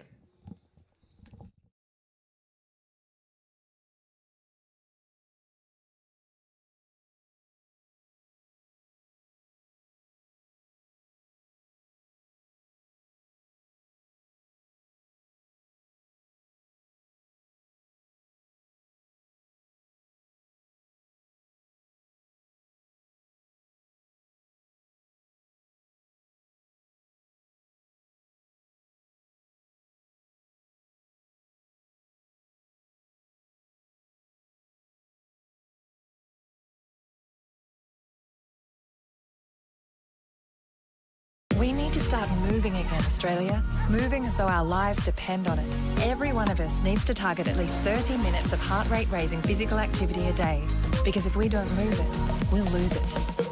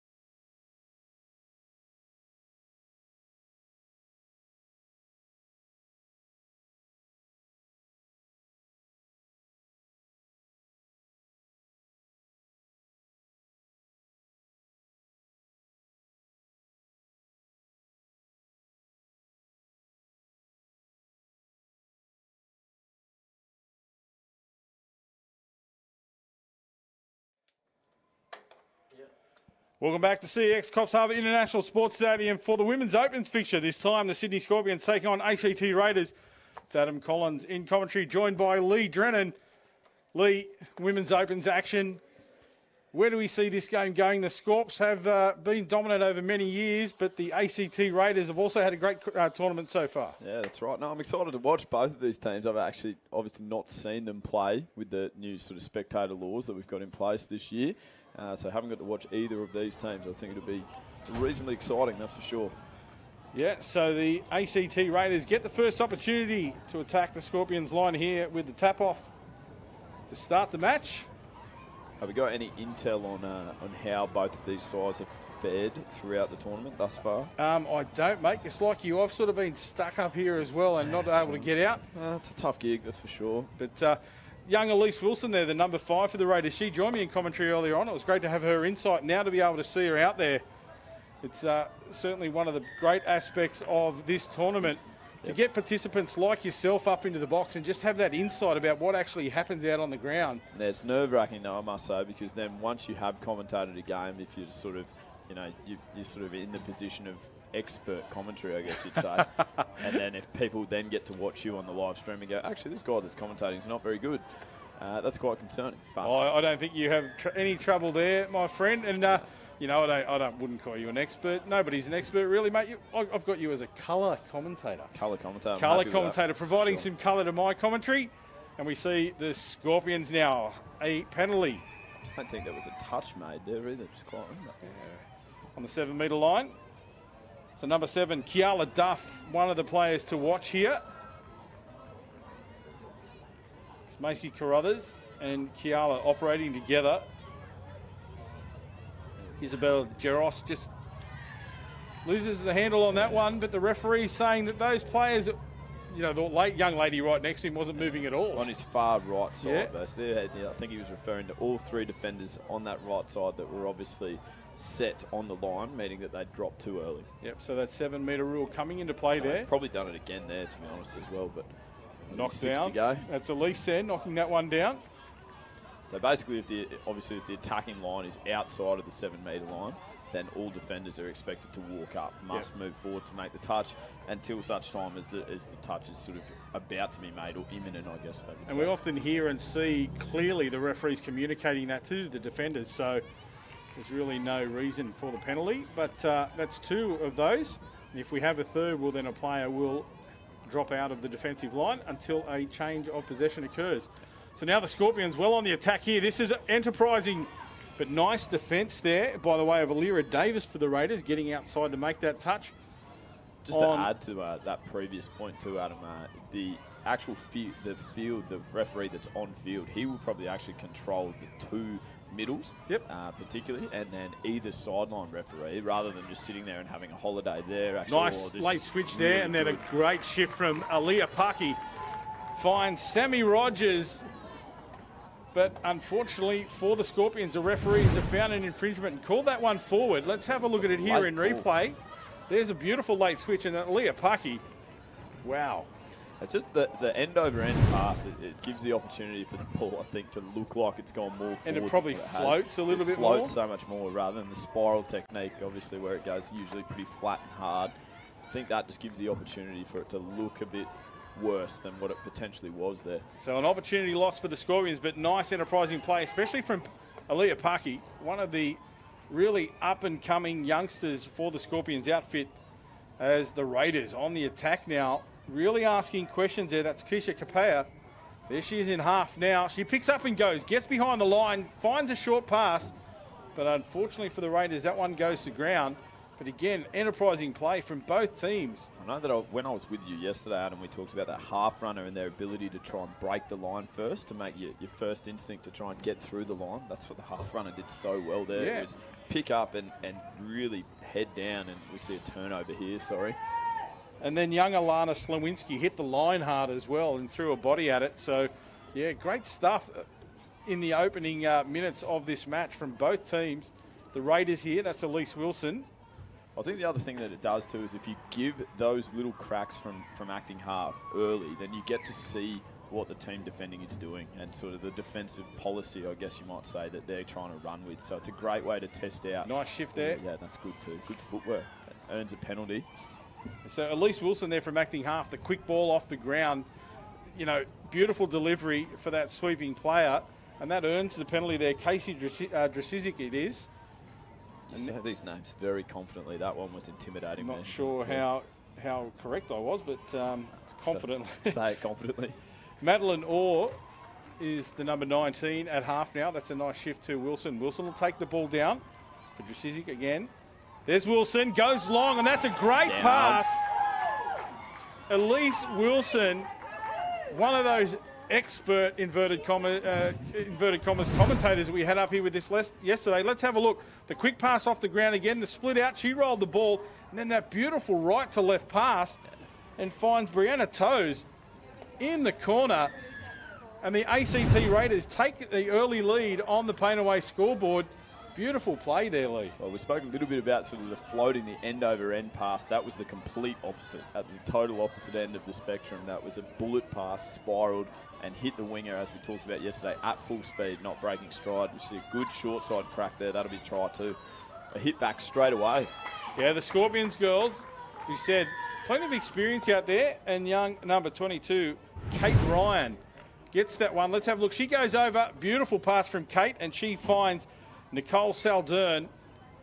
She held the ball long enough there just to make the link come in and turn her hips into base and have to make a touch. And then once that was done, delivered a beautiful pass. So Nicole Saldern gets a name in the scorebook there. But yeah, nice lead-up work from Kate Ryan out of the acting half position. As we see her again with the ball in hand, a changeover. It's an important turnover straight after scoring. Really impressive to be able to force a turnover just after 2 touches. There's Pahuka Duff in the number 8, also a player to watch. That'll be a penalty too, I would think. Yeah, you've read that one correctly. Emily Smith. This young lady really stood up to be counted last year at the New South Wales State Cup. Only a youngster, but exciting prospect. Good ACT defence there. You can see they're trying to really get out and make those touches further than the 7-metre line. So that one's closer. They're probably 8 metres out there. And he's happy to the referee there that the ball was down first. 2 middle defenders aren't as impressed. And that is young Emily Smith, the player that I talked about. Let's have a look at it again. It's a great line. Yeah. Wow. Maybe harshly done by there. And the thing about that is that if you are able to get out as a defending side and make touches further than the 7-metre line, then in theory your defending line shouldn't actually have to get back to the line, which is an important thing. It probably means that if you're giving them the 7-metre line, then that distance to get onside becomes quite big and intimidating. Absolutely. As we see the Raiders right down on the line of the Scorpions now. The Scorps with that 2-1 lead on the Painaway scoreboard. There's Wilson again. Will she look for that long ball? She doesn't. Shelley Davis up to the task then, asking for the ball. I think she wanted to be able to sort of dummy to the link there and then rip back the other way, but just wasn't satisfied with the running that was happening on her outside, on her open side. And the transition play here from the Scorpions also good, but we see a penalty now. So over the mark is the indication. So just as I'm about to give them a rap for how well they were doing something, the referee pulls me up. So we talked about yesterday as well, just how deflating it is when you're the team that's defended a set, you've kept them out, and then your only role before you get off the field is just to get down past halfway and make sure that your attacking set of 6 that's coming on are going to have a good crack at the line on that 4th and 5th touch. There's Wilson again out of half. Oh, she picks got up her beat here. Left and right this time. I think she had more room to run, to be honest. The defender had almost slipped, like over-read and gone with the sweeper. But the penalty goes their way here. You can see she made pretty good ground to get back. And a nice touch there from number 4, Jessica Nagy. Oh, I don't have any idea of what's happened there. It was just a shutdown play. There was just some body contact, but no intent in it. And the ball will go to ground because, as we see there, Elise, she fired off the bullet pass. Probably a cutout pass that went awry. Pinball machine there at one stage. And young Rebecca Beef got some contact on the way through. Play on now. The Scorpions roll up over It's a nice platform. There's Saldern out of half this time. Nicole Saldern, part of the Saldern family. Luke, her brother, is one of our leading referees here at this tournament, a level 6 referee. That's right. She was a bit unlucky there too, because her first supporting runner that was going to hit that short hole fell over, got tangled up with the defender, so it probably just took away the real immediate threat, which was a shame. This is good transition here for the Raiders as they drive up that middle third of the field. This direct momentum is important. A nice little skip-out play. Yeah, good chase too. The cover coming across that time from Alicia Tepar.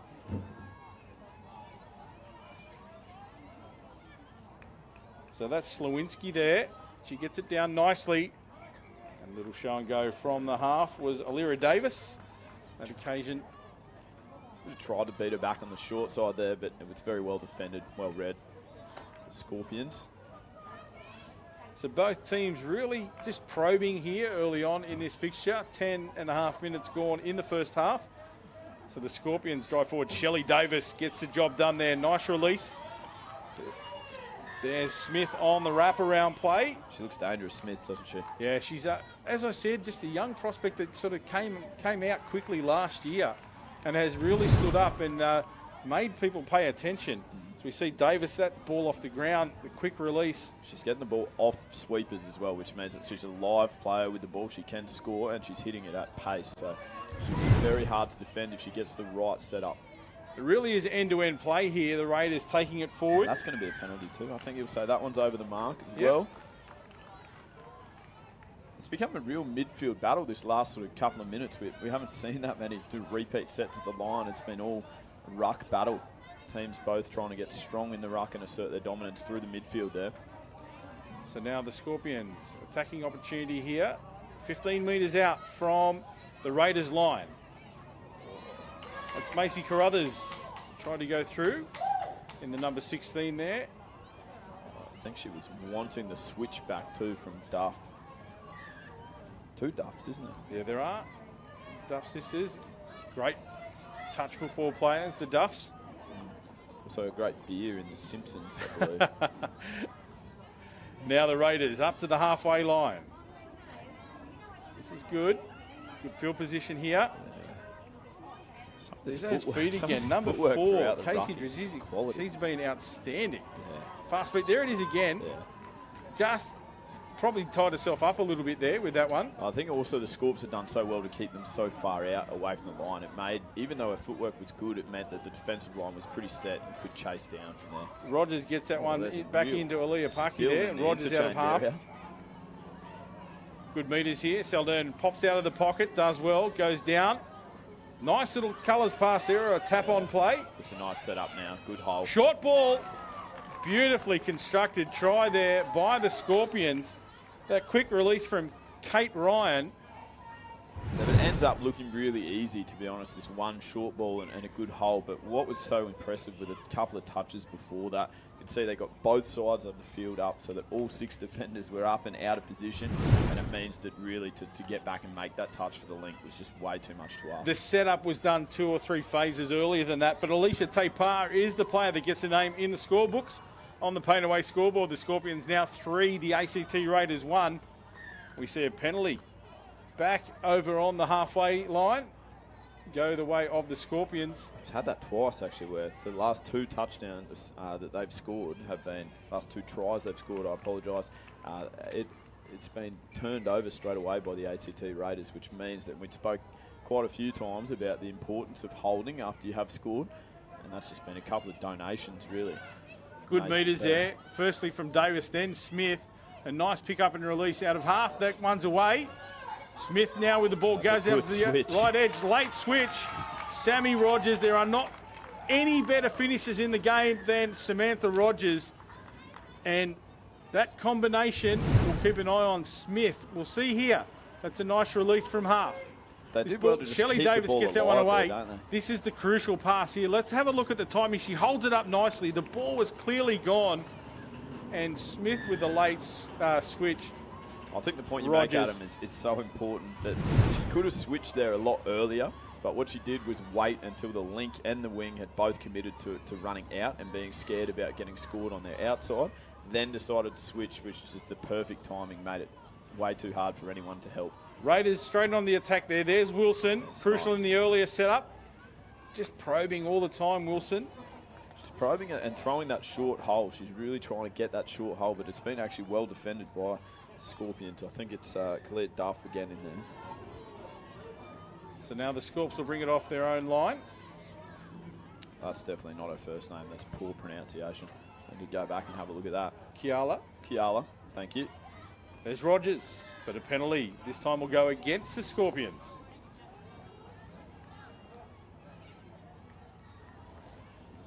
Big moment in the game here, you feel, for ACT Raiders with probably 4.5 minutes. If they could hit back here, they'd really feel as if they're right in the game going into halftime. It's important to finish the half well. Yeah, exactly. That momentum going into halftime, I think this is where we've seen quite a few times games to get away from teams. From those last couple of minutes, you just let your guard down. There's Wilson on the sweep play. She looks back inside and Casey Dragicic. It's brilliant. See, when Elise Wilson hits the line at speed, she gets so many defenders interested in her. And then it just opens up space all around her for those short holes. And she's working really hard to get that happening. You can see she comes up the back here on a sweeper, gets the ball in her hands early, goes at the line. And that short ball back there is a great hole hit too. Those two players have been very important for the Raiders. Dragicic with a footwork and a speed. She hit the beautiful inside line there. But you spoke earlier, that cutout pass that Wilson threw early, then she's thrown a few short ones. So the defenders now start to think, is she going long? Is she going short? We have to cover all of the tricks. That's right. And she's done really well there with Casey. Well, that's dive. Not a bad dive either. Happy that the touch was made just in time. So you really great half here in the Women's Opens fixture, the Sydney Scorpions and the ACT Raiders. The Scorps on the attack, that's Shelley Davis. And a nice touch there by Dimthna Smith. I think it was a really important time to hit back for ACT there, and then they've obviously gone clean with that sort of 6. They've D'd it up for 6 touches there, so get their fresh legs on now and have another crack at attacking the line. Potentially not. Yeah, just unfortunately, didn't need to throw that pass there. They'd set up well. It's amazing how many times the ball's been turned over in that exact part of the field where subs are. It sort of just seems to get so messy and confusing with 5 players trying to get off the field at the same time. It's a crucial area of the game, and they'll look to fix that up at half time. And they need to stay strong here in defence. That's a forward. Yeah, I think the sideline referee, you saw it very clearly there, the indication, the arm across the chest. We it's said a nice play actually from the Scorps. You could see the setup was good. Yeah, sweeper and then went back the open side. Yeah. So that pass, if that goes backwards, it looks a very dangerous play for them. So the ball can float forward, that's fine, but it's the delivery out of the hands from the player, and the referee was right in line with that. Yeah. And from that replay, we can clearly see that the direction of the hands threw the ball forward. Yeah. So I think they've got that one. A great call. Right. Actually harder than you would think to when you're running full tilt at the line to get the pass to go backwards. But now the Raiders are well on the attack. That's Casey Dragicic again. Nice late switch. Beautifully taken there by Erin Hickson. I think Elise Wilson was a chance if she got the second switch as well there. Certainly got them running. They're asking some questions these last 3 minutes of the game. And that's what it's all about. That's what it's all about. Asking the questions. Like, again, good defensive pressure creates an error, forces a mistake from the Scorpions outfit. Shelley Davis won't be happy with that. She'll regroup in the sub box now, but the Raiders, with a late opportunity in the half to close it out, can they go to 4-3? Beck Beath in the number 13. Rebecca Beath, an important player as well for the Raiders. But there's Wilson on the sweep. Dragicic out of half. That's a nice long ball herself. I think it's a great touch. Touch made. Yeah. Sensational defense from the Scorps. Let's have a look in replay as she pushes out hard. I think what the winger does so well there is just doesn't worry at all about what's happening inside of her and just legs it. Absolutely pinned her ears back for the wing. Jessica Nagy, I believe it was, made that beautiful touch for the Scorpions. Had to be done as well. That's held up nicely. Now they've got numbers. Just the final execution. Nagy again comes in and knocks that ball down. 2 really important players. Gets up in the passing lane and knocks it down. If that ball hits the winger, then that's a 4-3 scoreline. So she's certainly on a half-time break. Jessica Nagy out there on the left-hand edge of the Scorpions. There's Beck Beath, a short ball. That's really good play. Keisha Capea on the end of a beautiful Rebecca Beath pass. This is an excellent game of women's open touch footy. This is a fantastic line that's run here because Beath it takes off with the sweeper and then steps back to then find someone that's hitting a great hole. That's exceptional play, just pretty much on the stroke of half time too, Adam. And she only had to cover a metre, Keisha Capea, but it was one of the most important metres you can ask in a game. She had to tuck into that perfect line and got the job done. Rebecca Beath, outstanding pass, so great job, Raiders. Coach Chris Tarlington will be extremely happy with that outcome there. We talked about the importance of finalising a set or ending a half well. They've certainly done that. They were down 4-1 at that time. It's now 4-3. And they've taken all the momentum into the halftime break here. So ACT would be very happy with their last 5 minutes of that half. We need to take a breather, Lee. I'm sure that we have to have a breath, as well as the players. We'll bring the second half to you very shortly. Stand by.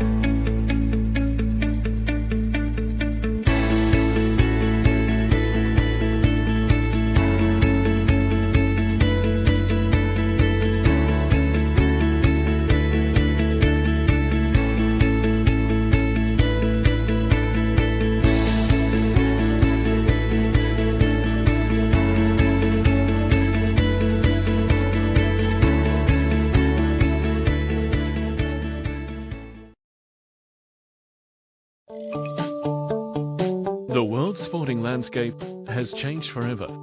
This is the new normal. New logo, new sizing, new templates, new range. But for the same great quality and service you've always expected and demanded, visit the team at Inferno. Inferno. It's comforting to know some things you can always rely on.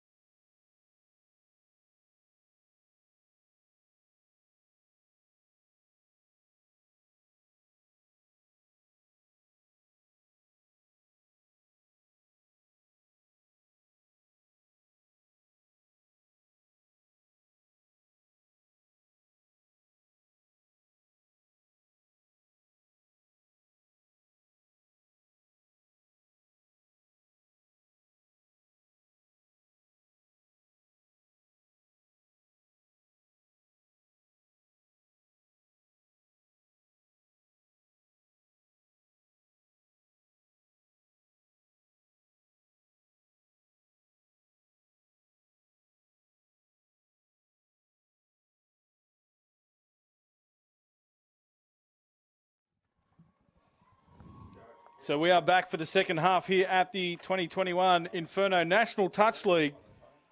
the Sydney Scorpions and the ACT Raiders in their women's opens. It's very tight. The Scorpions 4, the ACT Raiders 3 on the Painaway scoreboard. Lee, what are we going to see here in the second half? That first half was outstanding. Well, I'm baffled in terms of if I was a betting man, I would have no idea here, because early on I would have said that the Scorpions looked pretty impressive and probably looked the better of the two sides, but that last 5 minutes it's turned the game massively, I think. ACT, as you talked about, they were down 4-1.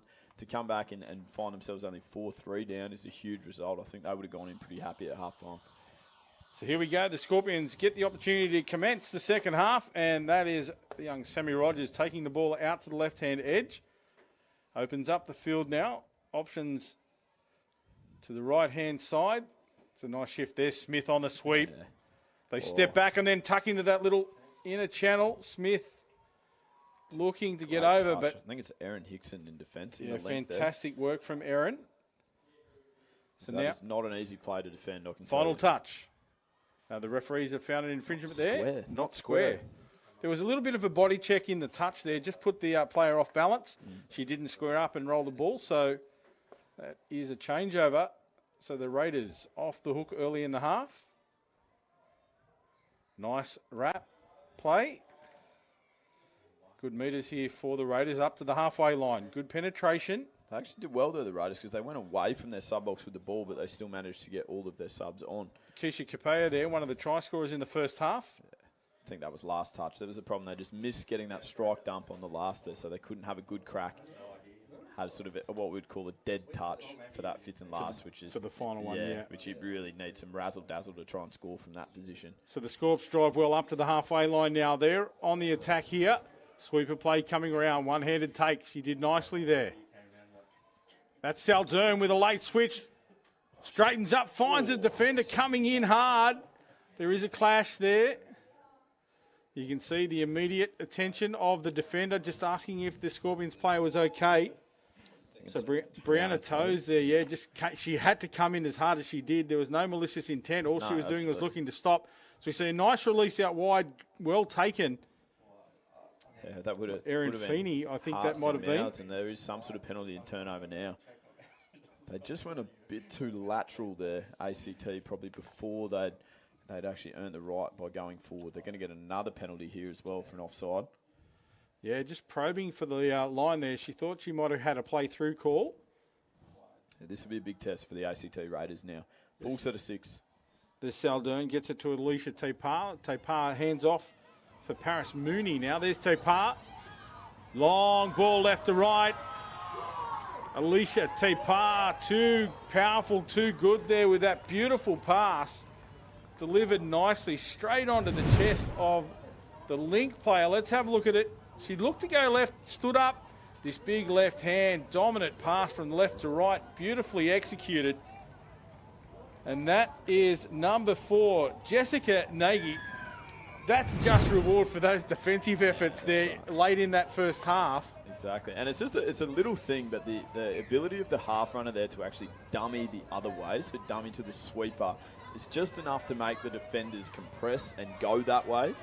And then Chizik. It's close too. It's a great touch from the winger. And then it just opens up so much space coming back the other way. It's really important. Jessica Trudzik, one to watch there in the number 4 for the Raiders. That's Rebecca Beath. There's Beath and Wilson combining. Long ball from Rebecca Beath that time. Finds Brianna Toes. Brianna Toes, an earlier scorer in the first half, doesn't get one there.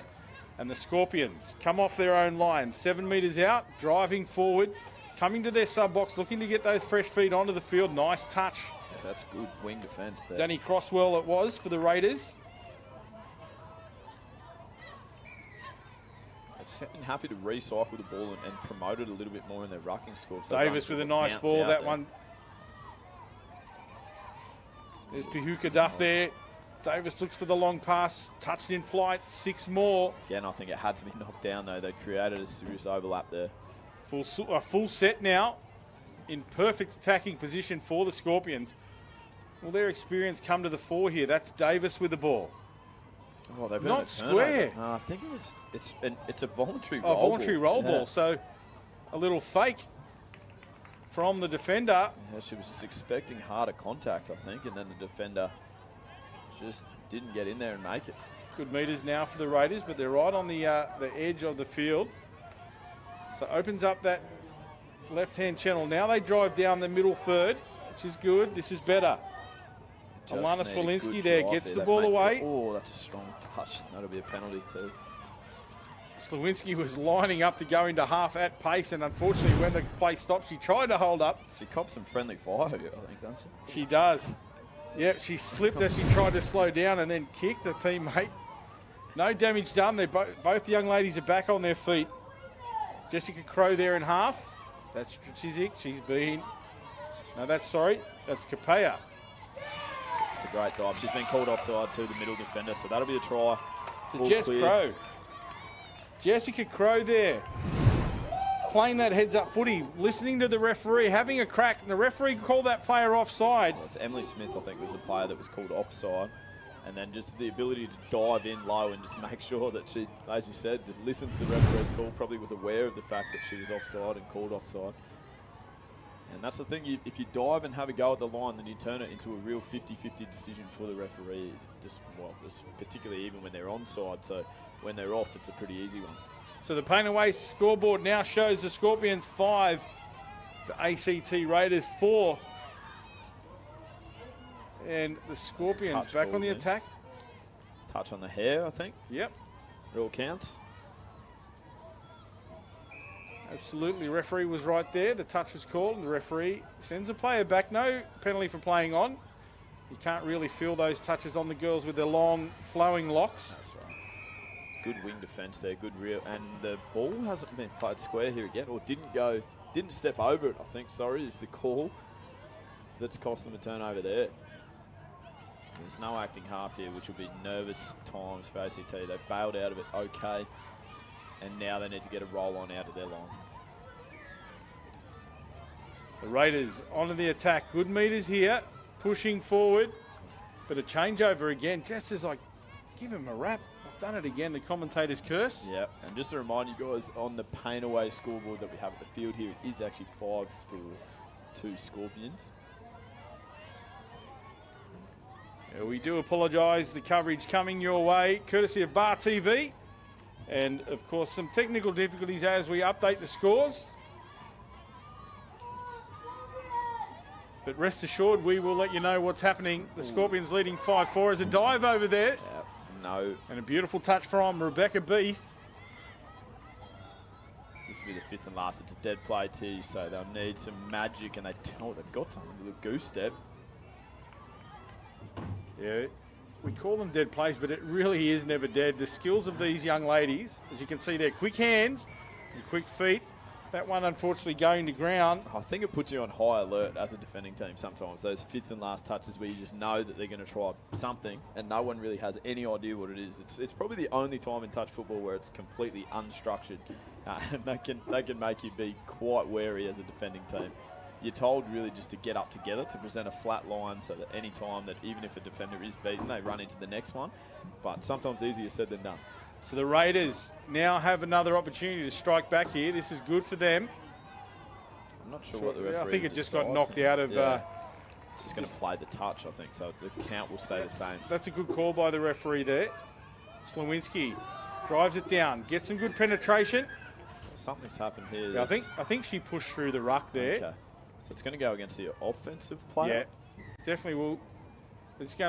They'll have a chat here, I think, to both players. Oh, she's been subbed, so something was untoward in there. Both players have been force substituted. So, yeah, you can see there was high contact and then a little bump off the ball and a bit of push and shove. But, hey. I'm not sure how he picks which person got subbed there. She probably did run I think they both, blocker. and that's why they both got subbed. So there was a little bit. They both get subbed? They both did, mate. So there was a little bit of the initial contact and then the follow-up, but hey. Yeah, it's very poor attention to detail from me. I apologise. Right, I've got your back. Oh, and that's a nice dummy, and they'll get a great platform here. Again for Emily Smith. Good switch. A good shutdown defence too there. Erin Hickson. It was a great attack, but it just caused... ACT had to be perfect to stop that from being a try, and they were right up to the task. So entertaining game of touch football here. The young ladies from the Raiders really coming into the game now. Plenty of talent from both outfits. There's just one change that the ACT Raiders have made too in the second half is that their subbing set, they're actually not taking the ball to the box. They're still sending their subs off, but they're actually taking the ball away. That's forward, I believe. Yeah, they're taking the ball away from the box, which I think has made them far harder to defend, and it's meant that their meters up the field have been certainly increased in the second half. Yeah, so again, our great supporters, Steed, the original and the best. They're on side here at the venue as well, looking after all of your touch football ball needs. They have a great range of touch footballs, and they are here on site at the Inferno National Touch League, looking after all of the players and officials. That makes sense, actually, Adam, because I was just downstairs and there were... Oh, hang on a second. Hold that. Sammy Rogers. She'll need to find support. She went through from half. That's out of nowhere. You can hear in the effects mic a very happy spectator base for the Scorpions calling for Kate Ryan. Let's have a look what happens here. It's the winger. The winger just scoops down the sideline. So Sammy Rogers, as she goes through, play on there, offside called. And Rogers, as I said, one of the best in the business, and that beautiful running style, the balance. Good use of the left arm there, isn't it? Yeah, right up, nice and high. She's a renowned finisher, but they're demonstrating that she plays heads up and can get that beautifully delivered pass away as well. So the Scorpions skip out to a 2-try lead there, 6-4 on the Painaway scoreboard. And the Raiders coming right back into the game. Alira Davis with the ball now. Need a hit back here, the Raiders. Skillful player, Davis. Looked for her to come into the game. That's another nice ball from Elise Wilson. But the defence right up to the task there. And that's stiff because that is an outstanding pass. Delivered straight onto the chest of the winger there, who didn't break stride. It's just really good defence. I think that's Jessica Nagy out there on the wing again. We've called her name a few times, haven't we? Very impressive defensive effort there from Jessica. Yeah, I think someone would be noticing that too. They don't be surprised if they start trying to attack the other side, the wing that she's not on. So the Scorpions girls up to the halfway line. It's a touch called here too. She'll have to take it back. I think this is pretty late in the count too. I think it counts Macy Carruthers into half. It's Kiala Duff that was driving in there. That's a long ball out to Rogers. Foot race. They won't catch her from there. Wow. How quickly the game can turn. 7-4 now on the Painaway scoreboard. Let's have a look at it in replay. Beautiful pickup. Aaliyah Paki heads up, finds space out wide, and Rogers, the ultimate finisher in the Women's Opens game, gets the job done once again. Look at that smile. She's been fantastic. There's plenty of reasons to smile. The last couple of minutes for her, she was the one that went down the sideline from acting half and had the presence of mind to actually keep going, listen to the referee there, and then obviously to finish that one too. Just ran a wonderful line straight towards the corner, turned it into a foot race, and as you said, there's not many that will catch her. But shout out to Aaliyah Paki for an outstanding pass. Yeah, it's a great pass. In fact, the whole team really, you can see the link that hit the hole, had her hands up like expecting the ball, and that's such a key. That'll be a ball down too. Drew the winger in. That's such a key. If you actually expect that you're getting the ball, then it sells it to defenders. That's what got the winger so interested. Yeah, and gives obviously Sammy Rogers so much space to work with and finish. It's a great team play, as I said, on the Painaway scoreboard. The Scorpions out to a 3-try lead, 7-4. So here they are on the attack again. That's Davis. Step out play. Young Smith picked up by Pihuka Duff there. Nice long release, but the touch was made. The referees will take the ball back. It was nice play again. It's through to the short hole and then tried to run like the colours play that you spoke about, the wrap around the back. Just the pass was fractionally late, and that's a turnover. Yeah, just some unfortunate there for the Raiders. Gives another opportunity for the Scorpions here. Down on their own line, you really need to get over halfway. Well, it's the hardest thing sometimes when you're tired and you feel like you need a sub. the temptation is to pass it to someone that's actually in a worse position than you, because you don't really want to be the person that's running. Sweeper play now. Sorry, Lee. Just had to call that one because we could see Pahuka Duff loading up. She did it nicely. She swept and looked to go wide and then just stepped off the right foot. Here she is at pace. She knew she had Rebecca Beath beaten there, and a beautiful change of direction. And unfortunately, I think that might be Katie Pajizic. Yeah, she was just caught in no man's land, flat-footed. She didn't know where the line was. She was 7 metres behind the line, which is not going to be overly useful, but you could see that she was just really confused by where they were on the field. But Pahuka Duff coming right into the game. That was beautiful execution. And the score now out to 8 tries to 4. Just a couple of little tired mistakes creeping in here. Elise Wilson's had a big game. Made it incredibly tough for the Scorpion defenders, but she's had a real workload to get through.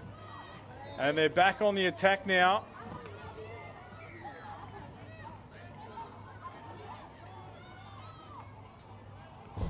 Shutdown defence from number 10. Brianna Toes coming in off the wing to jam up the Scorpion attacker.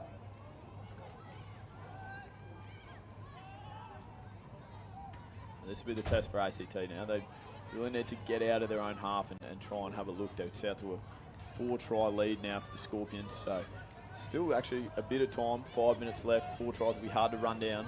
But I like the way the Raiders are really stepping up here. They're keeping the game to the Scorpions. They're not relaxing. This is nice.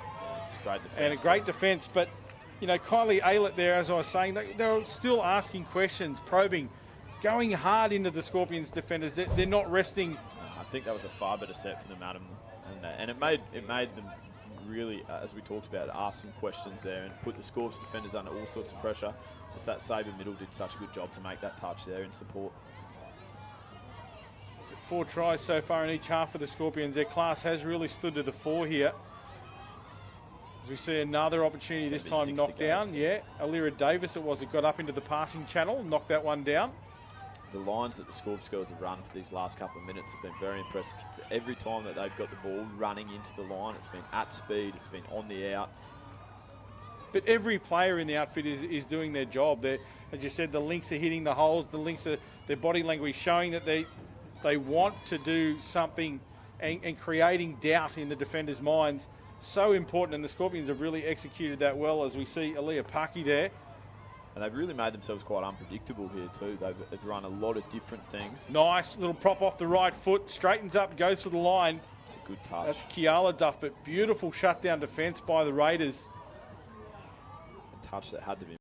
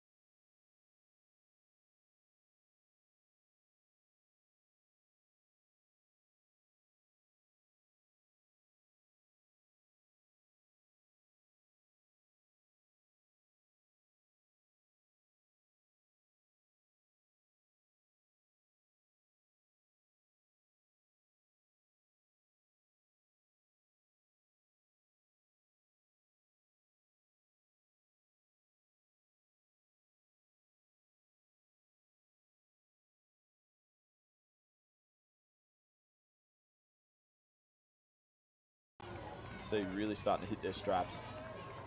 The Raiders girls, as I said, have just continually asked the question of the Scorpions, and they've been up to the task. But at 8-4 on the scoreboard, they could throw their hands up here, but they haven't. They haven't given up. They've kept going at the Scorpions outfit. I think they've really tested. The Scorps would be really happy with particularly their second half performance to keep ACT scoreless or to 1 try. When the calibre of the cracks that they've had at the line have been very impressive. So it's not that they've just thrown nothing at them in attack. I think the Scorps have just defended so well, and that'll be really pleasing for their coaching staff to know that their defensive policy is holding up some great quality attack. That's better defence from the Scorpions too. They got up out of the line, put some pressure on the Raiders, who looked to be coming forward. They just couldn't penetrate there. Dragicic caught with the last ball. So now the Scorps will close this out. We're into the final minute. The Scorpions leading the ACT Raiders 8-4 on the Painaway scoreboard. The Scorps doing a great job here. I think they're going to have the last crack at adding to that Painaway scoreboard too. There's Saldern turning it back inside. She goes for the line herself. I don't know that the touch is made by Elise Wilson. No. Alicia Tepar gets her second. Fantastic line. It's run here. It's a nice ball from Saldern, and then just off the right foot. Sees the hole open up. I think it's Rebecca Beath was caught flat-footed behind the line, and Wilson couldn't come in to help out. You could actually, that was a beautiful shot. You could see Beath knowing that she was beaten and calling for help, and Elise Wilson just couldn't get in there in time. No, that's right. It's great attack. Just never letting the ball die. Never easy touches, and that's that was probably really sums up how dominant Scorps were in that second half. Yeah, the Painaway scoreboard tells the story. The Scorpions take out that Women's Opens fixture over the ACT Raiders, 9 tries to 4. A great game from both teams. We look forward to bringing you more action. We're here in the next time slot. The North Queensland Cyclones take on the South Queensland Sharks in the Men's Opens division. That game will come your way in about 4 minutes' time. We look forward to bringing it to you here at the 2021 Inferno National Touch League. Stand by for the action.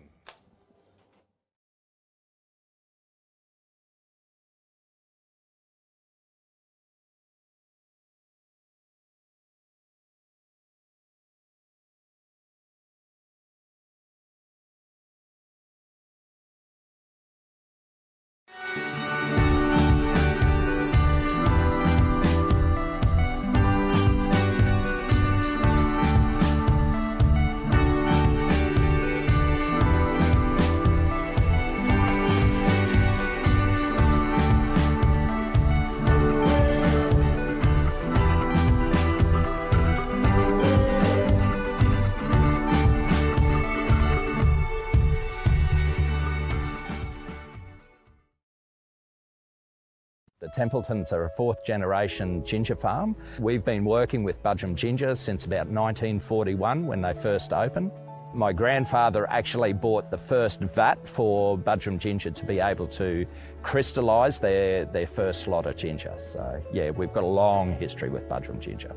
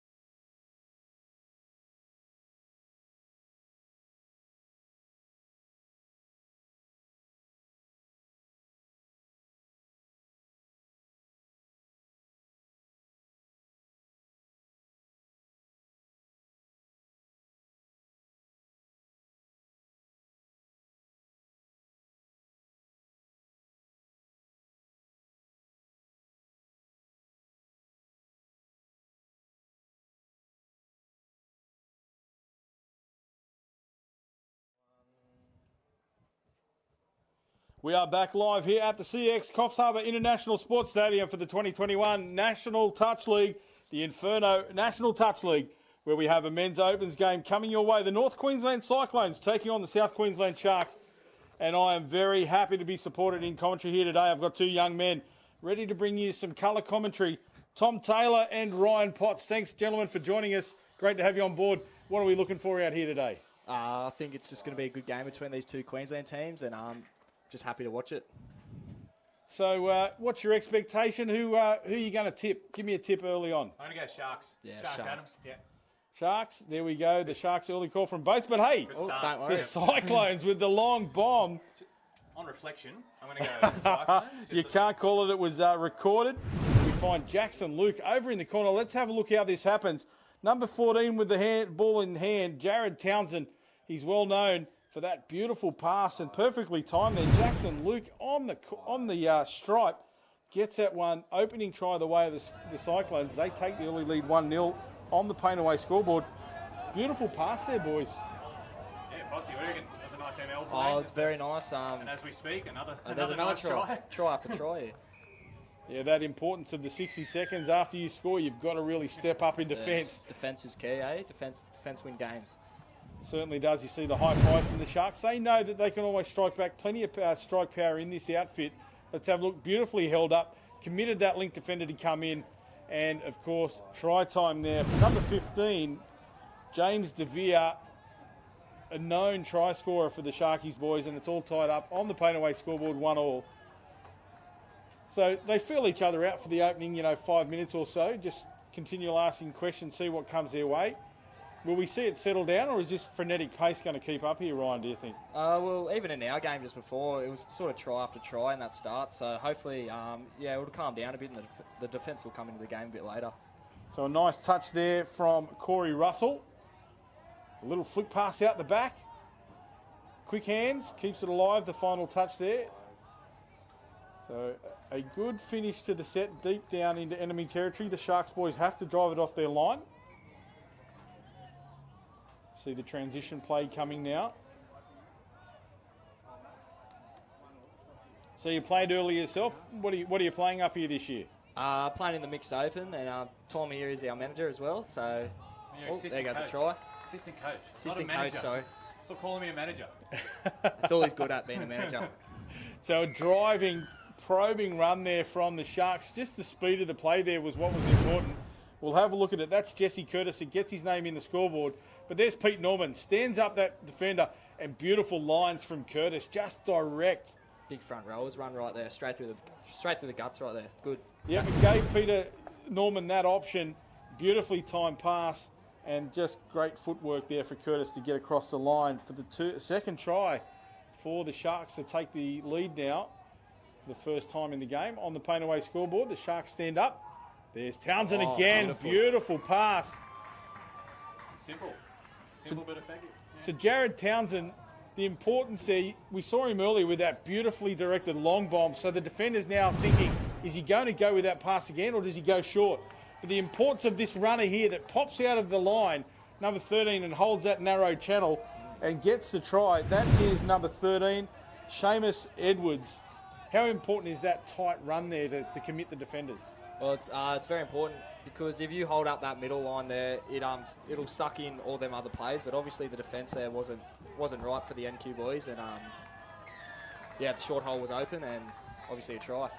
Yeah, so nicely done, and then the defence of the Cyclones stands up to that attacking onslaught, and we're tied up here on the Painaway scoreboard 2-2. As the Cyclones boys look to go over to their interchange area to get the subset happening. And on they come. Here comes the cavalry. 4 men onto the field, straight into attacking position. Nicely done here by the Cyclones. But the defence of the Sharks up to the task.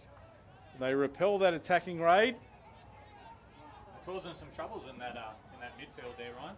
Yeah, it's up in their face and sort of just delaying those play the balls. Yeah, it's a bit like David Clemmer out there. He's just killing it. The meter eater.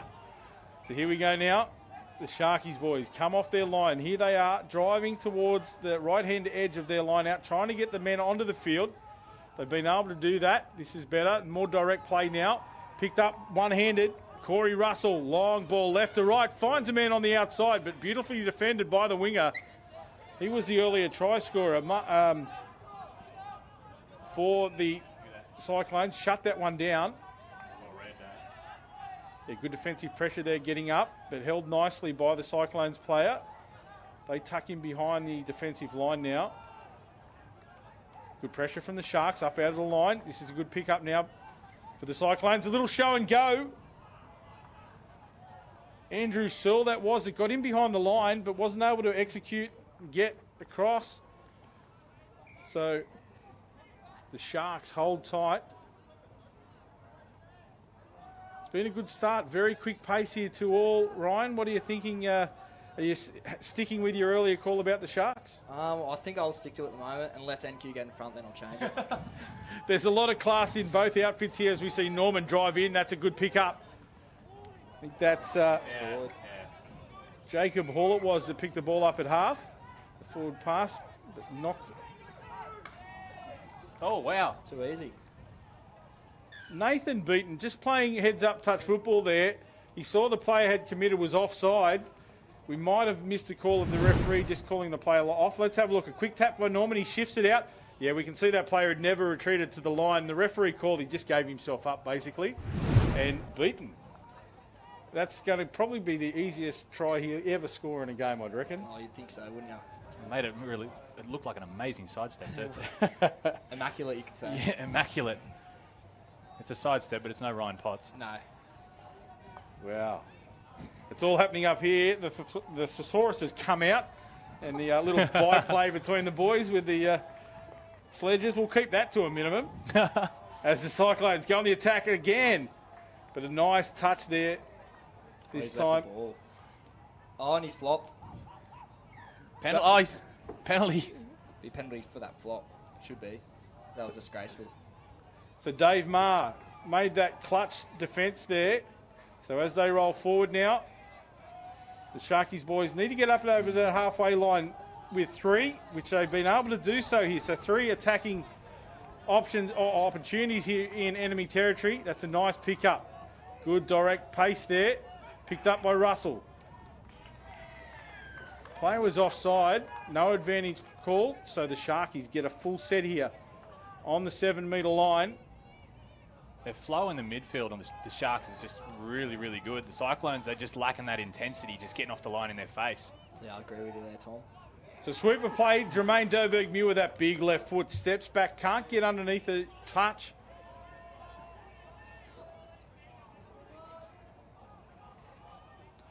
Sweeper. Oh. Ooh. That's a good line. That's a good shutdown by the winger. You see the referee pointing to the defender saying, you were onside there. Great, you made the touch. Round. Good touch, Nathan Searle. Got 2 middles up. Ooh. Drummy. He's short. Is he short? No, he's not short. A hug. Yeah, you can see there the player. Got in trouble there, both middles making the touch. So the defender there called the no touch. Drummy, you can see he gave him the man hug. Could have been called for there, but play on was the call, and you can see he missed. He didn't call it at all. Drummy stands up and said, you missed me. And he said, no, I didn't get you. I didn't call it.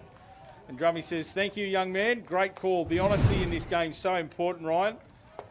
Yes, yes. Should have done the elbows, though, not the hug.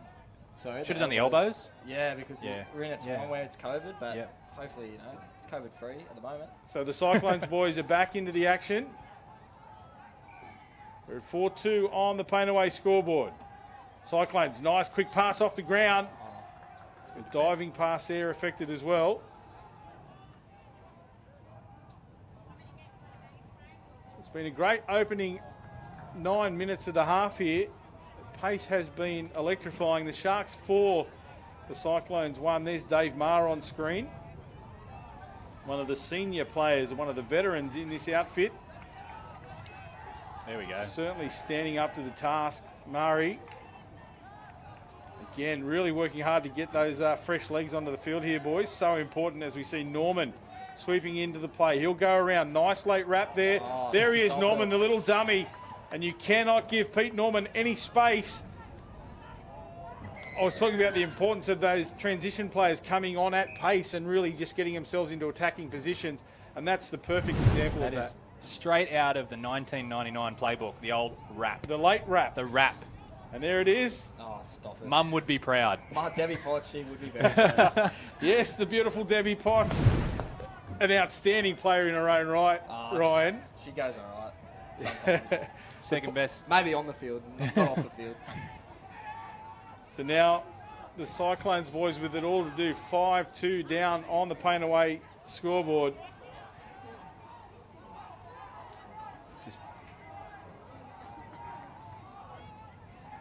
Another wraparound play. Should have taken it. He should have taken it. A little bit unselfish play there, but he needed to be more selfish. Hindsight's a wonderful thing. And it's easy for us to call it from the commentary position. We have the high ground. Yeah. Yeah, he just wasn't sure whether it was meant to be a cutout or not. He'd done all of the hard yards to put himself into space. Oh, look at that. I think that was forward, yep. Yeah, he was right on the spot. But the it referee. still looked cool. It did look very nice, didn't it, Tom? It was a very quick sleight of hand, that left to right shift. And Russell put himself on the edge too nicely. Let's have a look at it here in replay. Wow. It's creative, though, because that winger, number 5, he comes in on touch 4 and gives his link that bit of support, and he does run away from that sideline a lot. So yeah, Jackson Luke is that man. He was an earlier try scorer as well.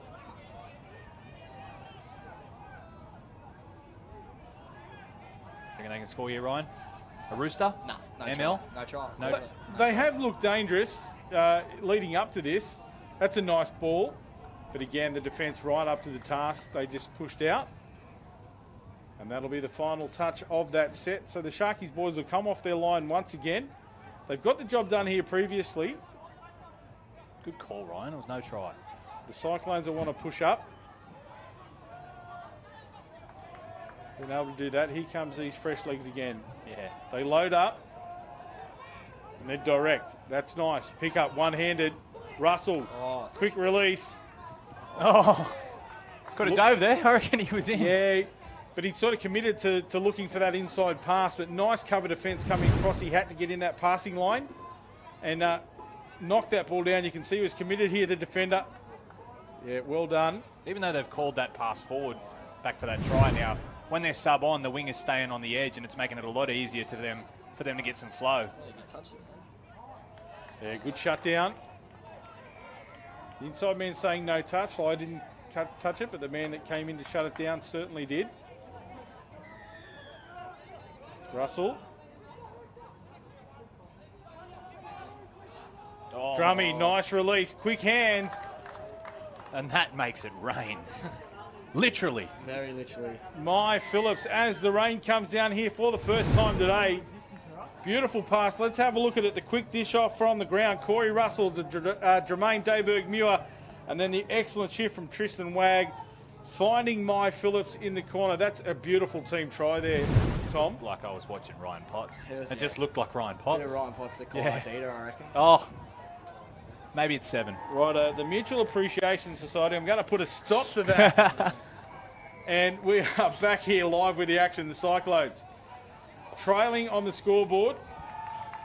6 tries to 2 now. And a lost opportunity there. Lawrence Oberlader throws the head back in despair. He knew that last pass didn't need to be given. This ball's going to get slippery. So we've been very lucky up till this point with the rain, and it started to come down here in Coffs Harbour. Nice line. That's Curtis again. Looking very good here, the Sharks. Yeah, they are. Just probing up. They continually asking the questions of the Cyclones defence as it starts to bucket down. You can see it there on the images brought to you by Bar TV. Everyone's running off. Yeah.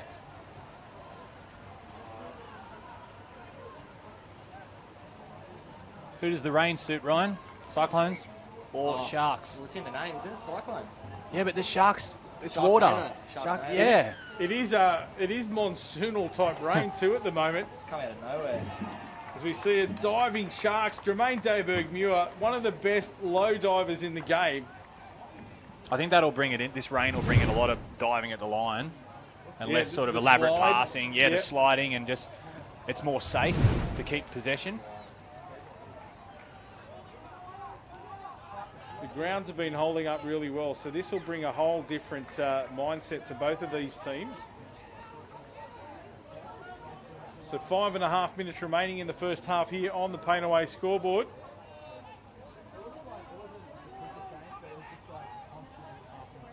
Russell. The player was called offside. You can see number 33 there for the Cyclones being called offside, Will Hunter. It's turned into a cricket score here. I think that's Adam Russell that may have been the beneficiary of that offside player, the play on call. We'll have a look. Yeah, it is. It's Adam Russell, the offside player. You've got to play what the referee says. We say play the whistle, don't we? You've got to be continually listening, watching what's going on around you. That heads-up style of touch football. And then Adam Russell gets the 7th try for the Sharks. The Cyclones, they're not really making meters off this tap-off here. Sharks are pressuring in defence. I think 13, Edwards is the man here. Here we go. Seamus gets across a beautiful late switch. You can't see the line. Very hard to see that line with the water coming down. Beautiful late switch. You call it there. 13, that is Seamus Edwards. Bit of a young gun for Queensland. I've played against him a few times, and yeah, he's a really good young player. Yeah, fantastic skill. Real freestyle touch footy. Yeah. That's what Seamus is known for, and that was a beautiful ball back inside. Andrew Searle, he's been busy. He's been trying to inject himself into the game, and that's probably just a reward for his output there. Exactly right. 7-3 now, the Sharks over North Queensland. I'd be using that late switch a lot more now because as the rain's coming down, this is getting slippery. Recovering from that in defence it's going to be very difficult. Got to dive at the line again. You reckon a try's coming here, Ryan? Yeah, I believe so. How? How are they going to score it? Middle scoop. Middle scoop. Yep, step inside. ML. Short side. Ricochet. Catch it and score. Is that the first Falcon of the day? Or did it hit him in the head? It's not the first Falcon. Okay. But now the Cyclones boys will bring it off their own try line. 3 minutes remaining here in the first half. They'll want to get another one here to stay in touch with the Sharks outfit. Puns. So up to the halfway line. So this is as good as a tap-off. Do we see a set piece here? I believe they're just going to sub off and come on and do whatever they've organised in the box. Yeah. So here we go now. They take it slowly in, so the change of pace will be important here now. This is the man with the ball in hand. He's been the danger man, Jared Townsend. I'd be using that late switch. I'd be really, really hammering this late switch here. Especially Townsend, the man with the ball, long ball this time, left to right. Just taking him out. And then a collision. In the conditions, it's hard to stop, isn't it, there? And that was just a body check collision. See, they're both all right. There's nothing doing there for the number 10 as he comes in. Oh, then the twist of the ankle, you can see there, clutching the ankle. You need a nice that after the game. Hopefully he's all good. Those images really making it clear that left ankle rolled. A lot of space here for the Sharks to sub off. That's 2 touches and they're already at the 10. 3 touches, that's halfway, and that's a bit of a Coach Killer going over the mark there. Nice flow coming into last. Jag in the middles. Corey Russell from half, long ball out to the winger. The referee's pulling back into the pocket to call that one. Forward pass was the call. But as you said, Tom, was beautifully set up there. And then Russell with that long left to right pass. Again, the hands look good for mine. It's from touch one, the Cyclones, I think they just need to get their middles up a little bit faster because the Sharks are able to get the ball all the way over to the link with all this space. Which opens up. Which does open up, and they were getting 20 metres off the first touch just from... Yeah, that could have been good night. I can't remember what I was saying, but I was saying something. We'll go with this set now. Subbing, Tom. Subbing. Yep. So now the Cyclones centre us up, taking us forward. There are 10 metres out from the Sharks line. That's Lawrence Oberlauder in the middle, number 8. Seamus Edwards, earlier try scorer. Michael Law there. One of the stalwarts of North Queensland touch football, Michael Law. There he is. You really want that middle with the hat on, but they just weren't getting it. And just that constant ball movement, those defenders need to come off the line. The referees weren't happy with the way they were. They want to get that right middle. It looks like they're really going for that right middle. Goes for the line. The touch comes in. A great clutch play there by number 16, Connor Rolfe, making that touch.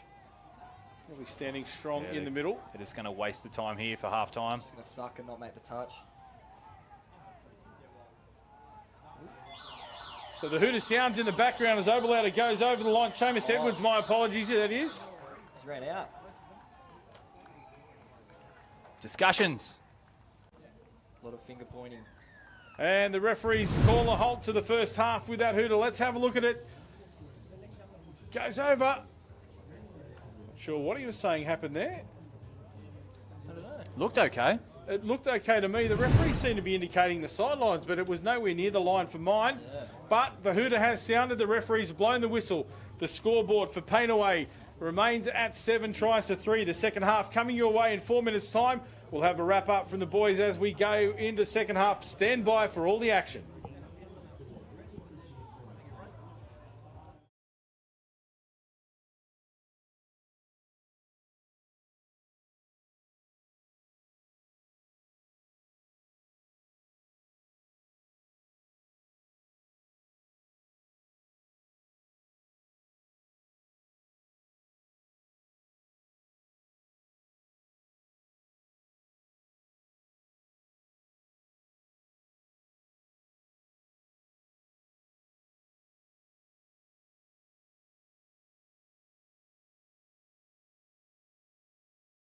All Flag Signs and Banners is one of the largest grand format printers in Australia. Our aim is to work closely with our clients to help build better brands and provide eye-catching print solutions.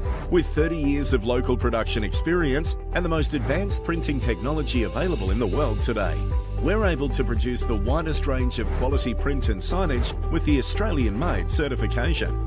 Whether it's billboards, a simple teardrop flag, or even event displays, there is no limit to what we can produce for our clients.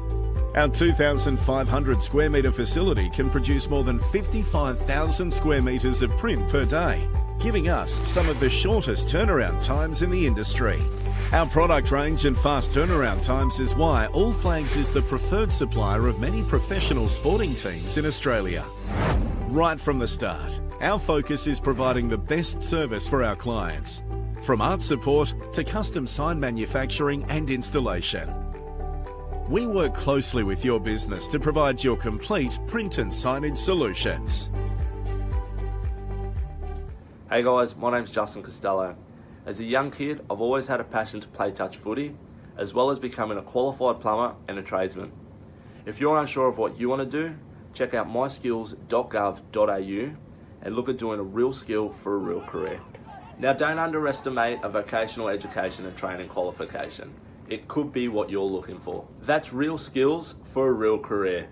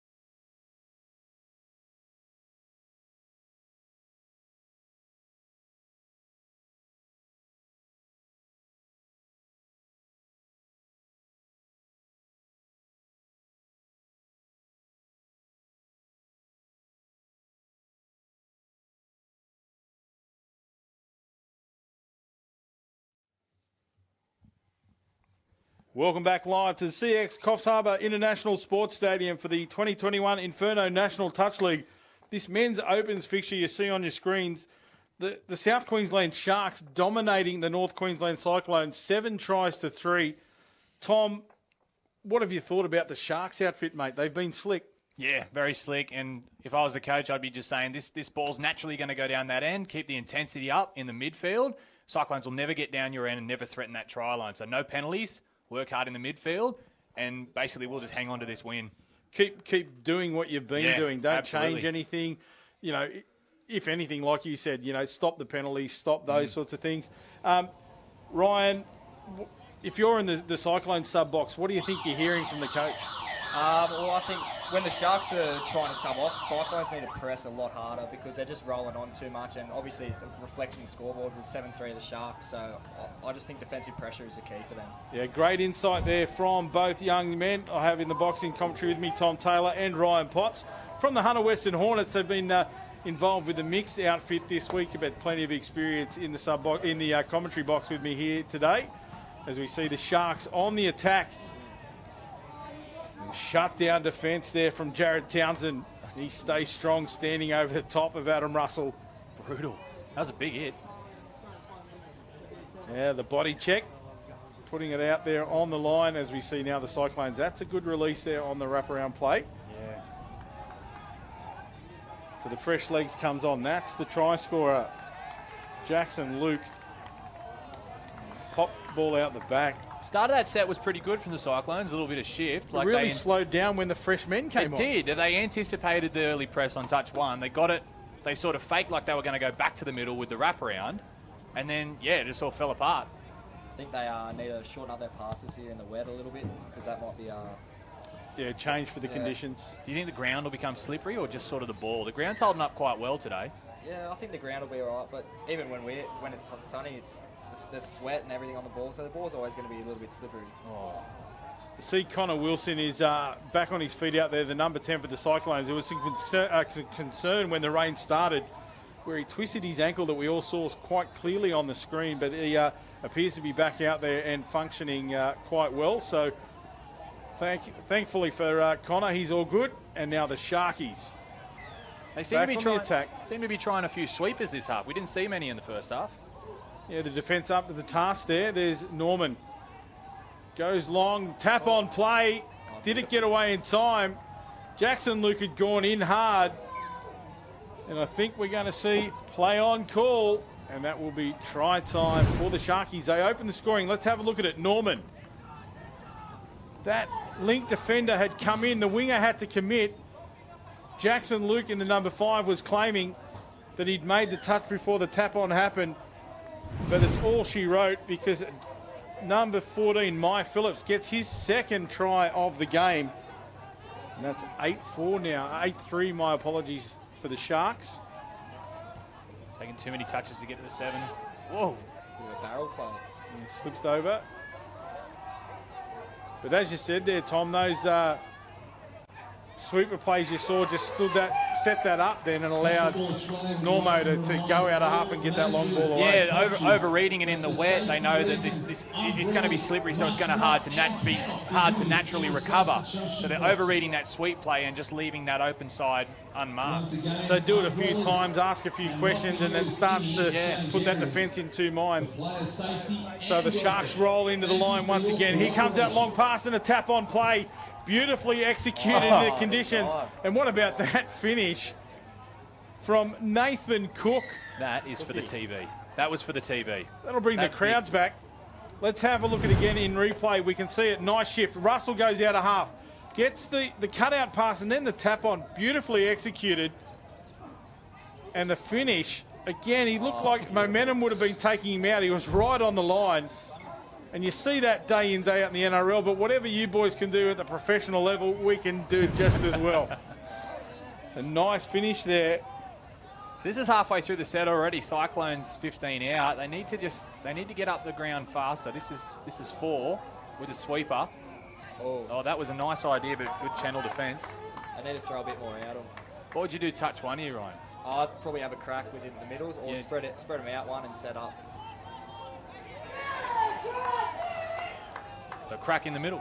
Well, now they've had that crack, I'd say chuck a sweeper or something else at them. Yeah, change the... Yeah, because that'll tighten them up in the middle. Yep. Yeah, good call. Let's see what they do if they've got a direct line to your commentary here, Ryan. Out ball. Regathered. Andrew Searle called him a little bit. Rooster. Looks like the playmaker. Early release. Oh, nice. Quick hand, Searle. He's over. Yeah, Andrew Searle, talked about him just working tirelessly in that first half, and that's another reward. That's his second try. This is probably the play that you learn.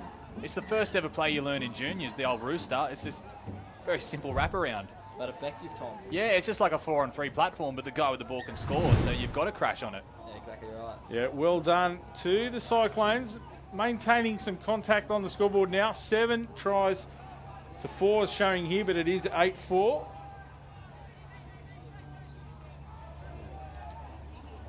You know what that was? Another Rooster. Except this time they went to the short side. So my apologies, I've made a stuff up there. It is 9-4, by the way, of the Sharks over the North Queensland Cyclones. Yeah, that line, that try line must be getting hard to see because a few of them are retiring back probably a metre past it. Oh, Rooster, eh? You reckon we'll see another one? 3 in a row? Yeah. Yeah, okay. I reckon. We'll do it. So the Cyclones on the attack, just over halfway line now. They're 10 metres out. That's a good release. Gets the defence in 2 minds. Long ball coming. That's low. Yeah, it was just the execution of the pass. I think the call was right, but just poorly executed on that occasion. Because now the Sharkies boys will have to drive off their line. Yeah, a lot of space again. They're good metres made. They got to press here. They have to press, Ryan. You're right, mate. They need to pull up out of that line and just push forward. Try to buy some of that space back. Making way too many metres here, the Sharks. It's a final touch now. And all sorts. Oh. As much as I hate to say it, if I was the Sharks, the number 11 for the Cyclones, I would be targeting him. He seems to be pulling a slow corner, so scooting out a dummy half, he should have the legs to cover that. The bigger body there in the middle. He gets that ball away. This is a good shift. Jackson Luke on the left-hand edge. Just need to get that ball down quickly there. We had the half in position looking for that second phase. Aaron Townsend it was. Townsend brothers out there. Aaron and Jared. Yeah, that's good there. It's got to go forward here. Lawrence Oberlauter, the number 8, also quite dangerous. This is Seamus Edwards. Michael Law. Law with the ball. Edwards gets block. out of half. That's a block. That's nice body position. Oh, he's picked it up, the referee. He called it on the run there, Tom. So well picked up. He's made the dump on the inside shoulder and held his ground. Yep. Now, that's sort of, some referees will be like, that's illegal. Some will be like, well, that's just the way you dump the ball. So it's a bit of a roll of the dice there to do for the... But when you're down 8-4 along, I'm happy if they want to try it. That's better for the Cyclones. Here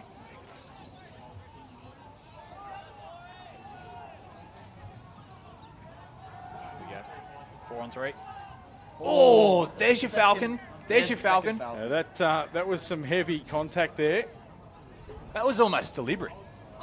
Let's have a look. Make sure the young fella's all right. It's like he just ran into the wall. It's not good. Let's have a look at it here on replay. The boys from Bar TV bringing us all the pictures. Oh, yuck. That hurts too. It does. That But ball is a brick. Russell went straight back there. You see Adam Russell immediately signalled to the referee, sir, hold on, this guy needs some attention. He went and made sure he was okay. It's a great sportsmanship there from Adam Russell. That's the last. They need to throw more at him here, the Cyclones. The Lynx are working hard for the Sharks. Lynx in defence, just over they're trying to get that 4 on 3 down in the middle, but that Lynx seeing it and he's coming in to help out the middles with the touches. And it's a lot better here defence here for the Cyclones, pressing up. Yeah, you can see there both sides of the ruck too moving forward, just trying to take some of that space away. This is good, but for the Sharks, that's a better transition. Rooster. I agree with you. They're working hard on touches 1 to 3, but as soon as the subs come on, they roll, which kind of undoes all that hard work. Yeah, exactly right. I don't know whether they're over-anticipating. They're like, oh, we want to make sure we'll be able to get on side. But if you got that one person up, it's kind of a little bit predictable what the Sharks are doing because it's just working for them. Well, they're rolling back right on that 7 where they can get that perfect strike dump. So I feel like they need to work on that. So the Cyclones now push up to the halfway line. A couple of touches gone. This is better. They're over the half now. A couple of opportunities left in this set. 2 touches remaining. That's Seamus Edwards with a nice ball out wide. Not sure why he pulled out. Searle there. Probably need to take that one. It looked like there was 2 players there that wanted to be the playmaker. Yeah. One of them was Seamus Earl. And that freestyle sort of style of touch football they play, that's often the issue that can come up. So down the Sharks go. Again, working down that field. We're going to this side this time. Last touch. That's good defence from the winger. Jackson Luke had come in. He committed early and shut down that channel. Corey Russell on screen. I think we might have our numbers around the wrong way here. That's Adam that was just on screen in the number 11. I have our run sheet. Here we the go. brothers the 2 opposite middles. way around. Tapped on. Over the top, the big tap on. They're doing everything right on touch 5, being able to jam the ball in between 2 middles for a dump. However, it's 25 metres from the line. So all the Sharks have to do there is just roll back and absorb that last play. And even if they do go on the outside, they have enough time to recover. Yeah, you got all that space to just recover for any form of overlap. Whereas the Sharks, when they get down the end, dump 5-7 out, and you've got to make that line. Well, even here they roll them. So now the Sharks sweeping into position here. That's Curtis. See them asking the referee to send those defenders forward. Russell, long ball out to the left-hand side. Does it get there in time? I think so. it does. Cook again. Yeah, Nathan Cook. No elaborate put down that time, but still a point. Yeah, but just doing the winger's job there, isn't he? Holding his channel, staying outside his man, and gets that down quickly on that occasion, exactly as he had to do. We call that a drift line for the wingers. They start in nice and tight, suck the defensive player in, and as that dummy half scoops the ball, he runs basically an outline. So Nathan Cook's second try of the half there. It was nice defence from Nathan Searle coming back out hard, threw his body in there, but couldn't get there in time. Cook gets the ball down. So the paint away scoreboard really starting to blow out here for the Sharks. Yeah, see, a lot of lateral movement here from Cyclones and very good press defence here. Second phase. Oh, you can hear the referee in the effects mic there. No 15. I think he's got it down. I think he might have too. He seemed to recover there. That first foot looked like he was close to the line. Have a look at this right foot here. It looked like it was close. I'm happy with the assistant referee's call here. Let's have a look. This is the one now. Let's see. Left foot fine, right foot. There's the impression. That's in. I'm going to call that in. I think he's right on the money. Yeah. Beautiful call by the officials. And we are on the scoreboard. Yeah, corner post can there or something. Nathan Searle. That was, I was going to say it was good defence. They managed to sort of hold up that and stop the second phase. However, it was well read by the ball carrier. He was like, okay, if you want to do that. The Russell strikes back here. Can't get it away in time. Drummy. He wanted his name in the scorebook a second time in this one. Doesn't get it on that occasion. And here comes the water falling from the sky again. Ah, yes, the rain. 6.5 minutes remain in the half here on the paint away scoreboard. The Sharks well in command of this match. But the North Queensland Cowboys are not going to give up in the run here. Jackson Luke, he's been busy. They've changed up their subbing, so they took the ball away from the box that time and just let the winger come in and help out. Sometimes that's not too bad either. Get the fresh legs on the open part of the field and then open up your channel. Yeah. So this is a good pickup here. There's Townsend. He's a busy man. And the only sort of risky run there is you need to keep that far side link on the field. On the field, They've got to then absolutely. work a lot harder and defend that extra set. You can only really get the 3 players off. Yeah, burn him. Yeah, they're not going to last long doing that, but it's sometimes just to mix it up. It's not a bad if you've got strategy. If you've got a link that every now and again runs a marathon, then you should be sweet. This is good. That's good direct pattern there. Oh, unlucky. Jesse Curtis, that was. Just puts it down.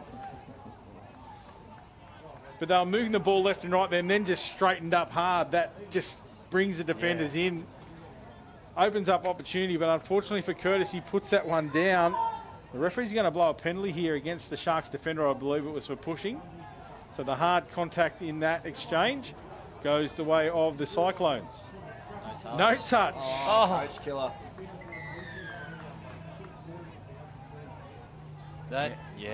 That's an often used phrase in this commentary box, Ryan, the coach killer. I have to say. Let's have a look at it here. Yeah, got the call right too. So then now we're back in live action. Curtis and Russell working around in the middle here. And then Dayberg-Muir sweeps. He'll go long. Plucked out of the air. Jackson Luke, can he go the distance? He looked fast in the opening half. Here he goes. Jackson Luke, coast to coast. He had to take that ball when he did, because if he didn't, it was good night, Irene. The Sharks were in, but Luke turns it around. Let's see it here in replay. Russell gets it to Drummy. Drummy goes long, and Luke, how much space was there if he didn't take it? And I've got to say, this man can run. The hair bouncing away the dreads. He's looking both ways to make sure no one's chasing, and there's only one side of the field. And the big footy dog. Oh, beautiful. Long ball. Oh, good defence. He was looking to try and get that back inside on that occasion, but I'm just still stuck with Jackson Luke. That was impressive. To take that in the rain too, that's a high catch. So 4 minutes remaining. The Sharkies on the attack. A little pump by Mari, Dave Maher there. Not going his way on that occasion. So the Cyclones, they've got some wind in their sails now. Let's go forward, boys. It's exactly what they do.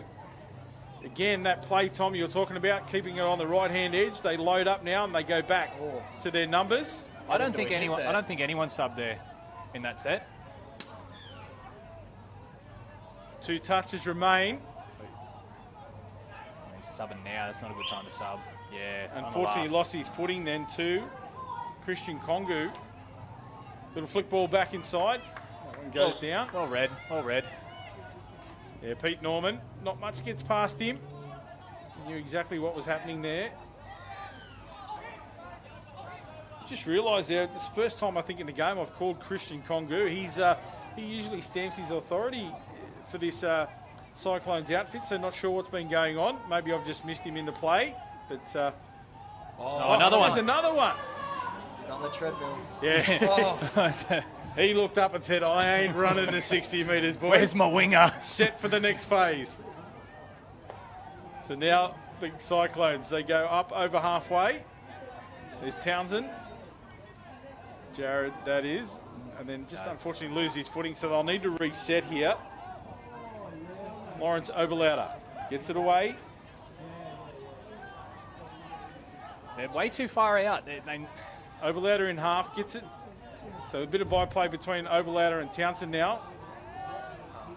It's just, they're dominating those touches. They're giving them a nice big jolt. That's on that Will touch. Hunter. Will Hunter with the ball. He goes off his left foot. Good foot speed there from Will, but really didn't commit the defenders in any way. Didn't change the shape of that defensive line. And the final touch is affected by the Sharks. They need to give themselves a few more opportunities when they got the ball. I think that's the difference between the two teams here. Sharks, when they're down there, they're playing a lot of options, and then when the Cyclones get down there, they got one shot, and that's it. Yes. The Cyclones have looked dangerous when they've moved the ball around, and they've had options. But that sort of static stuff, that one-on-one, not really their go. Townsend, can he go the distance? He's just got to run. Oh, it's where's the winger? That's just Scramble City, isn't it, that time? Well, that's a 0, so they've got a full set. They need to get it down the end now. So they'll regroup here. They'll get some fresh legs on. They need to use 2 touches to get to the end, not the whole set. They need to have 2 cracks. Edwards and Searle have been dangerous here for the Cyclones, boys. Sweeper play. There's the sweeper play for Michael Law. Beautifully done. Is that a triple? That was an open side sweep. That's Andrew Searle. The strut. The swag. He doesn't look very happy. He's been rewarded in the second half, but that was much better play. Let's have a look how it's set up there. The nice sweep. Laurie just puts himself in space, draws that link defender in, and then the short pass for Andrew Searle at pace. Beautifully finished by the Cyclones. And they deserve that, boys. They've been having a crack. I will admit they've definitely improved since the first half. Yeah. But here's you see the difference here. That's touch 2, and there's your 7 metres. And Norman gets the ball outside. There's Drummy again, but they don't need Drummy on the sweep. I think that's a try. Yeah, I'm going to call it. I'm happy with that. Mai Phillips gets his 3rd of the match. No. Let's call it forward. The tap. Commentator's curse. I've gone off too early. Let's have a look at it in replay. Was that the tap on? It was like a... It was a tap on over the top. I'm not sure what the call was, but the siren sounds in the background, and that's all she wrote here in this men's opens game. Boys, we're fairly pressed for time. I'm going to thank you for your commentary. It's been outstanding. Great insight. Good luck this afternoon. Ryan, you're on the field. Tom, what was it, assistant coach, manager? Assistant manager, probably. Boys, good luck in the mixed opens with the Hunter Western Hornets. It's been great having you on board, the insight you've provided. What do you think? Are the Sharkies going to go deep into this one? I reckon they'll be in the final. You think they're in the final? Tom, who are they going to play? Either, hopefully, Hornets. If not Hornets, they'll play CQ. There we go. That's the call from the boys. Thank you once again for your insight. The next game coming your way here from the Inferno National Touch League. The Brisbane Cobras and the Sydney Scorpions in the women's 30s. Stand by for all the action.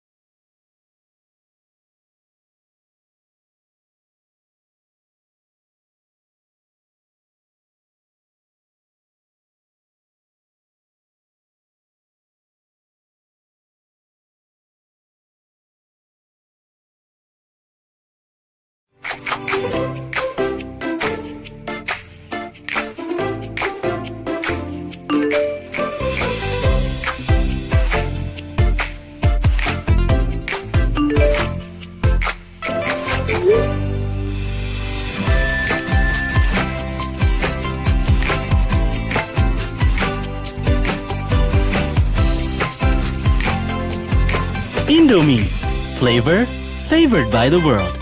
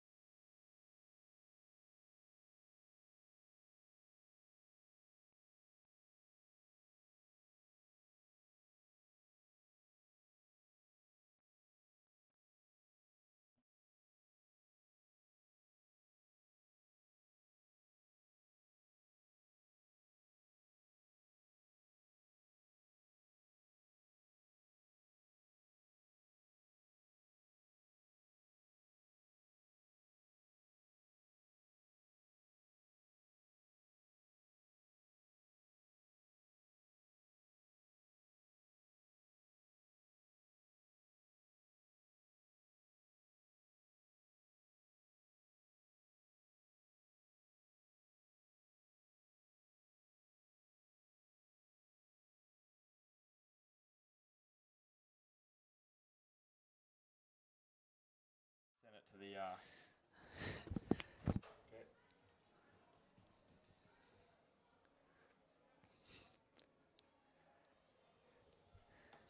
Welcome back to Coffs Harbour. This is the women's 30s in the Inferno National Touch League, and we've got a top-of-the-table clash for you. It is the Cobras up against the Scorpions, the Brisbane Cobras in red, the Scorpions in that green colour. Ben Homer with you in commentary to start this one off with Mark Langbridge. Mark, great to have you along for the ride. Thanks, Ben. Geez, that rain's going to just put a little bit of a difference to it. We'll see how they handle the conditions. Yeah, well, it just started in the last hour and a half, and to be honest, it's nice being inside. Sorry to anyone that's outside.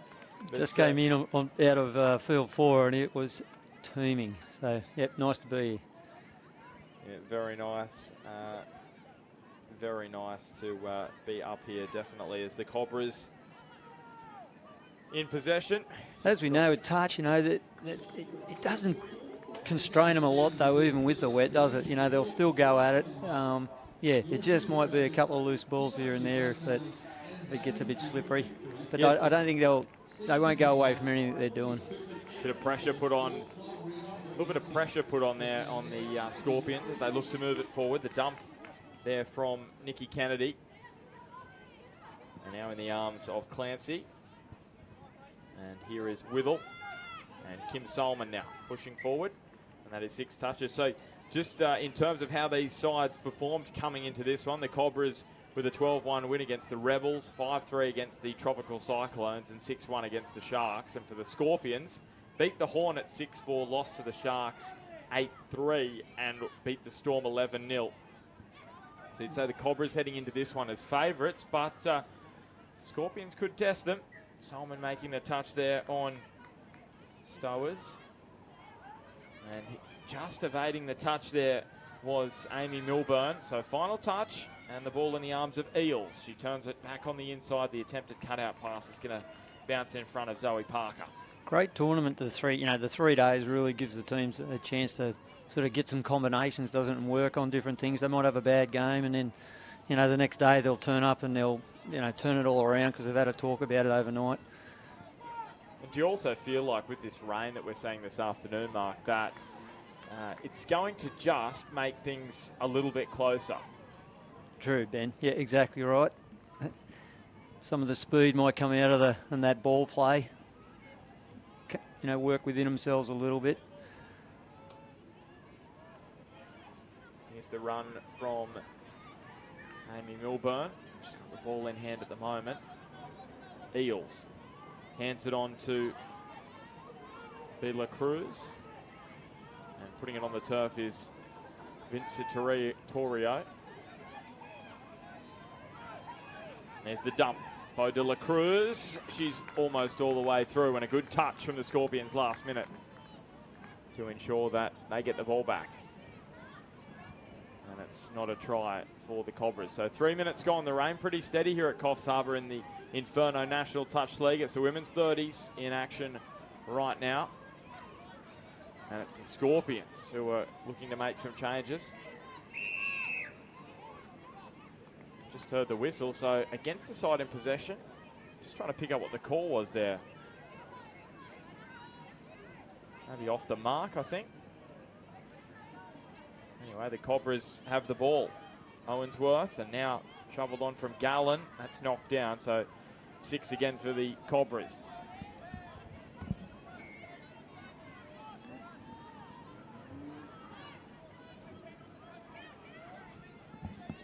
Day 2 here in the rain. It'll be interesting how they pull up tomorrow morning. It's going to make it a little bit tougher on the calves, isn't it? Yeah, they're going to be a little bit sorer and a little bit harder, a lot more work to do. So 6 again now for the Cobras. They're just building the pressure nicely. Very, very nicely. As the ball into the hands of Vincitorio. She's going to play it onto Stowers and diving for the line. It's the perfect conditions for a penguin dive. Laura Bain was reaching out there and the touch has been made. Have a look at this. full-length dive. The touch was made. Cobra's still on the attack, though. The baton is in front of the winger, Laura Bain, on this occasion, and it's over the line. See if Scorps can get to the other end. They haven't had a chance to get in any rhythm here yet.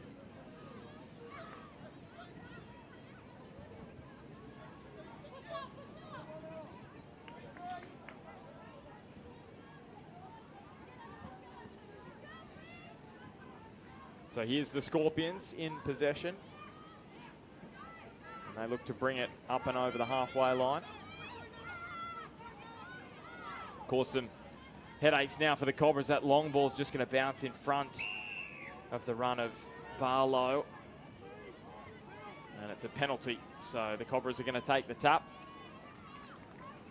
No tries early on. And it's going to make things difficult for tries to be scored this wet weather at the moment. As Galetto took the initial run.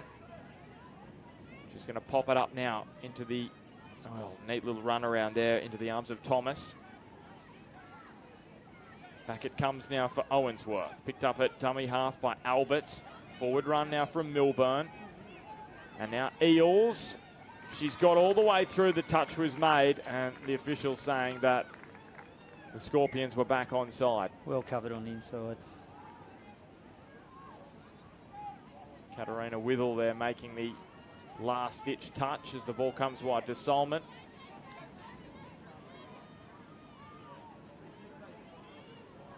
They're really going to try and pin them down in this corner. It's going to make things difficult here. The Scorpions, they're not really going anywhere, and they haven't got many players out there on the park. Just getting a bit mixed up with that box change, aren't they? Got to drive hard to that box and get those people just... Oh, was there something going on in the play of the ball? The Scorpions thought there was. Jackie Dean unhappy. Don't think the ref saw that. Unlucky. You're thinking there should have been a penalty their way? Little clip on the way through. They don't see everything. The refs, unfortunately. Haven't got eyes everywhere. So De La Cruz is there at dummy half.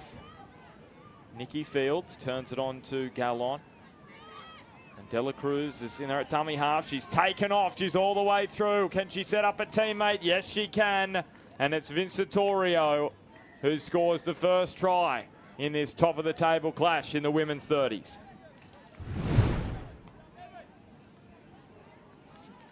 Got out of dummy half. Just made that space.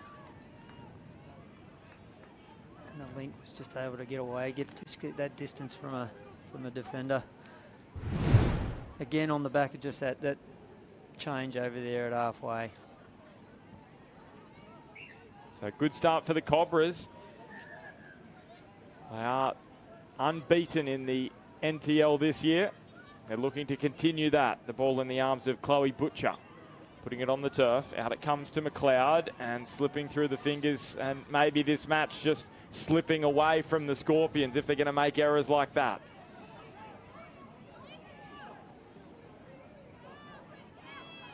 Touch made there by McTaggart. Wide it comes to Zoe Parker. Stowers back on the inside to Parker. Picked up by Stowers. And now with Galetto. Sharp footwork from Galetto. Hard touch. She was asking for it. Gave the referee the opportunities. One of those. You just over push it. It gives that ref that opportunity to blow that penalty. And that's what the Scorpions might be blowing up about, because they probably should have had a penalty moments ago for similar kind of thing. Feet in the ruck on that occasion. So here it comes to Milburn. Now into the arms of the try scorer, Vincitorio. Turns it on the inside for Milburn. In there at dummy half is Albert. Finds Vincitorio. Looking for the winger. She's all the way through again. And she scored both tries for the Cobras. And they are out to a 2-0 lead.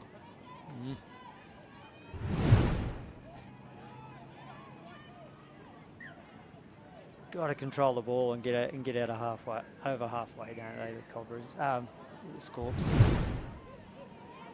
Cobras will do that to them all day, I think. If they can't pin them down, they've got to make it harder on them getting out of their own half. It's difficult for them to strike when they're so deep in their own half, and they get that opportunity now through Solomon. She's going to play the ball to Clancy. Out it comes now to Withell. She turns it on the inside. The switch there by Scanlon. Gets the ball on the turf. The cutout ball from Scanlon. It's well taken by Barlow, and the pass is called forward. No, it's called a try. Yep. It is a try. Well, I thought it was forward. I think, again, out of the back. It did look, but just out of the back of the hands, backwards, so the refs allowed it. And it is absolutely bucketing down now at Coffs Harbour. Wow. The heavens have opened up. Well, 2-1 or 1-2, they're back in it.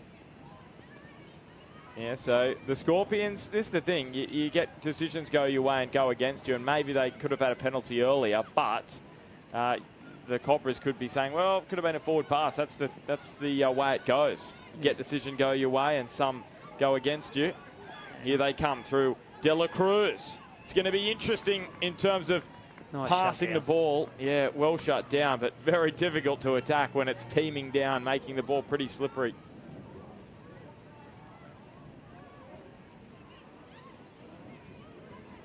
So here come the Scorps. Down by 2-1 at the moment, looking to really spin the ball. What are you thinking, Mark? They've just got to get the ball down and drive it forward, don't they? Really conservative, just build the meters, and that's what happens. They've done it again. Yeah, jeez.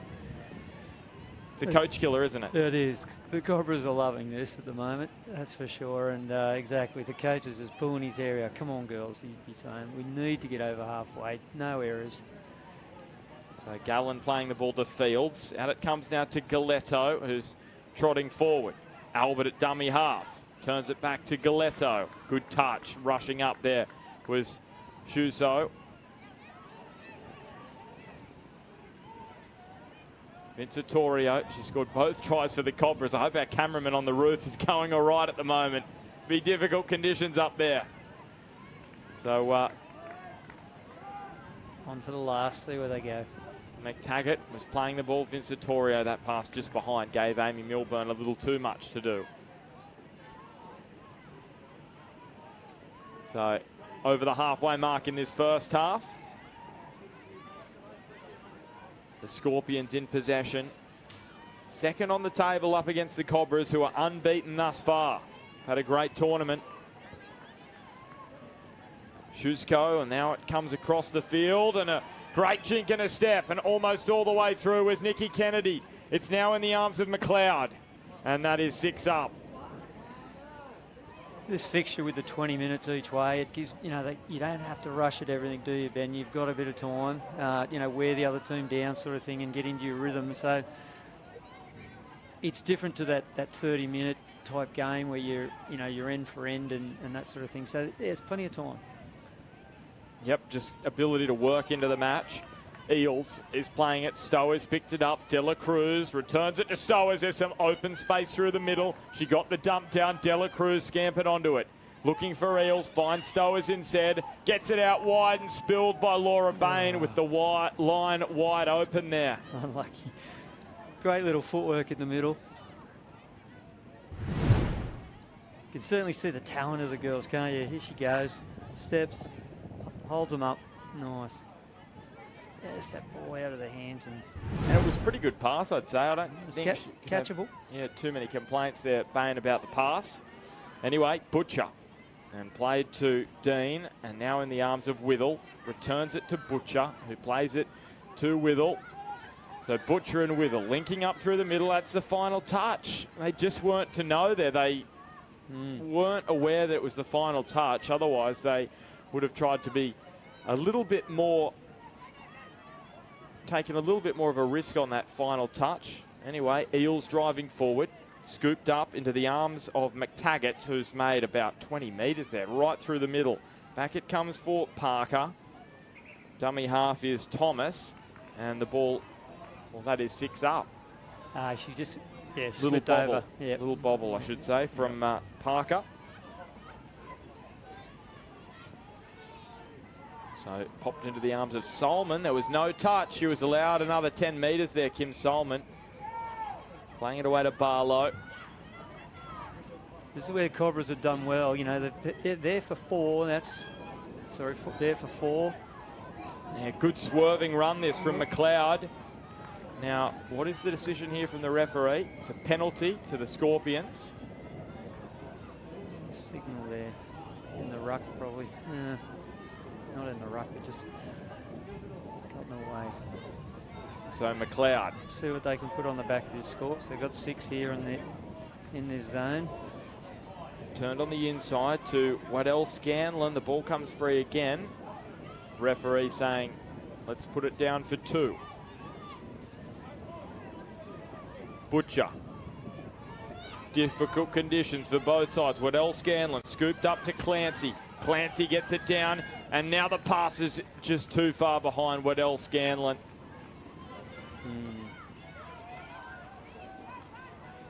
No need for that. A little bit more patience. They'll get there. So shoveled on now to Gallant. So looking to make some metres through the middle. Spun wide into the arms of Galetto. She beat a couple, got the ball down, scooped up at dummy half by Thomas. And now it's with McTaggart, who got it to the ground. Stowers on the outside, was able to shovel the pass onto Owensworth. And Owensworth just over halfway. Stowers to the middle, good juggle. There we go. So Scorps have held them to the half, so that's good on them. Let's see what they can do now. Yeah, just struggled to make some metres in that set, didn't they, the Cobras? Yeah, whereas they've done it every other set. Penned them in nicely. Here's Solman. Geez, it's hard out there for him. That rain's come back in again. Yeah, Shuzko on to Solman. Shuzko was getting ready to be at dummy half. Referee saying, let's play it again. Up they come. Into the arms of Mitchell. She gets the ball down. Picked up at dummy half by Dean, and down it goes. Still 2-1. The game right in the balance here as we head towards half-time. As Albert took the initial run. Now with Eels. This is better flowing touch footy from the Cobras. They let the Cobras... yeah, they got out of jail there. So the Cobras, you know, they could get a bit of momentum on the back of this now. Bit of a relief there, and they'll go to the other end. Great ball from Dela Cruz onto McTaggart. Dela Cruz on the final touch. She's going all the way through. Can she find Bain? Yes, she can. Referee has called it as a touch, I believe, or over the dead ball line, actually. It was over the dead ball line. Dela Cruz just stepped on the chalk before she got the pass to Bain. We may be able to see it here on the replay. You got your laser vision mark. It's so tight, we can't see the lines up the other end. No, that's impossible to see because the rain is just washing away a little bit of the paint. Anyway, they've spilled it, the Scorpions, again bring it out from their own end. So what can the Cobras come up with before half-time? Dela Cruz, so dangerous. Gallon. Controls the middle, doesn't she? Well. Yeah, Dela Cruz onto Pia Gallant. Now it's in the arms of Christy McTaggart, who puts it on the turf. McTaggart looks left, goes right on the inside. Dela Cruz, the touch has been called. Final play now for the Cobras. So Dela Cruz. She's not in any hurry. McTaggart's picking it up, finds Dela Cruz, almost on the outside. Pretty important touch, that one. And it was Jackie Dean who made it. She's going to take the run now. Picked up by Curtis. Now just in behind for Kennedy. The ball wide into the arms of Alunga. And that was pretty strong contact on the way through from on Withell. Now it's with Butcher. She plays it to O'Brien, who's going for a run. Sarah O'Brien spilled in the shadows of the sideline. So no, Ben, is the Cobras doing a good job of not letting the Scorps get out, or is it the Scorps not being disciplined enough in getting out? It's, you know, it's always that battle between who's two and what. Yeah. And the rain as well, just causing headaches with getting out of their own end. Also ball control. Galetto dumped it down there, picked up by Thomas. Now Stowers in the middle of the park. She's got the ball here, Letitia Stowers, picked up by Eels. Problems for the Scorpions. She can't find a teammate. Now she can, but the touch was made because Waddell Scanlon was standing right next to her, made the touch. Nice run. She got through well. And then there's that battle then to try and find someone. Scorps has covered it. Well defended again from the Scorps. Waddell Scanlon picks it up. Down it goes from Clancy. Penalty. Problem is, it's not going to help because there's only 10 seconds left in this first half. But it's right in the balance, this one. Here's a swerving run from the Scorpions. Schusko. Oh, little slip from Nikki Kennedy. And that, well, they've taken the quick tap, Nikki Kennedy, but the referee saying no, not on the mark. It's going to give him the opportunity to... It's a Hail Mary. Of course, the final play of the first half. Kennedy takes the tap. Well, that wasn't very inventive, but probably fair enough. You don't want to concede a try by throwing an intercept or a Hail Mary. And that is the first half done and dusted. And Mark, the conditions had a big role to play there. They really have, haven't they? You know, exactly the control that the girls have just dropped off a bit. You know, it's lost that. Well, you know, 10-20% of their errors have been because of the conditions. That'll be the talk at half time.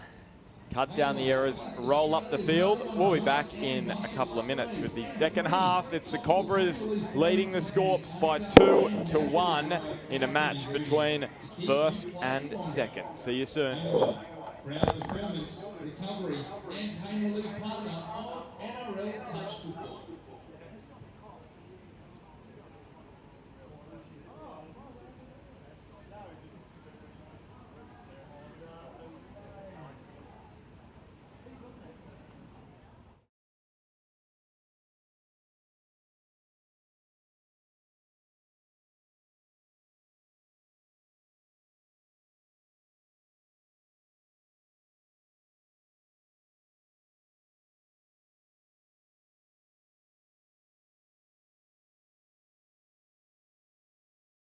Can't stop, won't stop, train, perform, recover. Pain Away, Australia's #1 joint and muscle spray and cream topical pain relief brand, containing arnica and naturally derived active ingredients. All day, every day, Pain Away.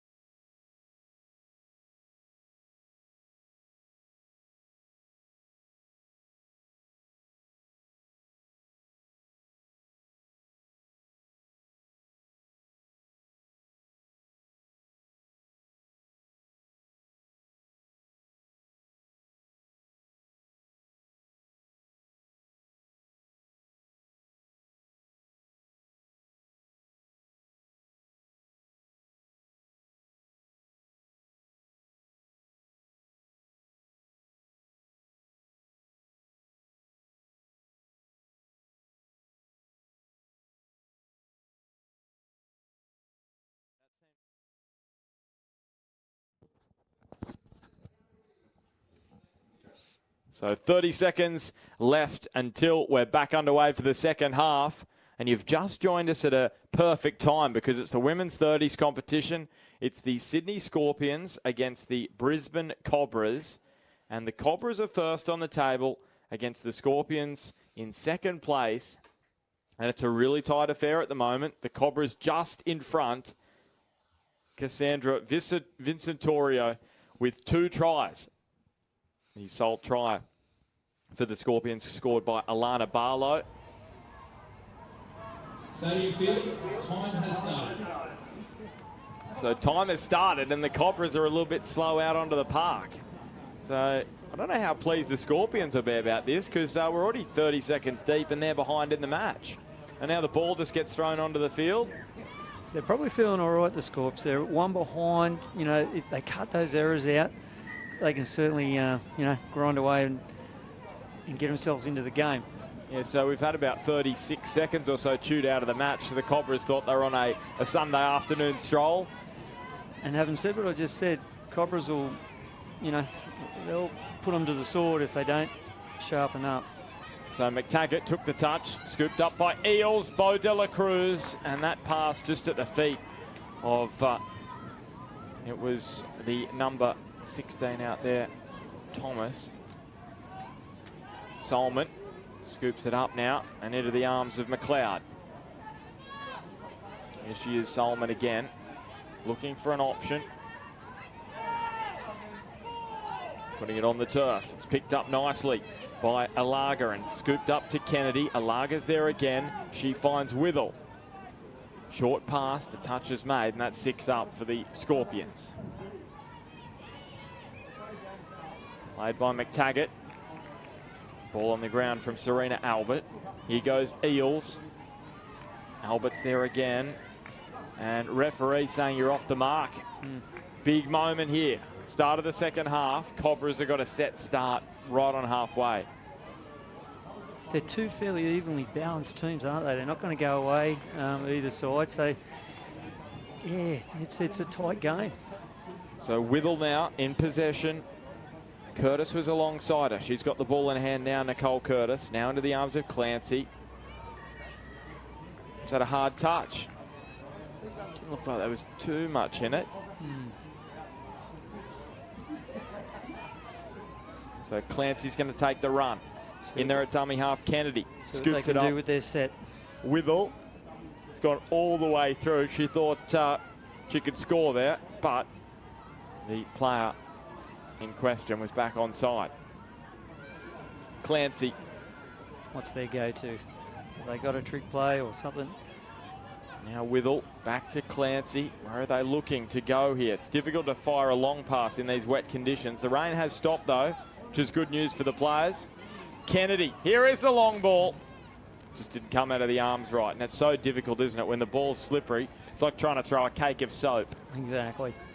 And she just did lose that little bit of that momentum. She can throw that right to left. Well, it's obviously throwing a cake of soap, Mark, is easy because it's small. But just imagine a cake of soap the size of a football and try and fire that out to the wing.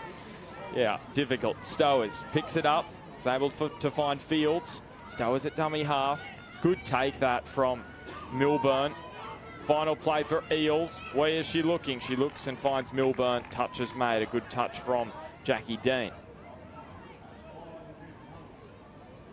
Nice little roll through the middle there from the Cobras. That's where they want to end up. So now they've got the penalty. Yeah, and that's... Or the handover, I should say, just from a mistake. It's a real killer, that one, for the Scorps. It's 2-1. The Cobras leading on the Pain Away scoreboard. Remember that Pain Away is Australia's #1 joint and muscle spray and topical pain relief cream. So if you're in pain, make sure you read the label, and then you can check if Pain Away is perfect for you.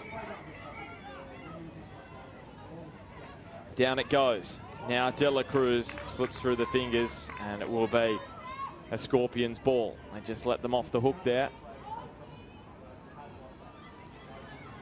Clancy now into the arms of Withell. Fires it out wide to Graham Withell. Withell at dummy half, scooping it up to Curtis. Down it goes now for Graham Withell. Butcher. Now in the arms of McLeod, who found Waddell Scanlon. Last.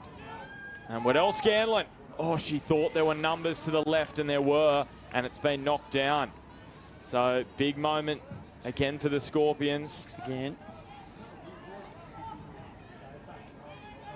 What have they got to put on here? McLeod plays it. Waddell Scanlon now with Butcher.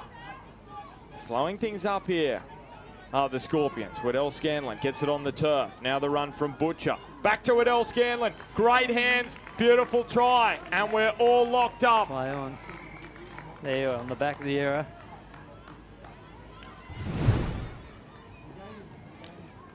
Yeah, and as you said, Mark, back of the error, and they have made the Scorpions pay for that. So it is Amy Alagna who makes it 2-2 in this top-of-the-table tussle. Such a great game touch like that. You know, it just goes from end to end. You think you're going all right, you're on top, you're in front. You just can't go to sleep. You've got to keep going. And that's the mental challenge. Well, speaking of not going to sleep, the Scorpions can't hear, and they have, and it's Pia Gallen who sliced them right through the middle, Great and they skills. respond. Great skills by the girls there, Ben. That's just beautiful touch football move. Back through on the inside. Drag the Scorps out. Oh. Was able to bring through. Yeah. He was right in front. I don't know. I'm going to give Gallen and the Cobras the benefit of the doubt there. I think she had enough control as the ball went to downward the try pressure. line. Yeah, downward pressure. Yeah. She still had control. Of course, once you lose it, you can't then regain it in connection with the turf, but I think she was still in control. So, Solomon, Clancy at dummy half. Withell. That's where they had the opening previously down the right. They come left, and the pass was low for Graham Withell, who spilled it. There was some space out to the right, though. They went left instead, where a lot of the Cobras' defence was located. Little wrap play now down the left with Vincent Toria, who scored a couple in that first half, rushing up and making the touch on Albert. Here's Milburn. On the inside from Galetto to Milburn. So Galetto and Milburn, the two middles at the moment. Galetto tries to fire it left. She saw the numbers. Eyes lit up, couldn't find a teammate.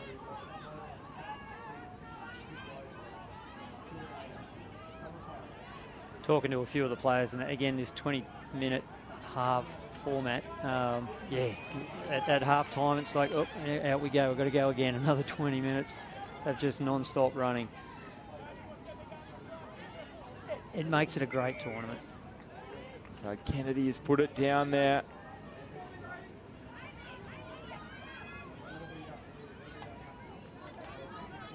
Can the Cobras put a fatal bite on the Scorpions here?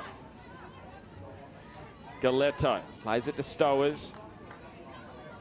Here's the run from Thomas. Stowers at dummy half. De La Cruz inside to Gallen, who just scored moments ago. Can those two link up for a try? Gallen gets it down. De La Cruz scoops it up. Fires it over the head of Stephanie Thomas as she spiraled that pass, but the referee saying there was no advantage. The someone not moving forward. Yep. He's just picked it. So they get to ask some more questions now. Girls in the middle just having a bit of a chat, see what they're going to set up.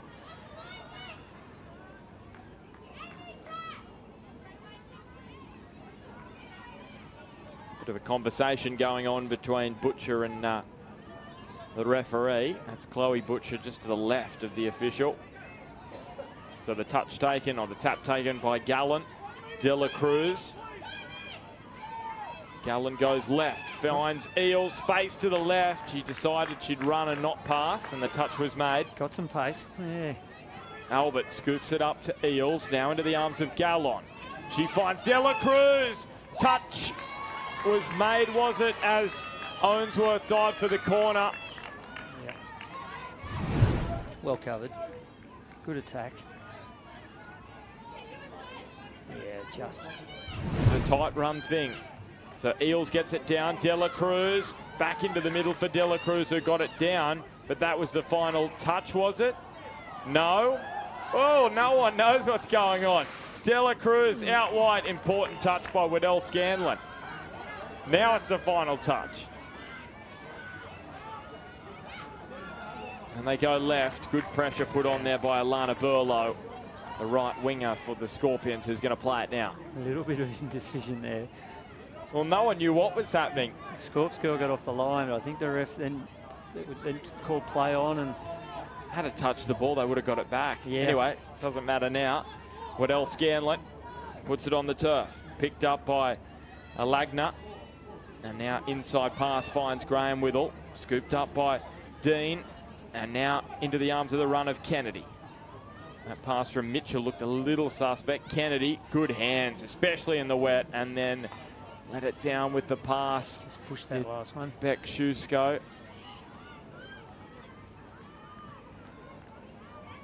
3-2 it remains. Top of the table clash in the National Touch League, sponsored by Inferno. The Pain Away scoreboard reading 3-2 to the side in possession at the moment, the Brisbane Cobras. They get to the box, get their fresh legs back in. Cobras unbeaten in the tournament thus far. Scorpions just the one loss in 3 matches. Here's Galetto. The short strides causing some headaches, but the touch was made. Low pass, well taken there by Mitchell.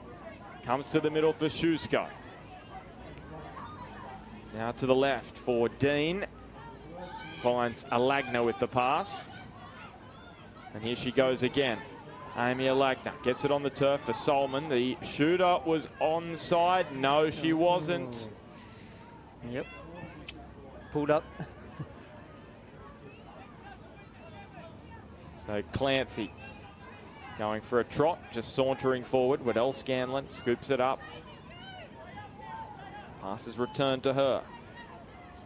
Waddell Scanlon gets it on the turf. Schusko, good juggle from Waddell Scanlon. She decides to dive for the line. As we were saying earlier, perfect conditions for the Penguin. Just diving in low. Withell. Now Kennedy. They're shuffling well to their left, the Cobras, and to the right for the Scorpions. Kennedy says, I'll go myself. Just testing them there, yeah.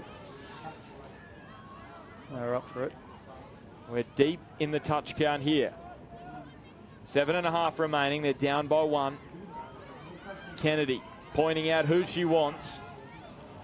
Withell to run at, and Withell does that. Kennedy fires it across, and it bounces in front of Nicole Curtis, and she's going to go and have a breather. Kennedy. The link then probably could have been in a little bit, closer in to run that channel. Yeah, she's really trying to pump them up. This is big. This is big because you look at these results. The Scorpions lost to the Sharks 8-3, and the Cobras beat the Sharks 6-1. So that would hint to you that there's a big gap between these two sides. Well, look at the scoreboard. There's not. Yeah, they've really readjusted, haven't they, the Scorps, obviously. And even with all those errors in that first half, they've hung in there. They're not far off it. Gallant Cobras Cobras are going to keep coming at them. Well, good touch made by Withell. So now they're going to try and bring it out from their own end. Withell plays it to Clancy, scooped up into the arms of Curtis. In there goes Clancy, and Withell couldn't handle it. Now, the pass should have probably been taken, but it was around the knees. Made things difficult for her. Gallant. Yeah, they were just bunched in a little bit, weren't they? They were in, on top of one another, and you can't do that.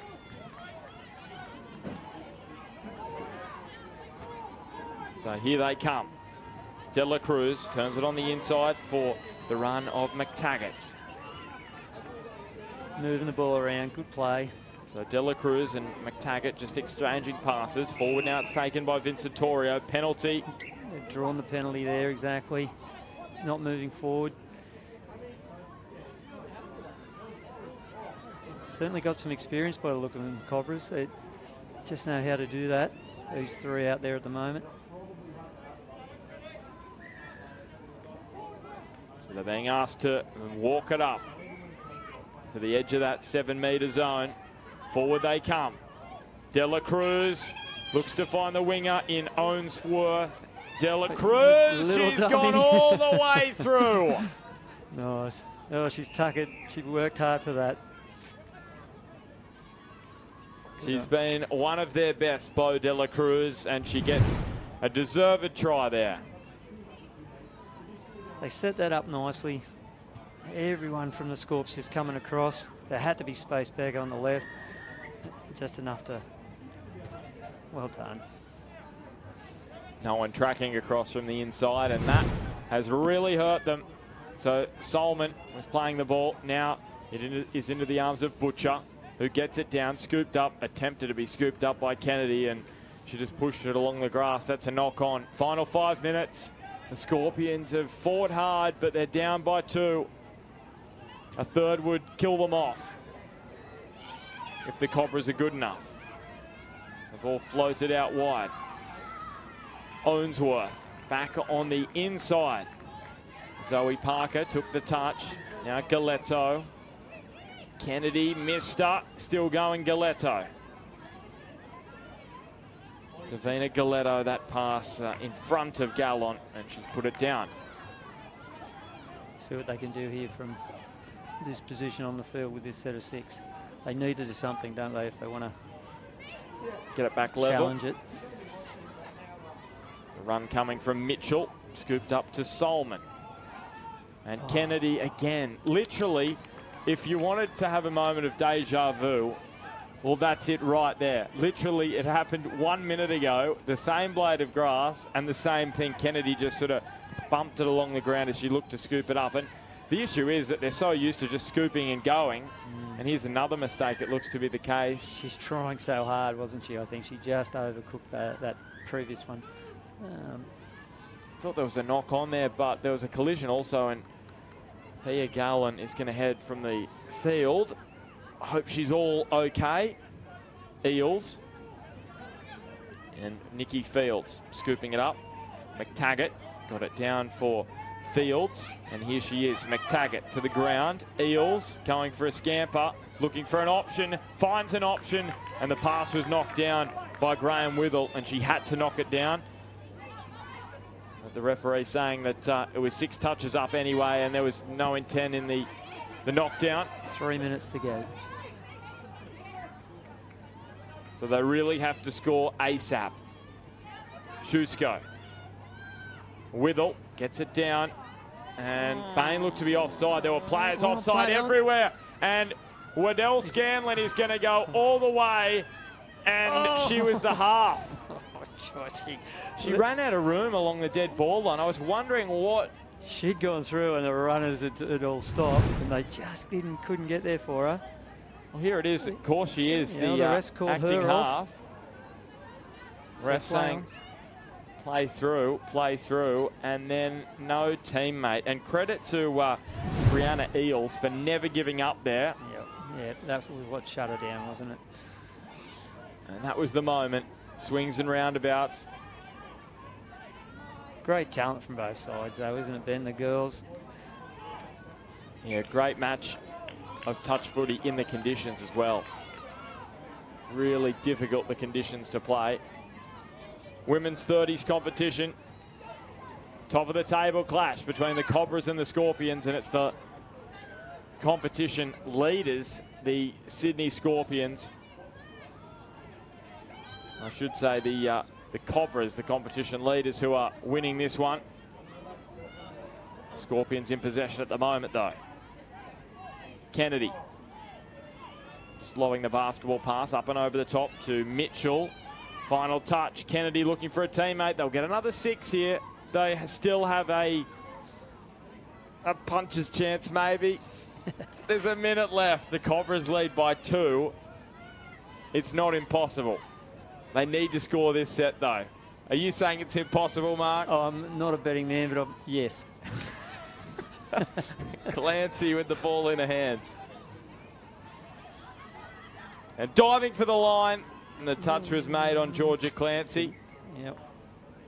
Thought there might have been a chance she was going to call the defender offside there, but not to be. Kennedy spies some space on the right. Mitchell puts it on the turf. Kennedy across. Solomon was there. Good touch from the winger. And she's been great, Laura Bain. Scored one. Stops one there. Mate, whoa. What's going on there? Is that a pass to the member in the crowd? May have spotted a green shirt in the crowd, and disappointing end for the Scorpions.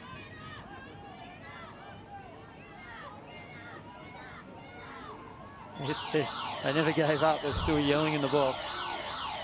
So the Cobras continue their unbeaten start to National Touch League 2021. There'll be some video review tonight, I think, Ben, on both sides. Scorps could be, again, they'll just work on those errors. They get rid of those errors. Where could they be? But Cobras aren't going to go away, that's for sure.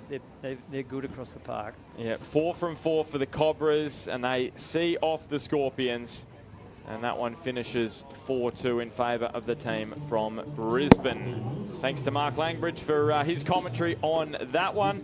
Coming up next, we've got the Indomie Noodles NTL All Abilities competition. It's round 4, and the Cobras are back. They're taking on the Sydney Mets. It's the Cobras A team against the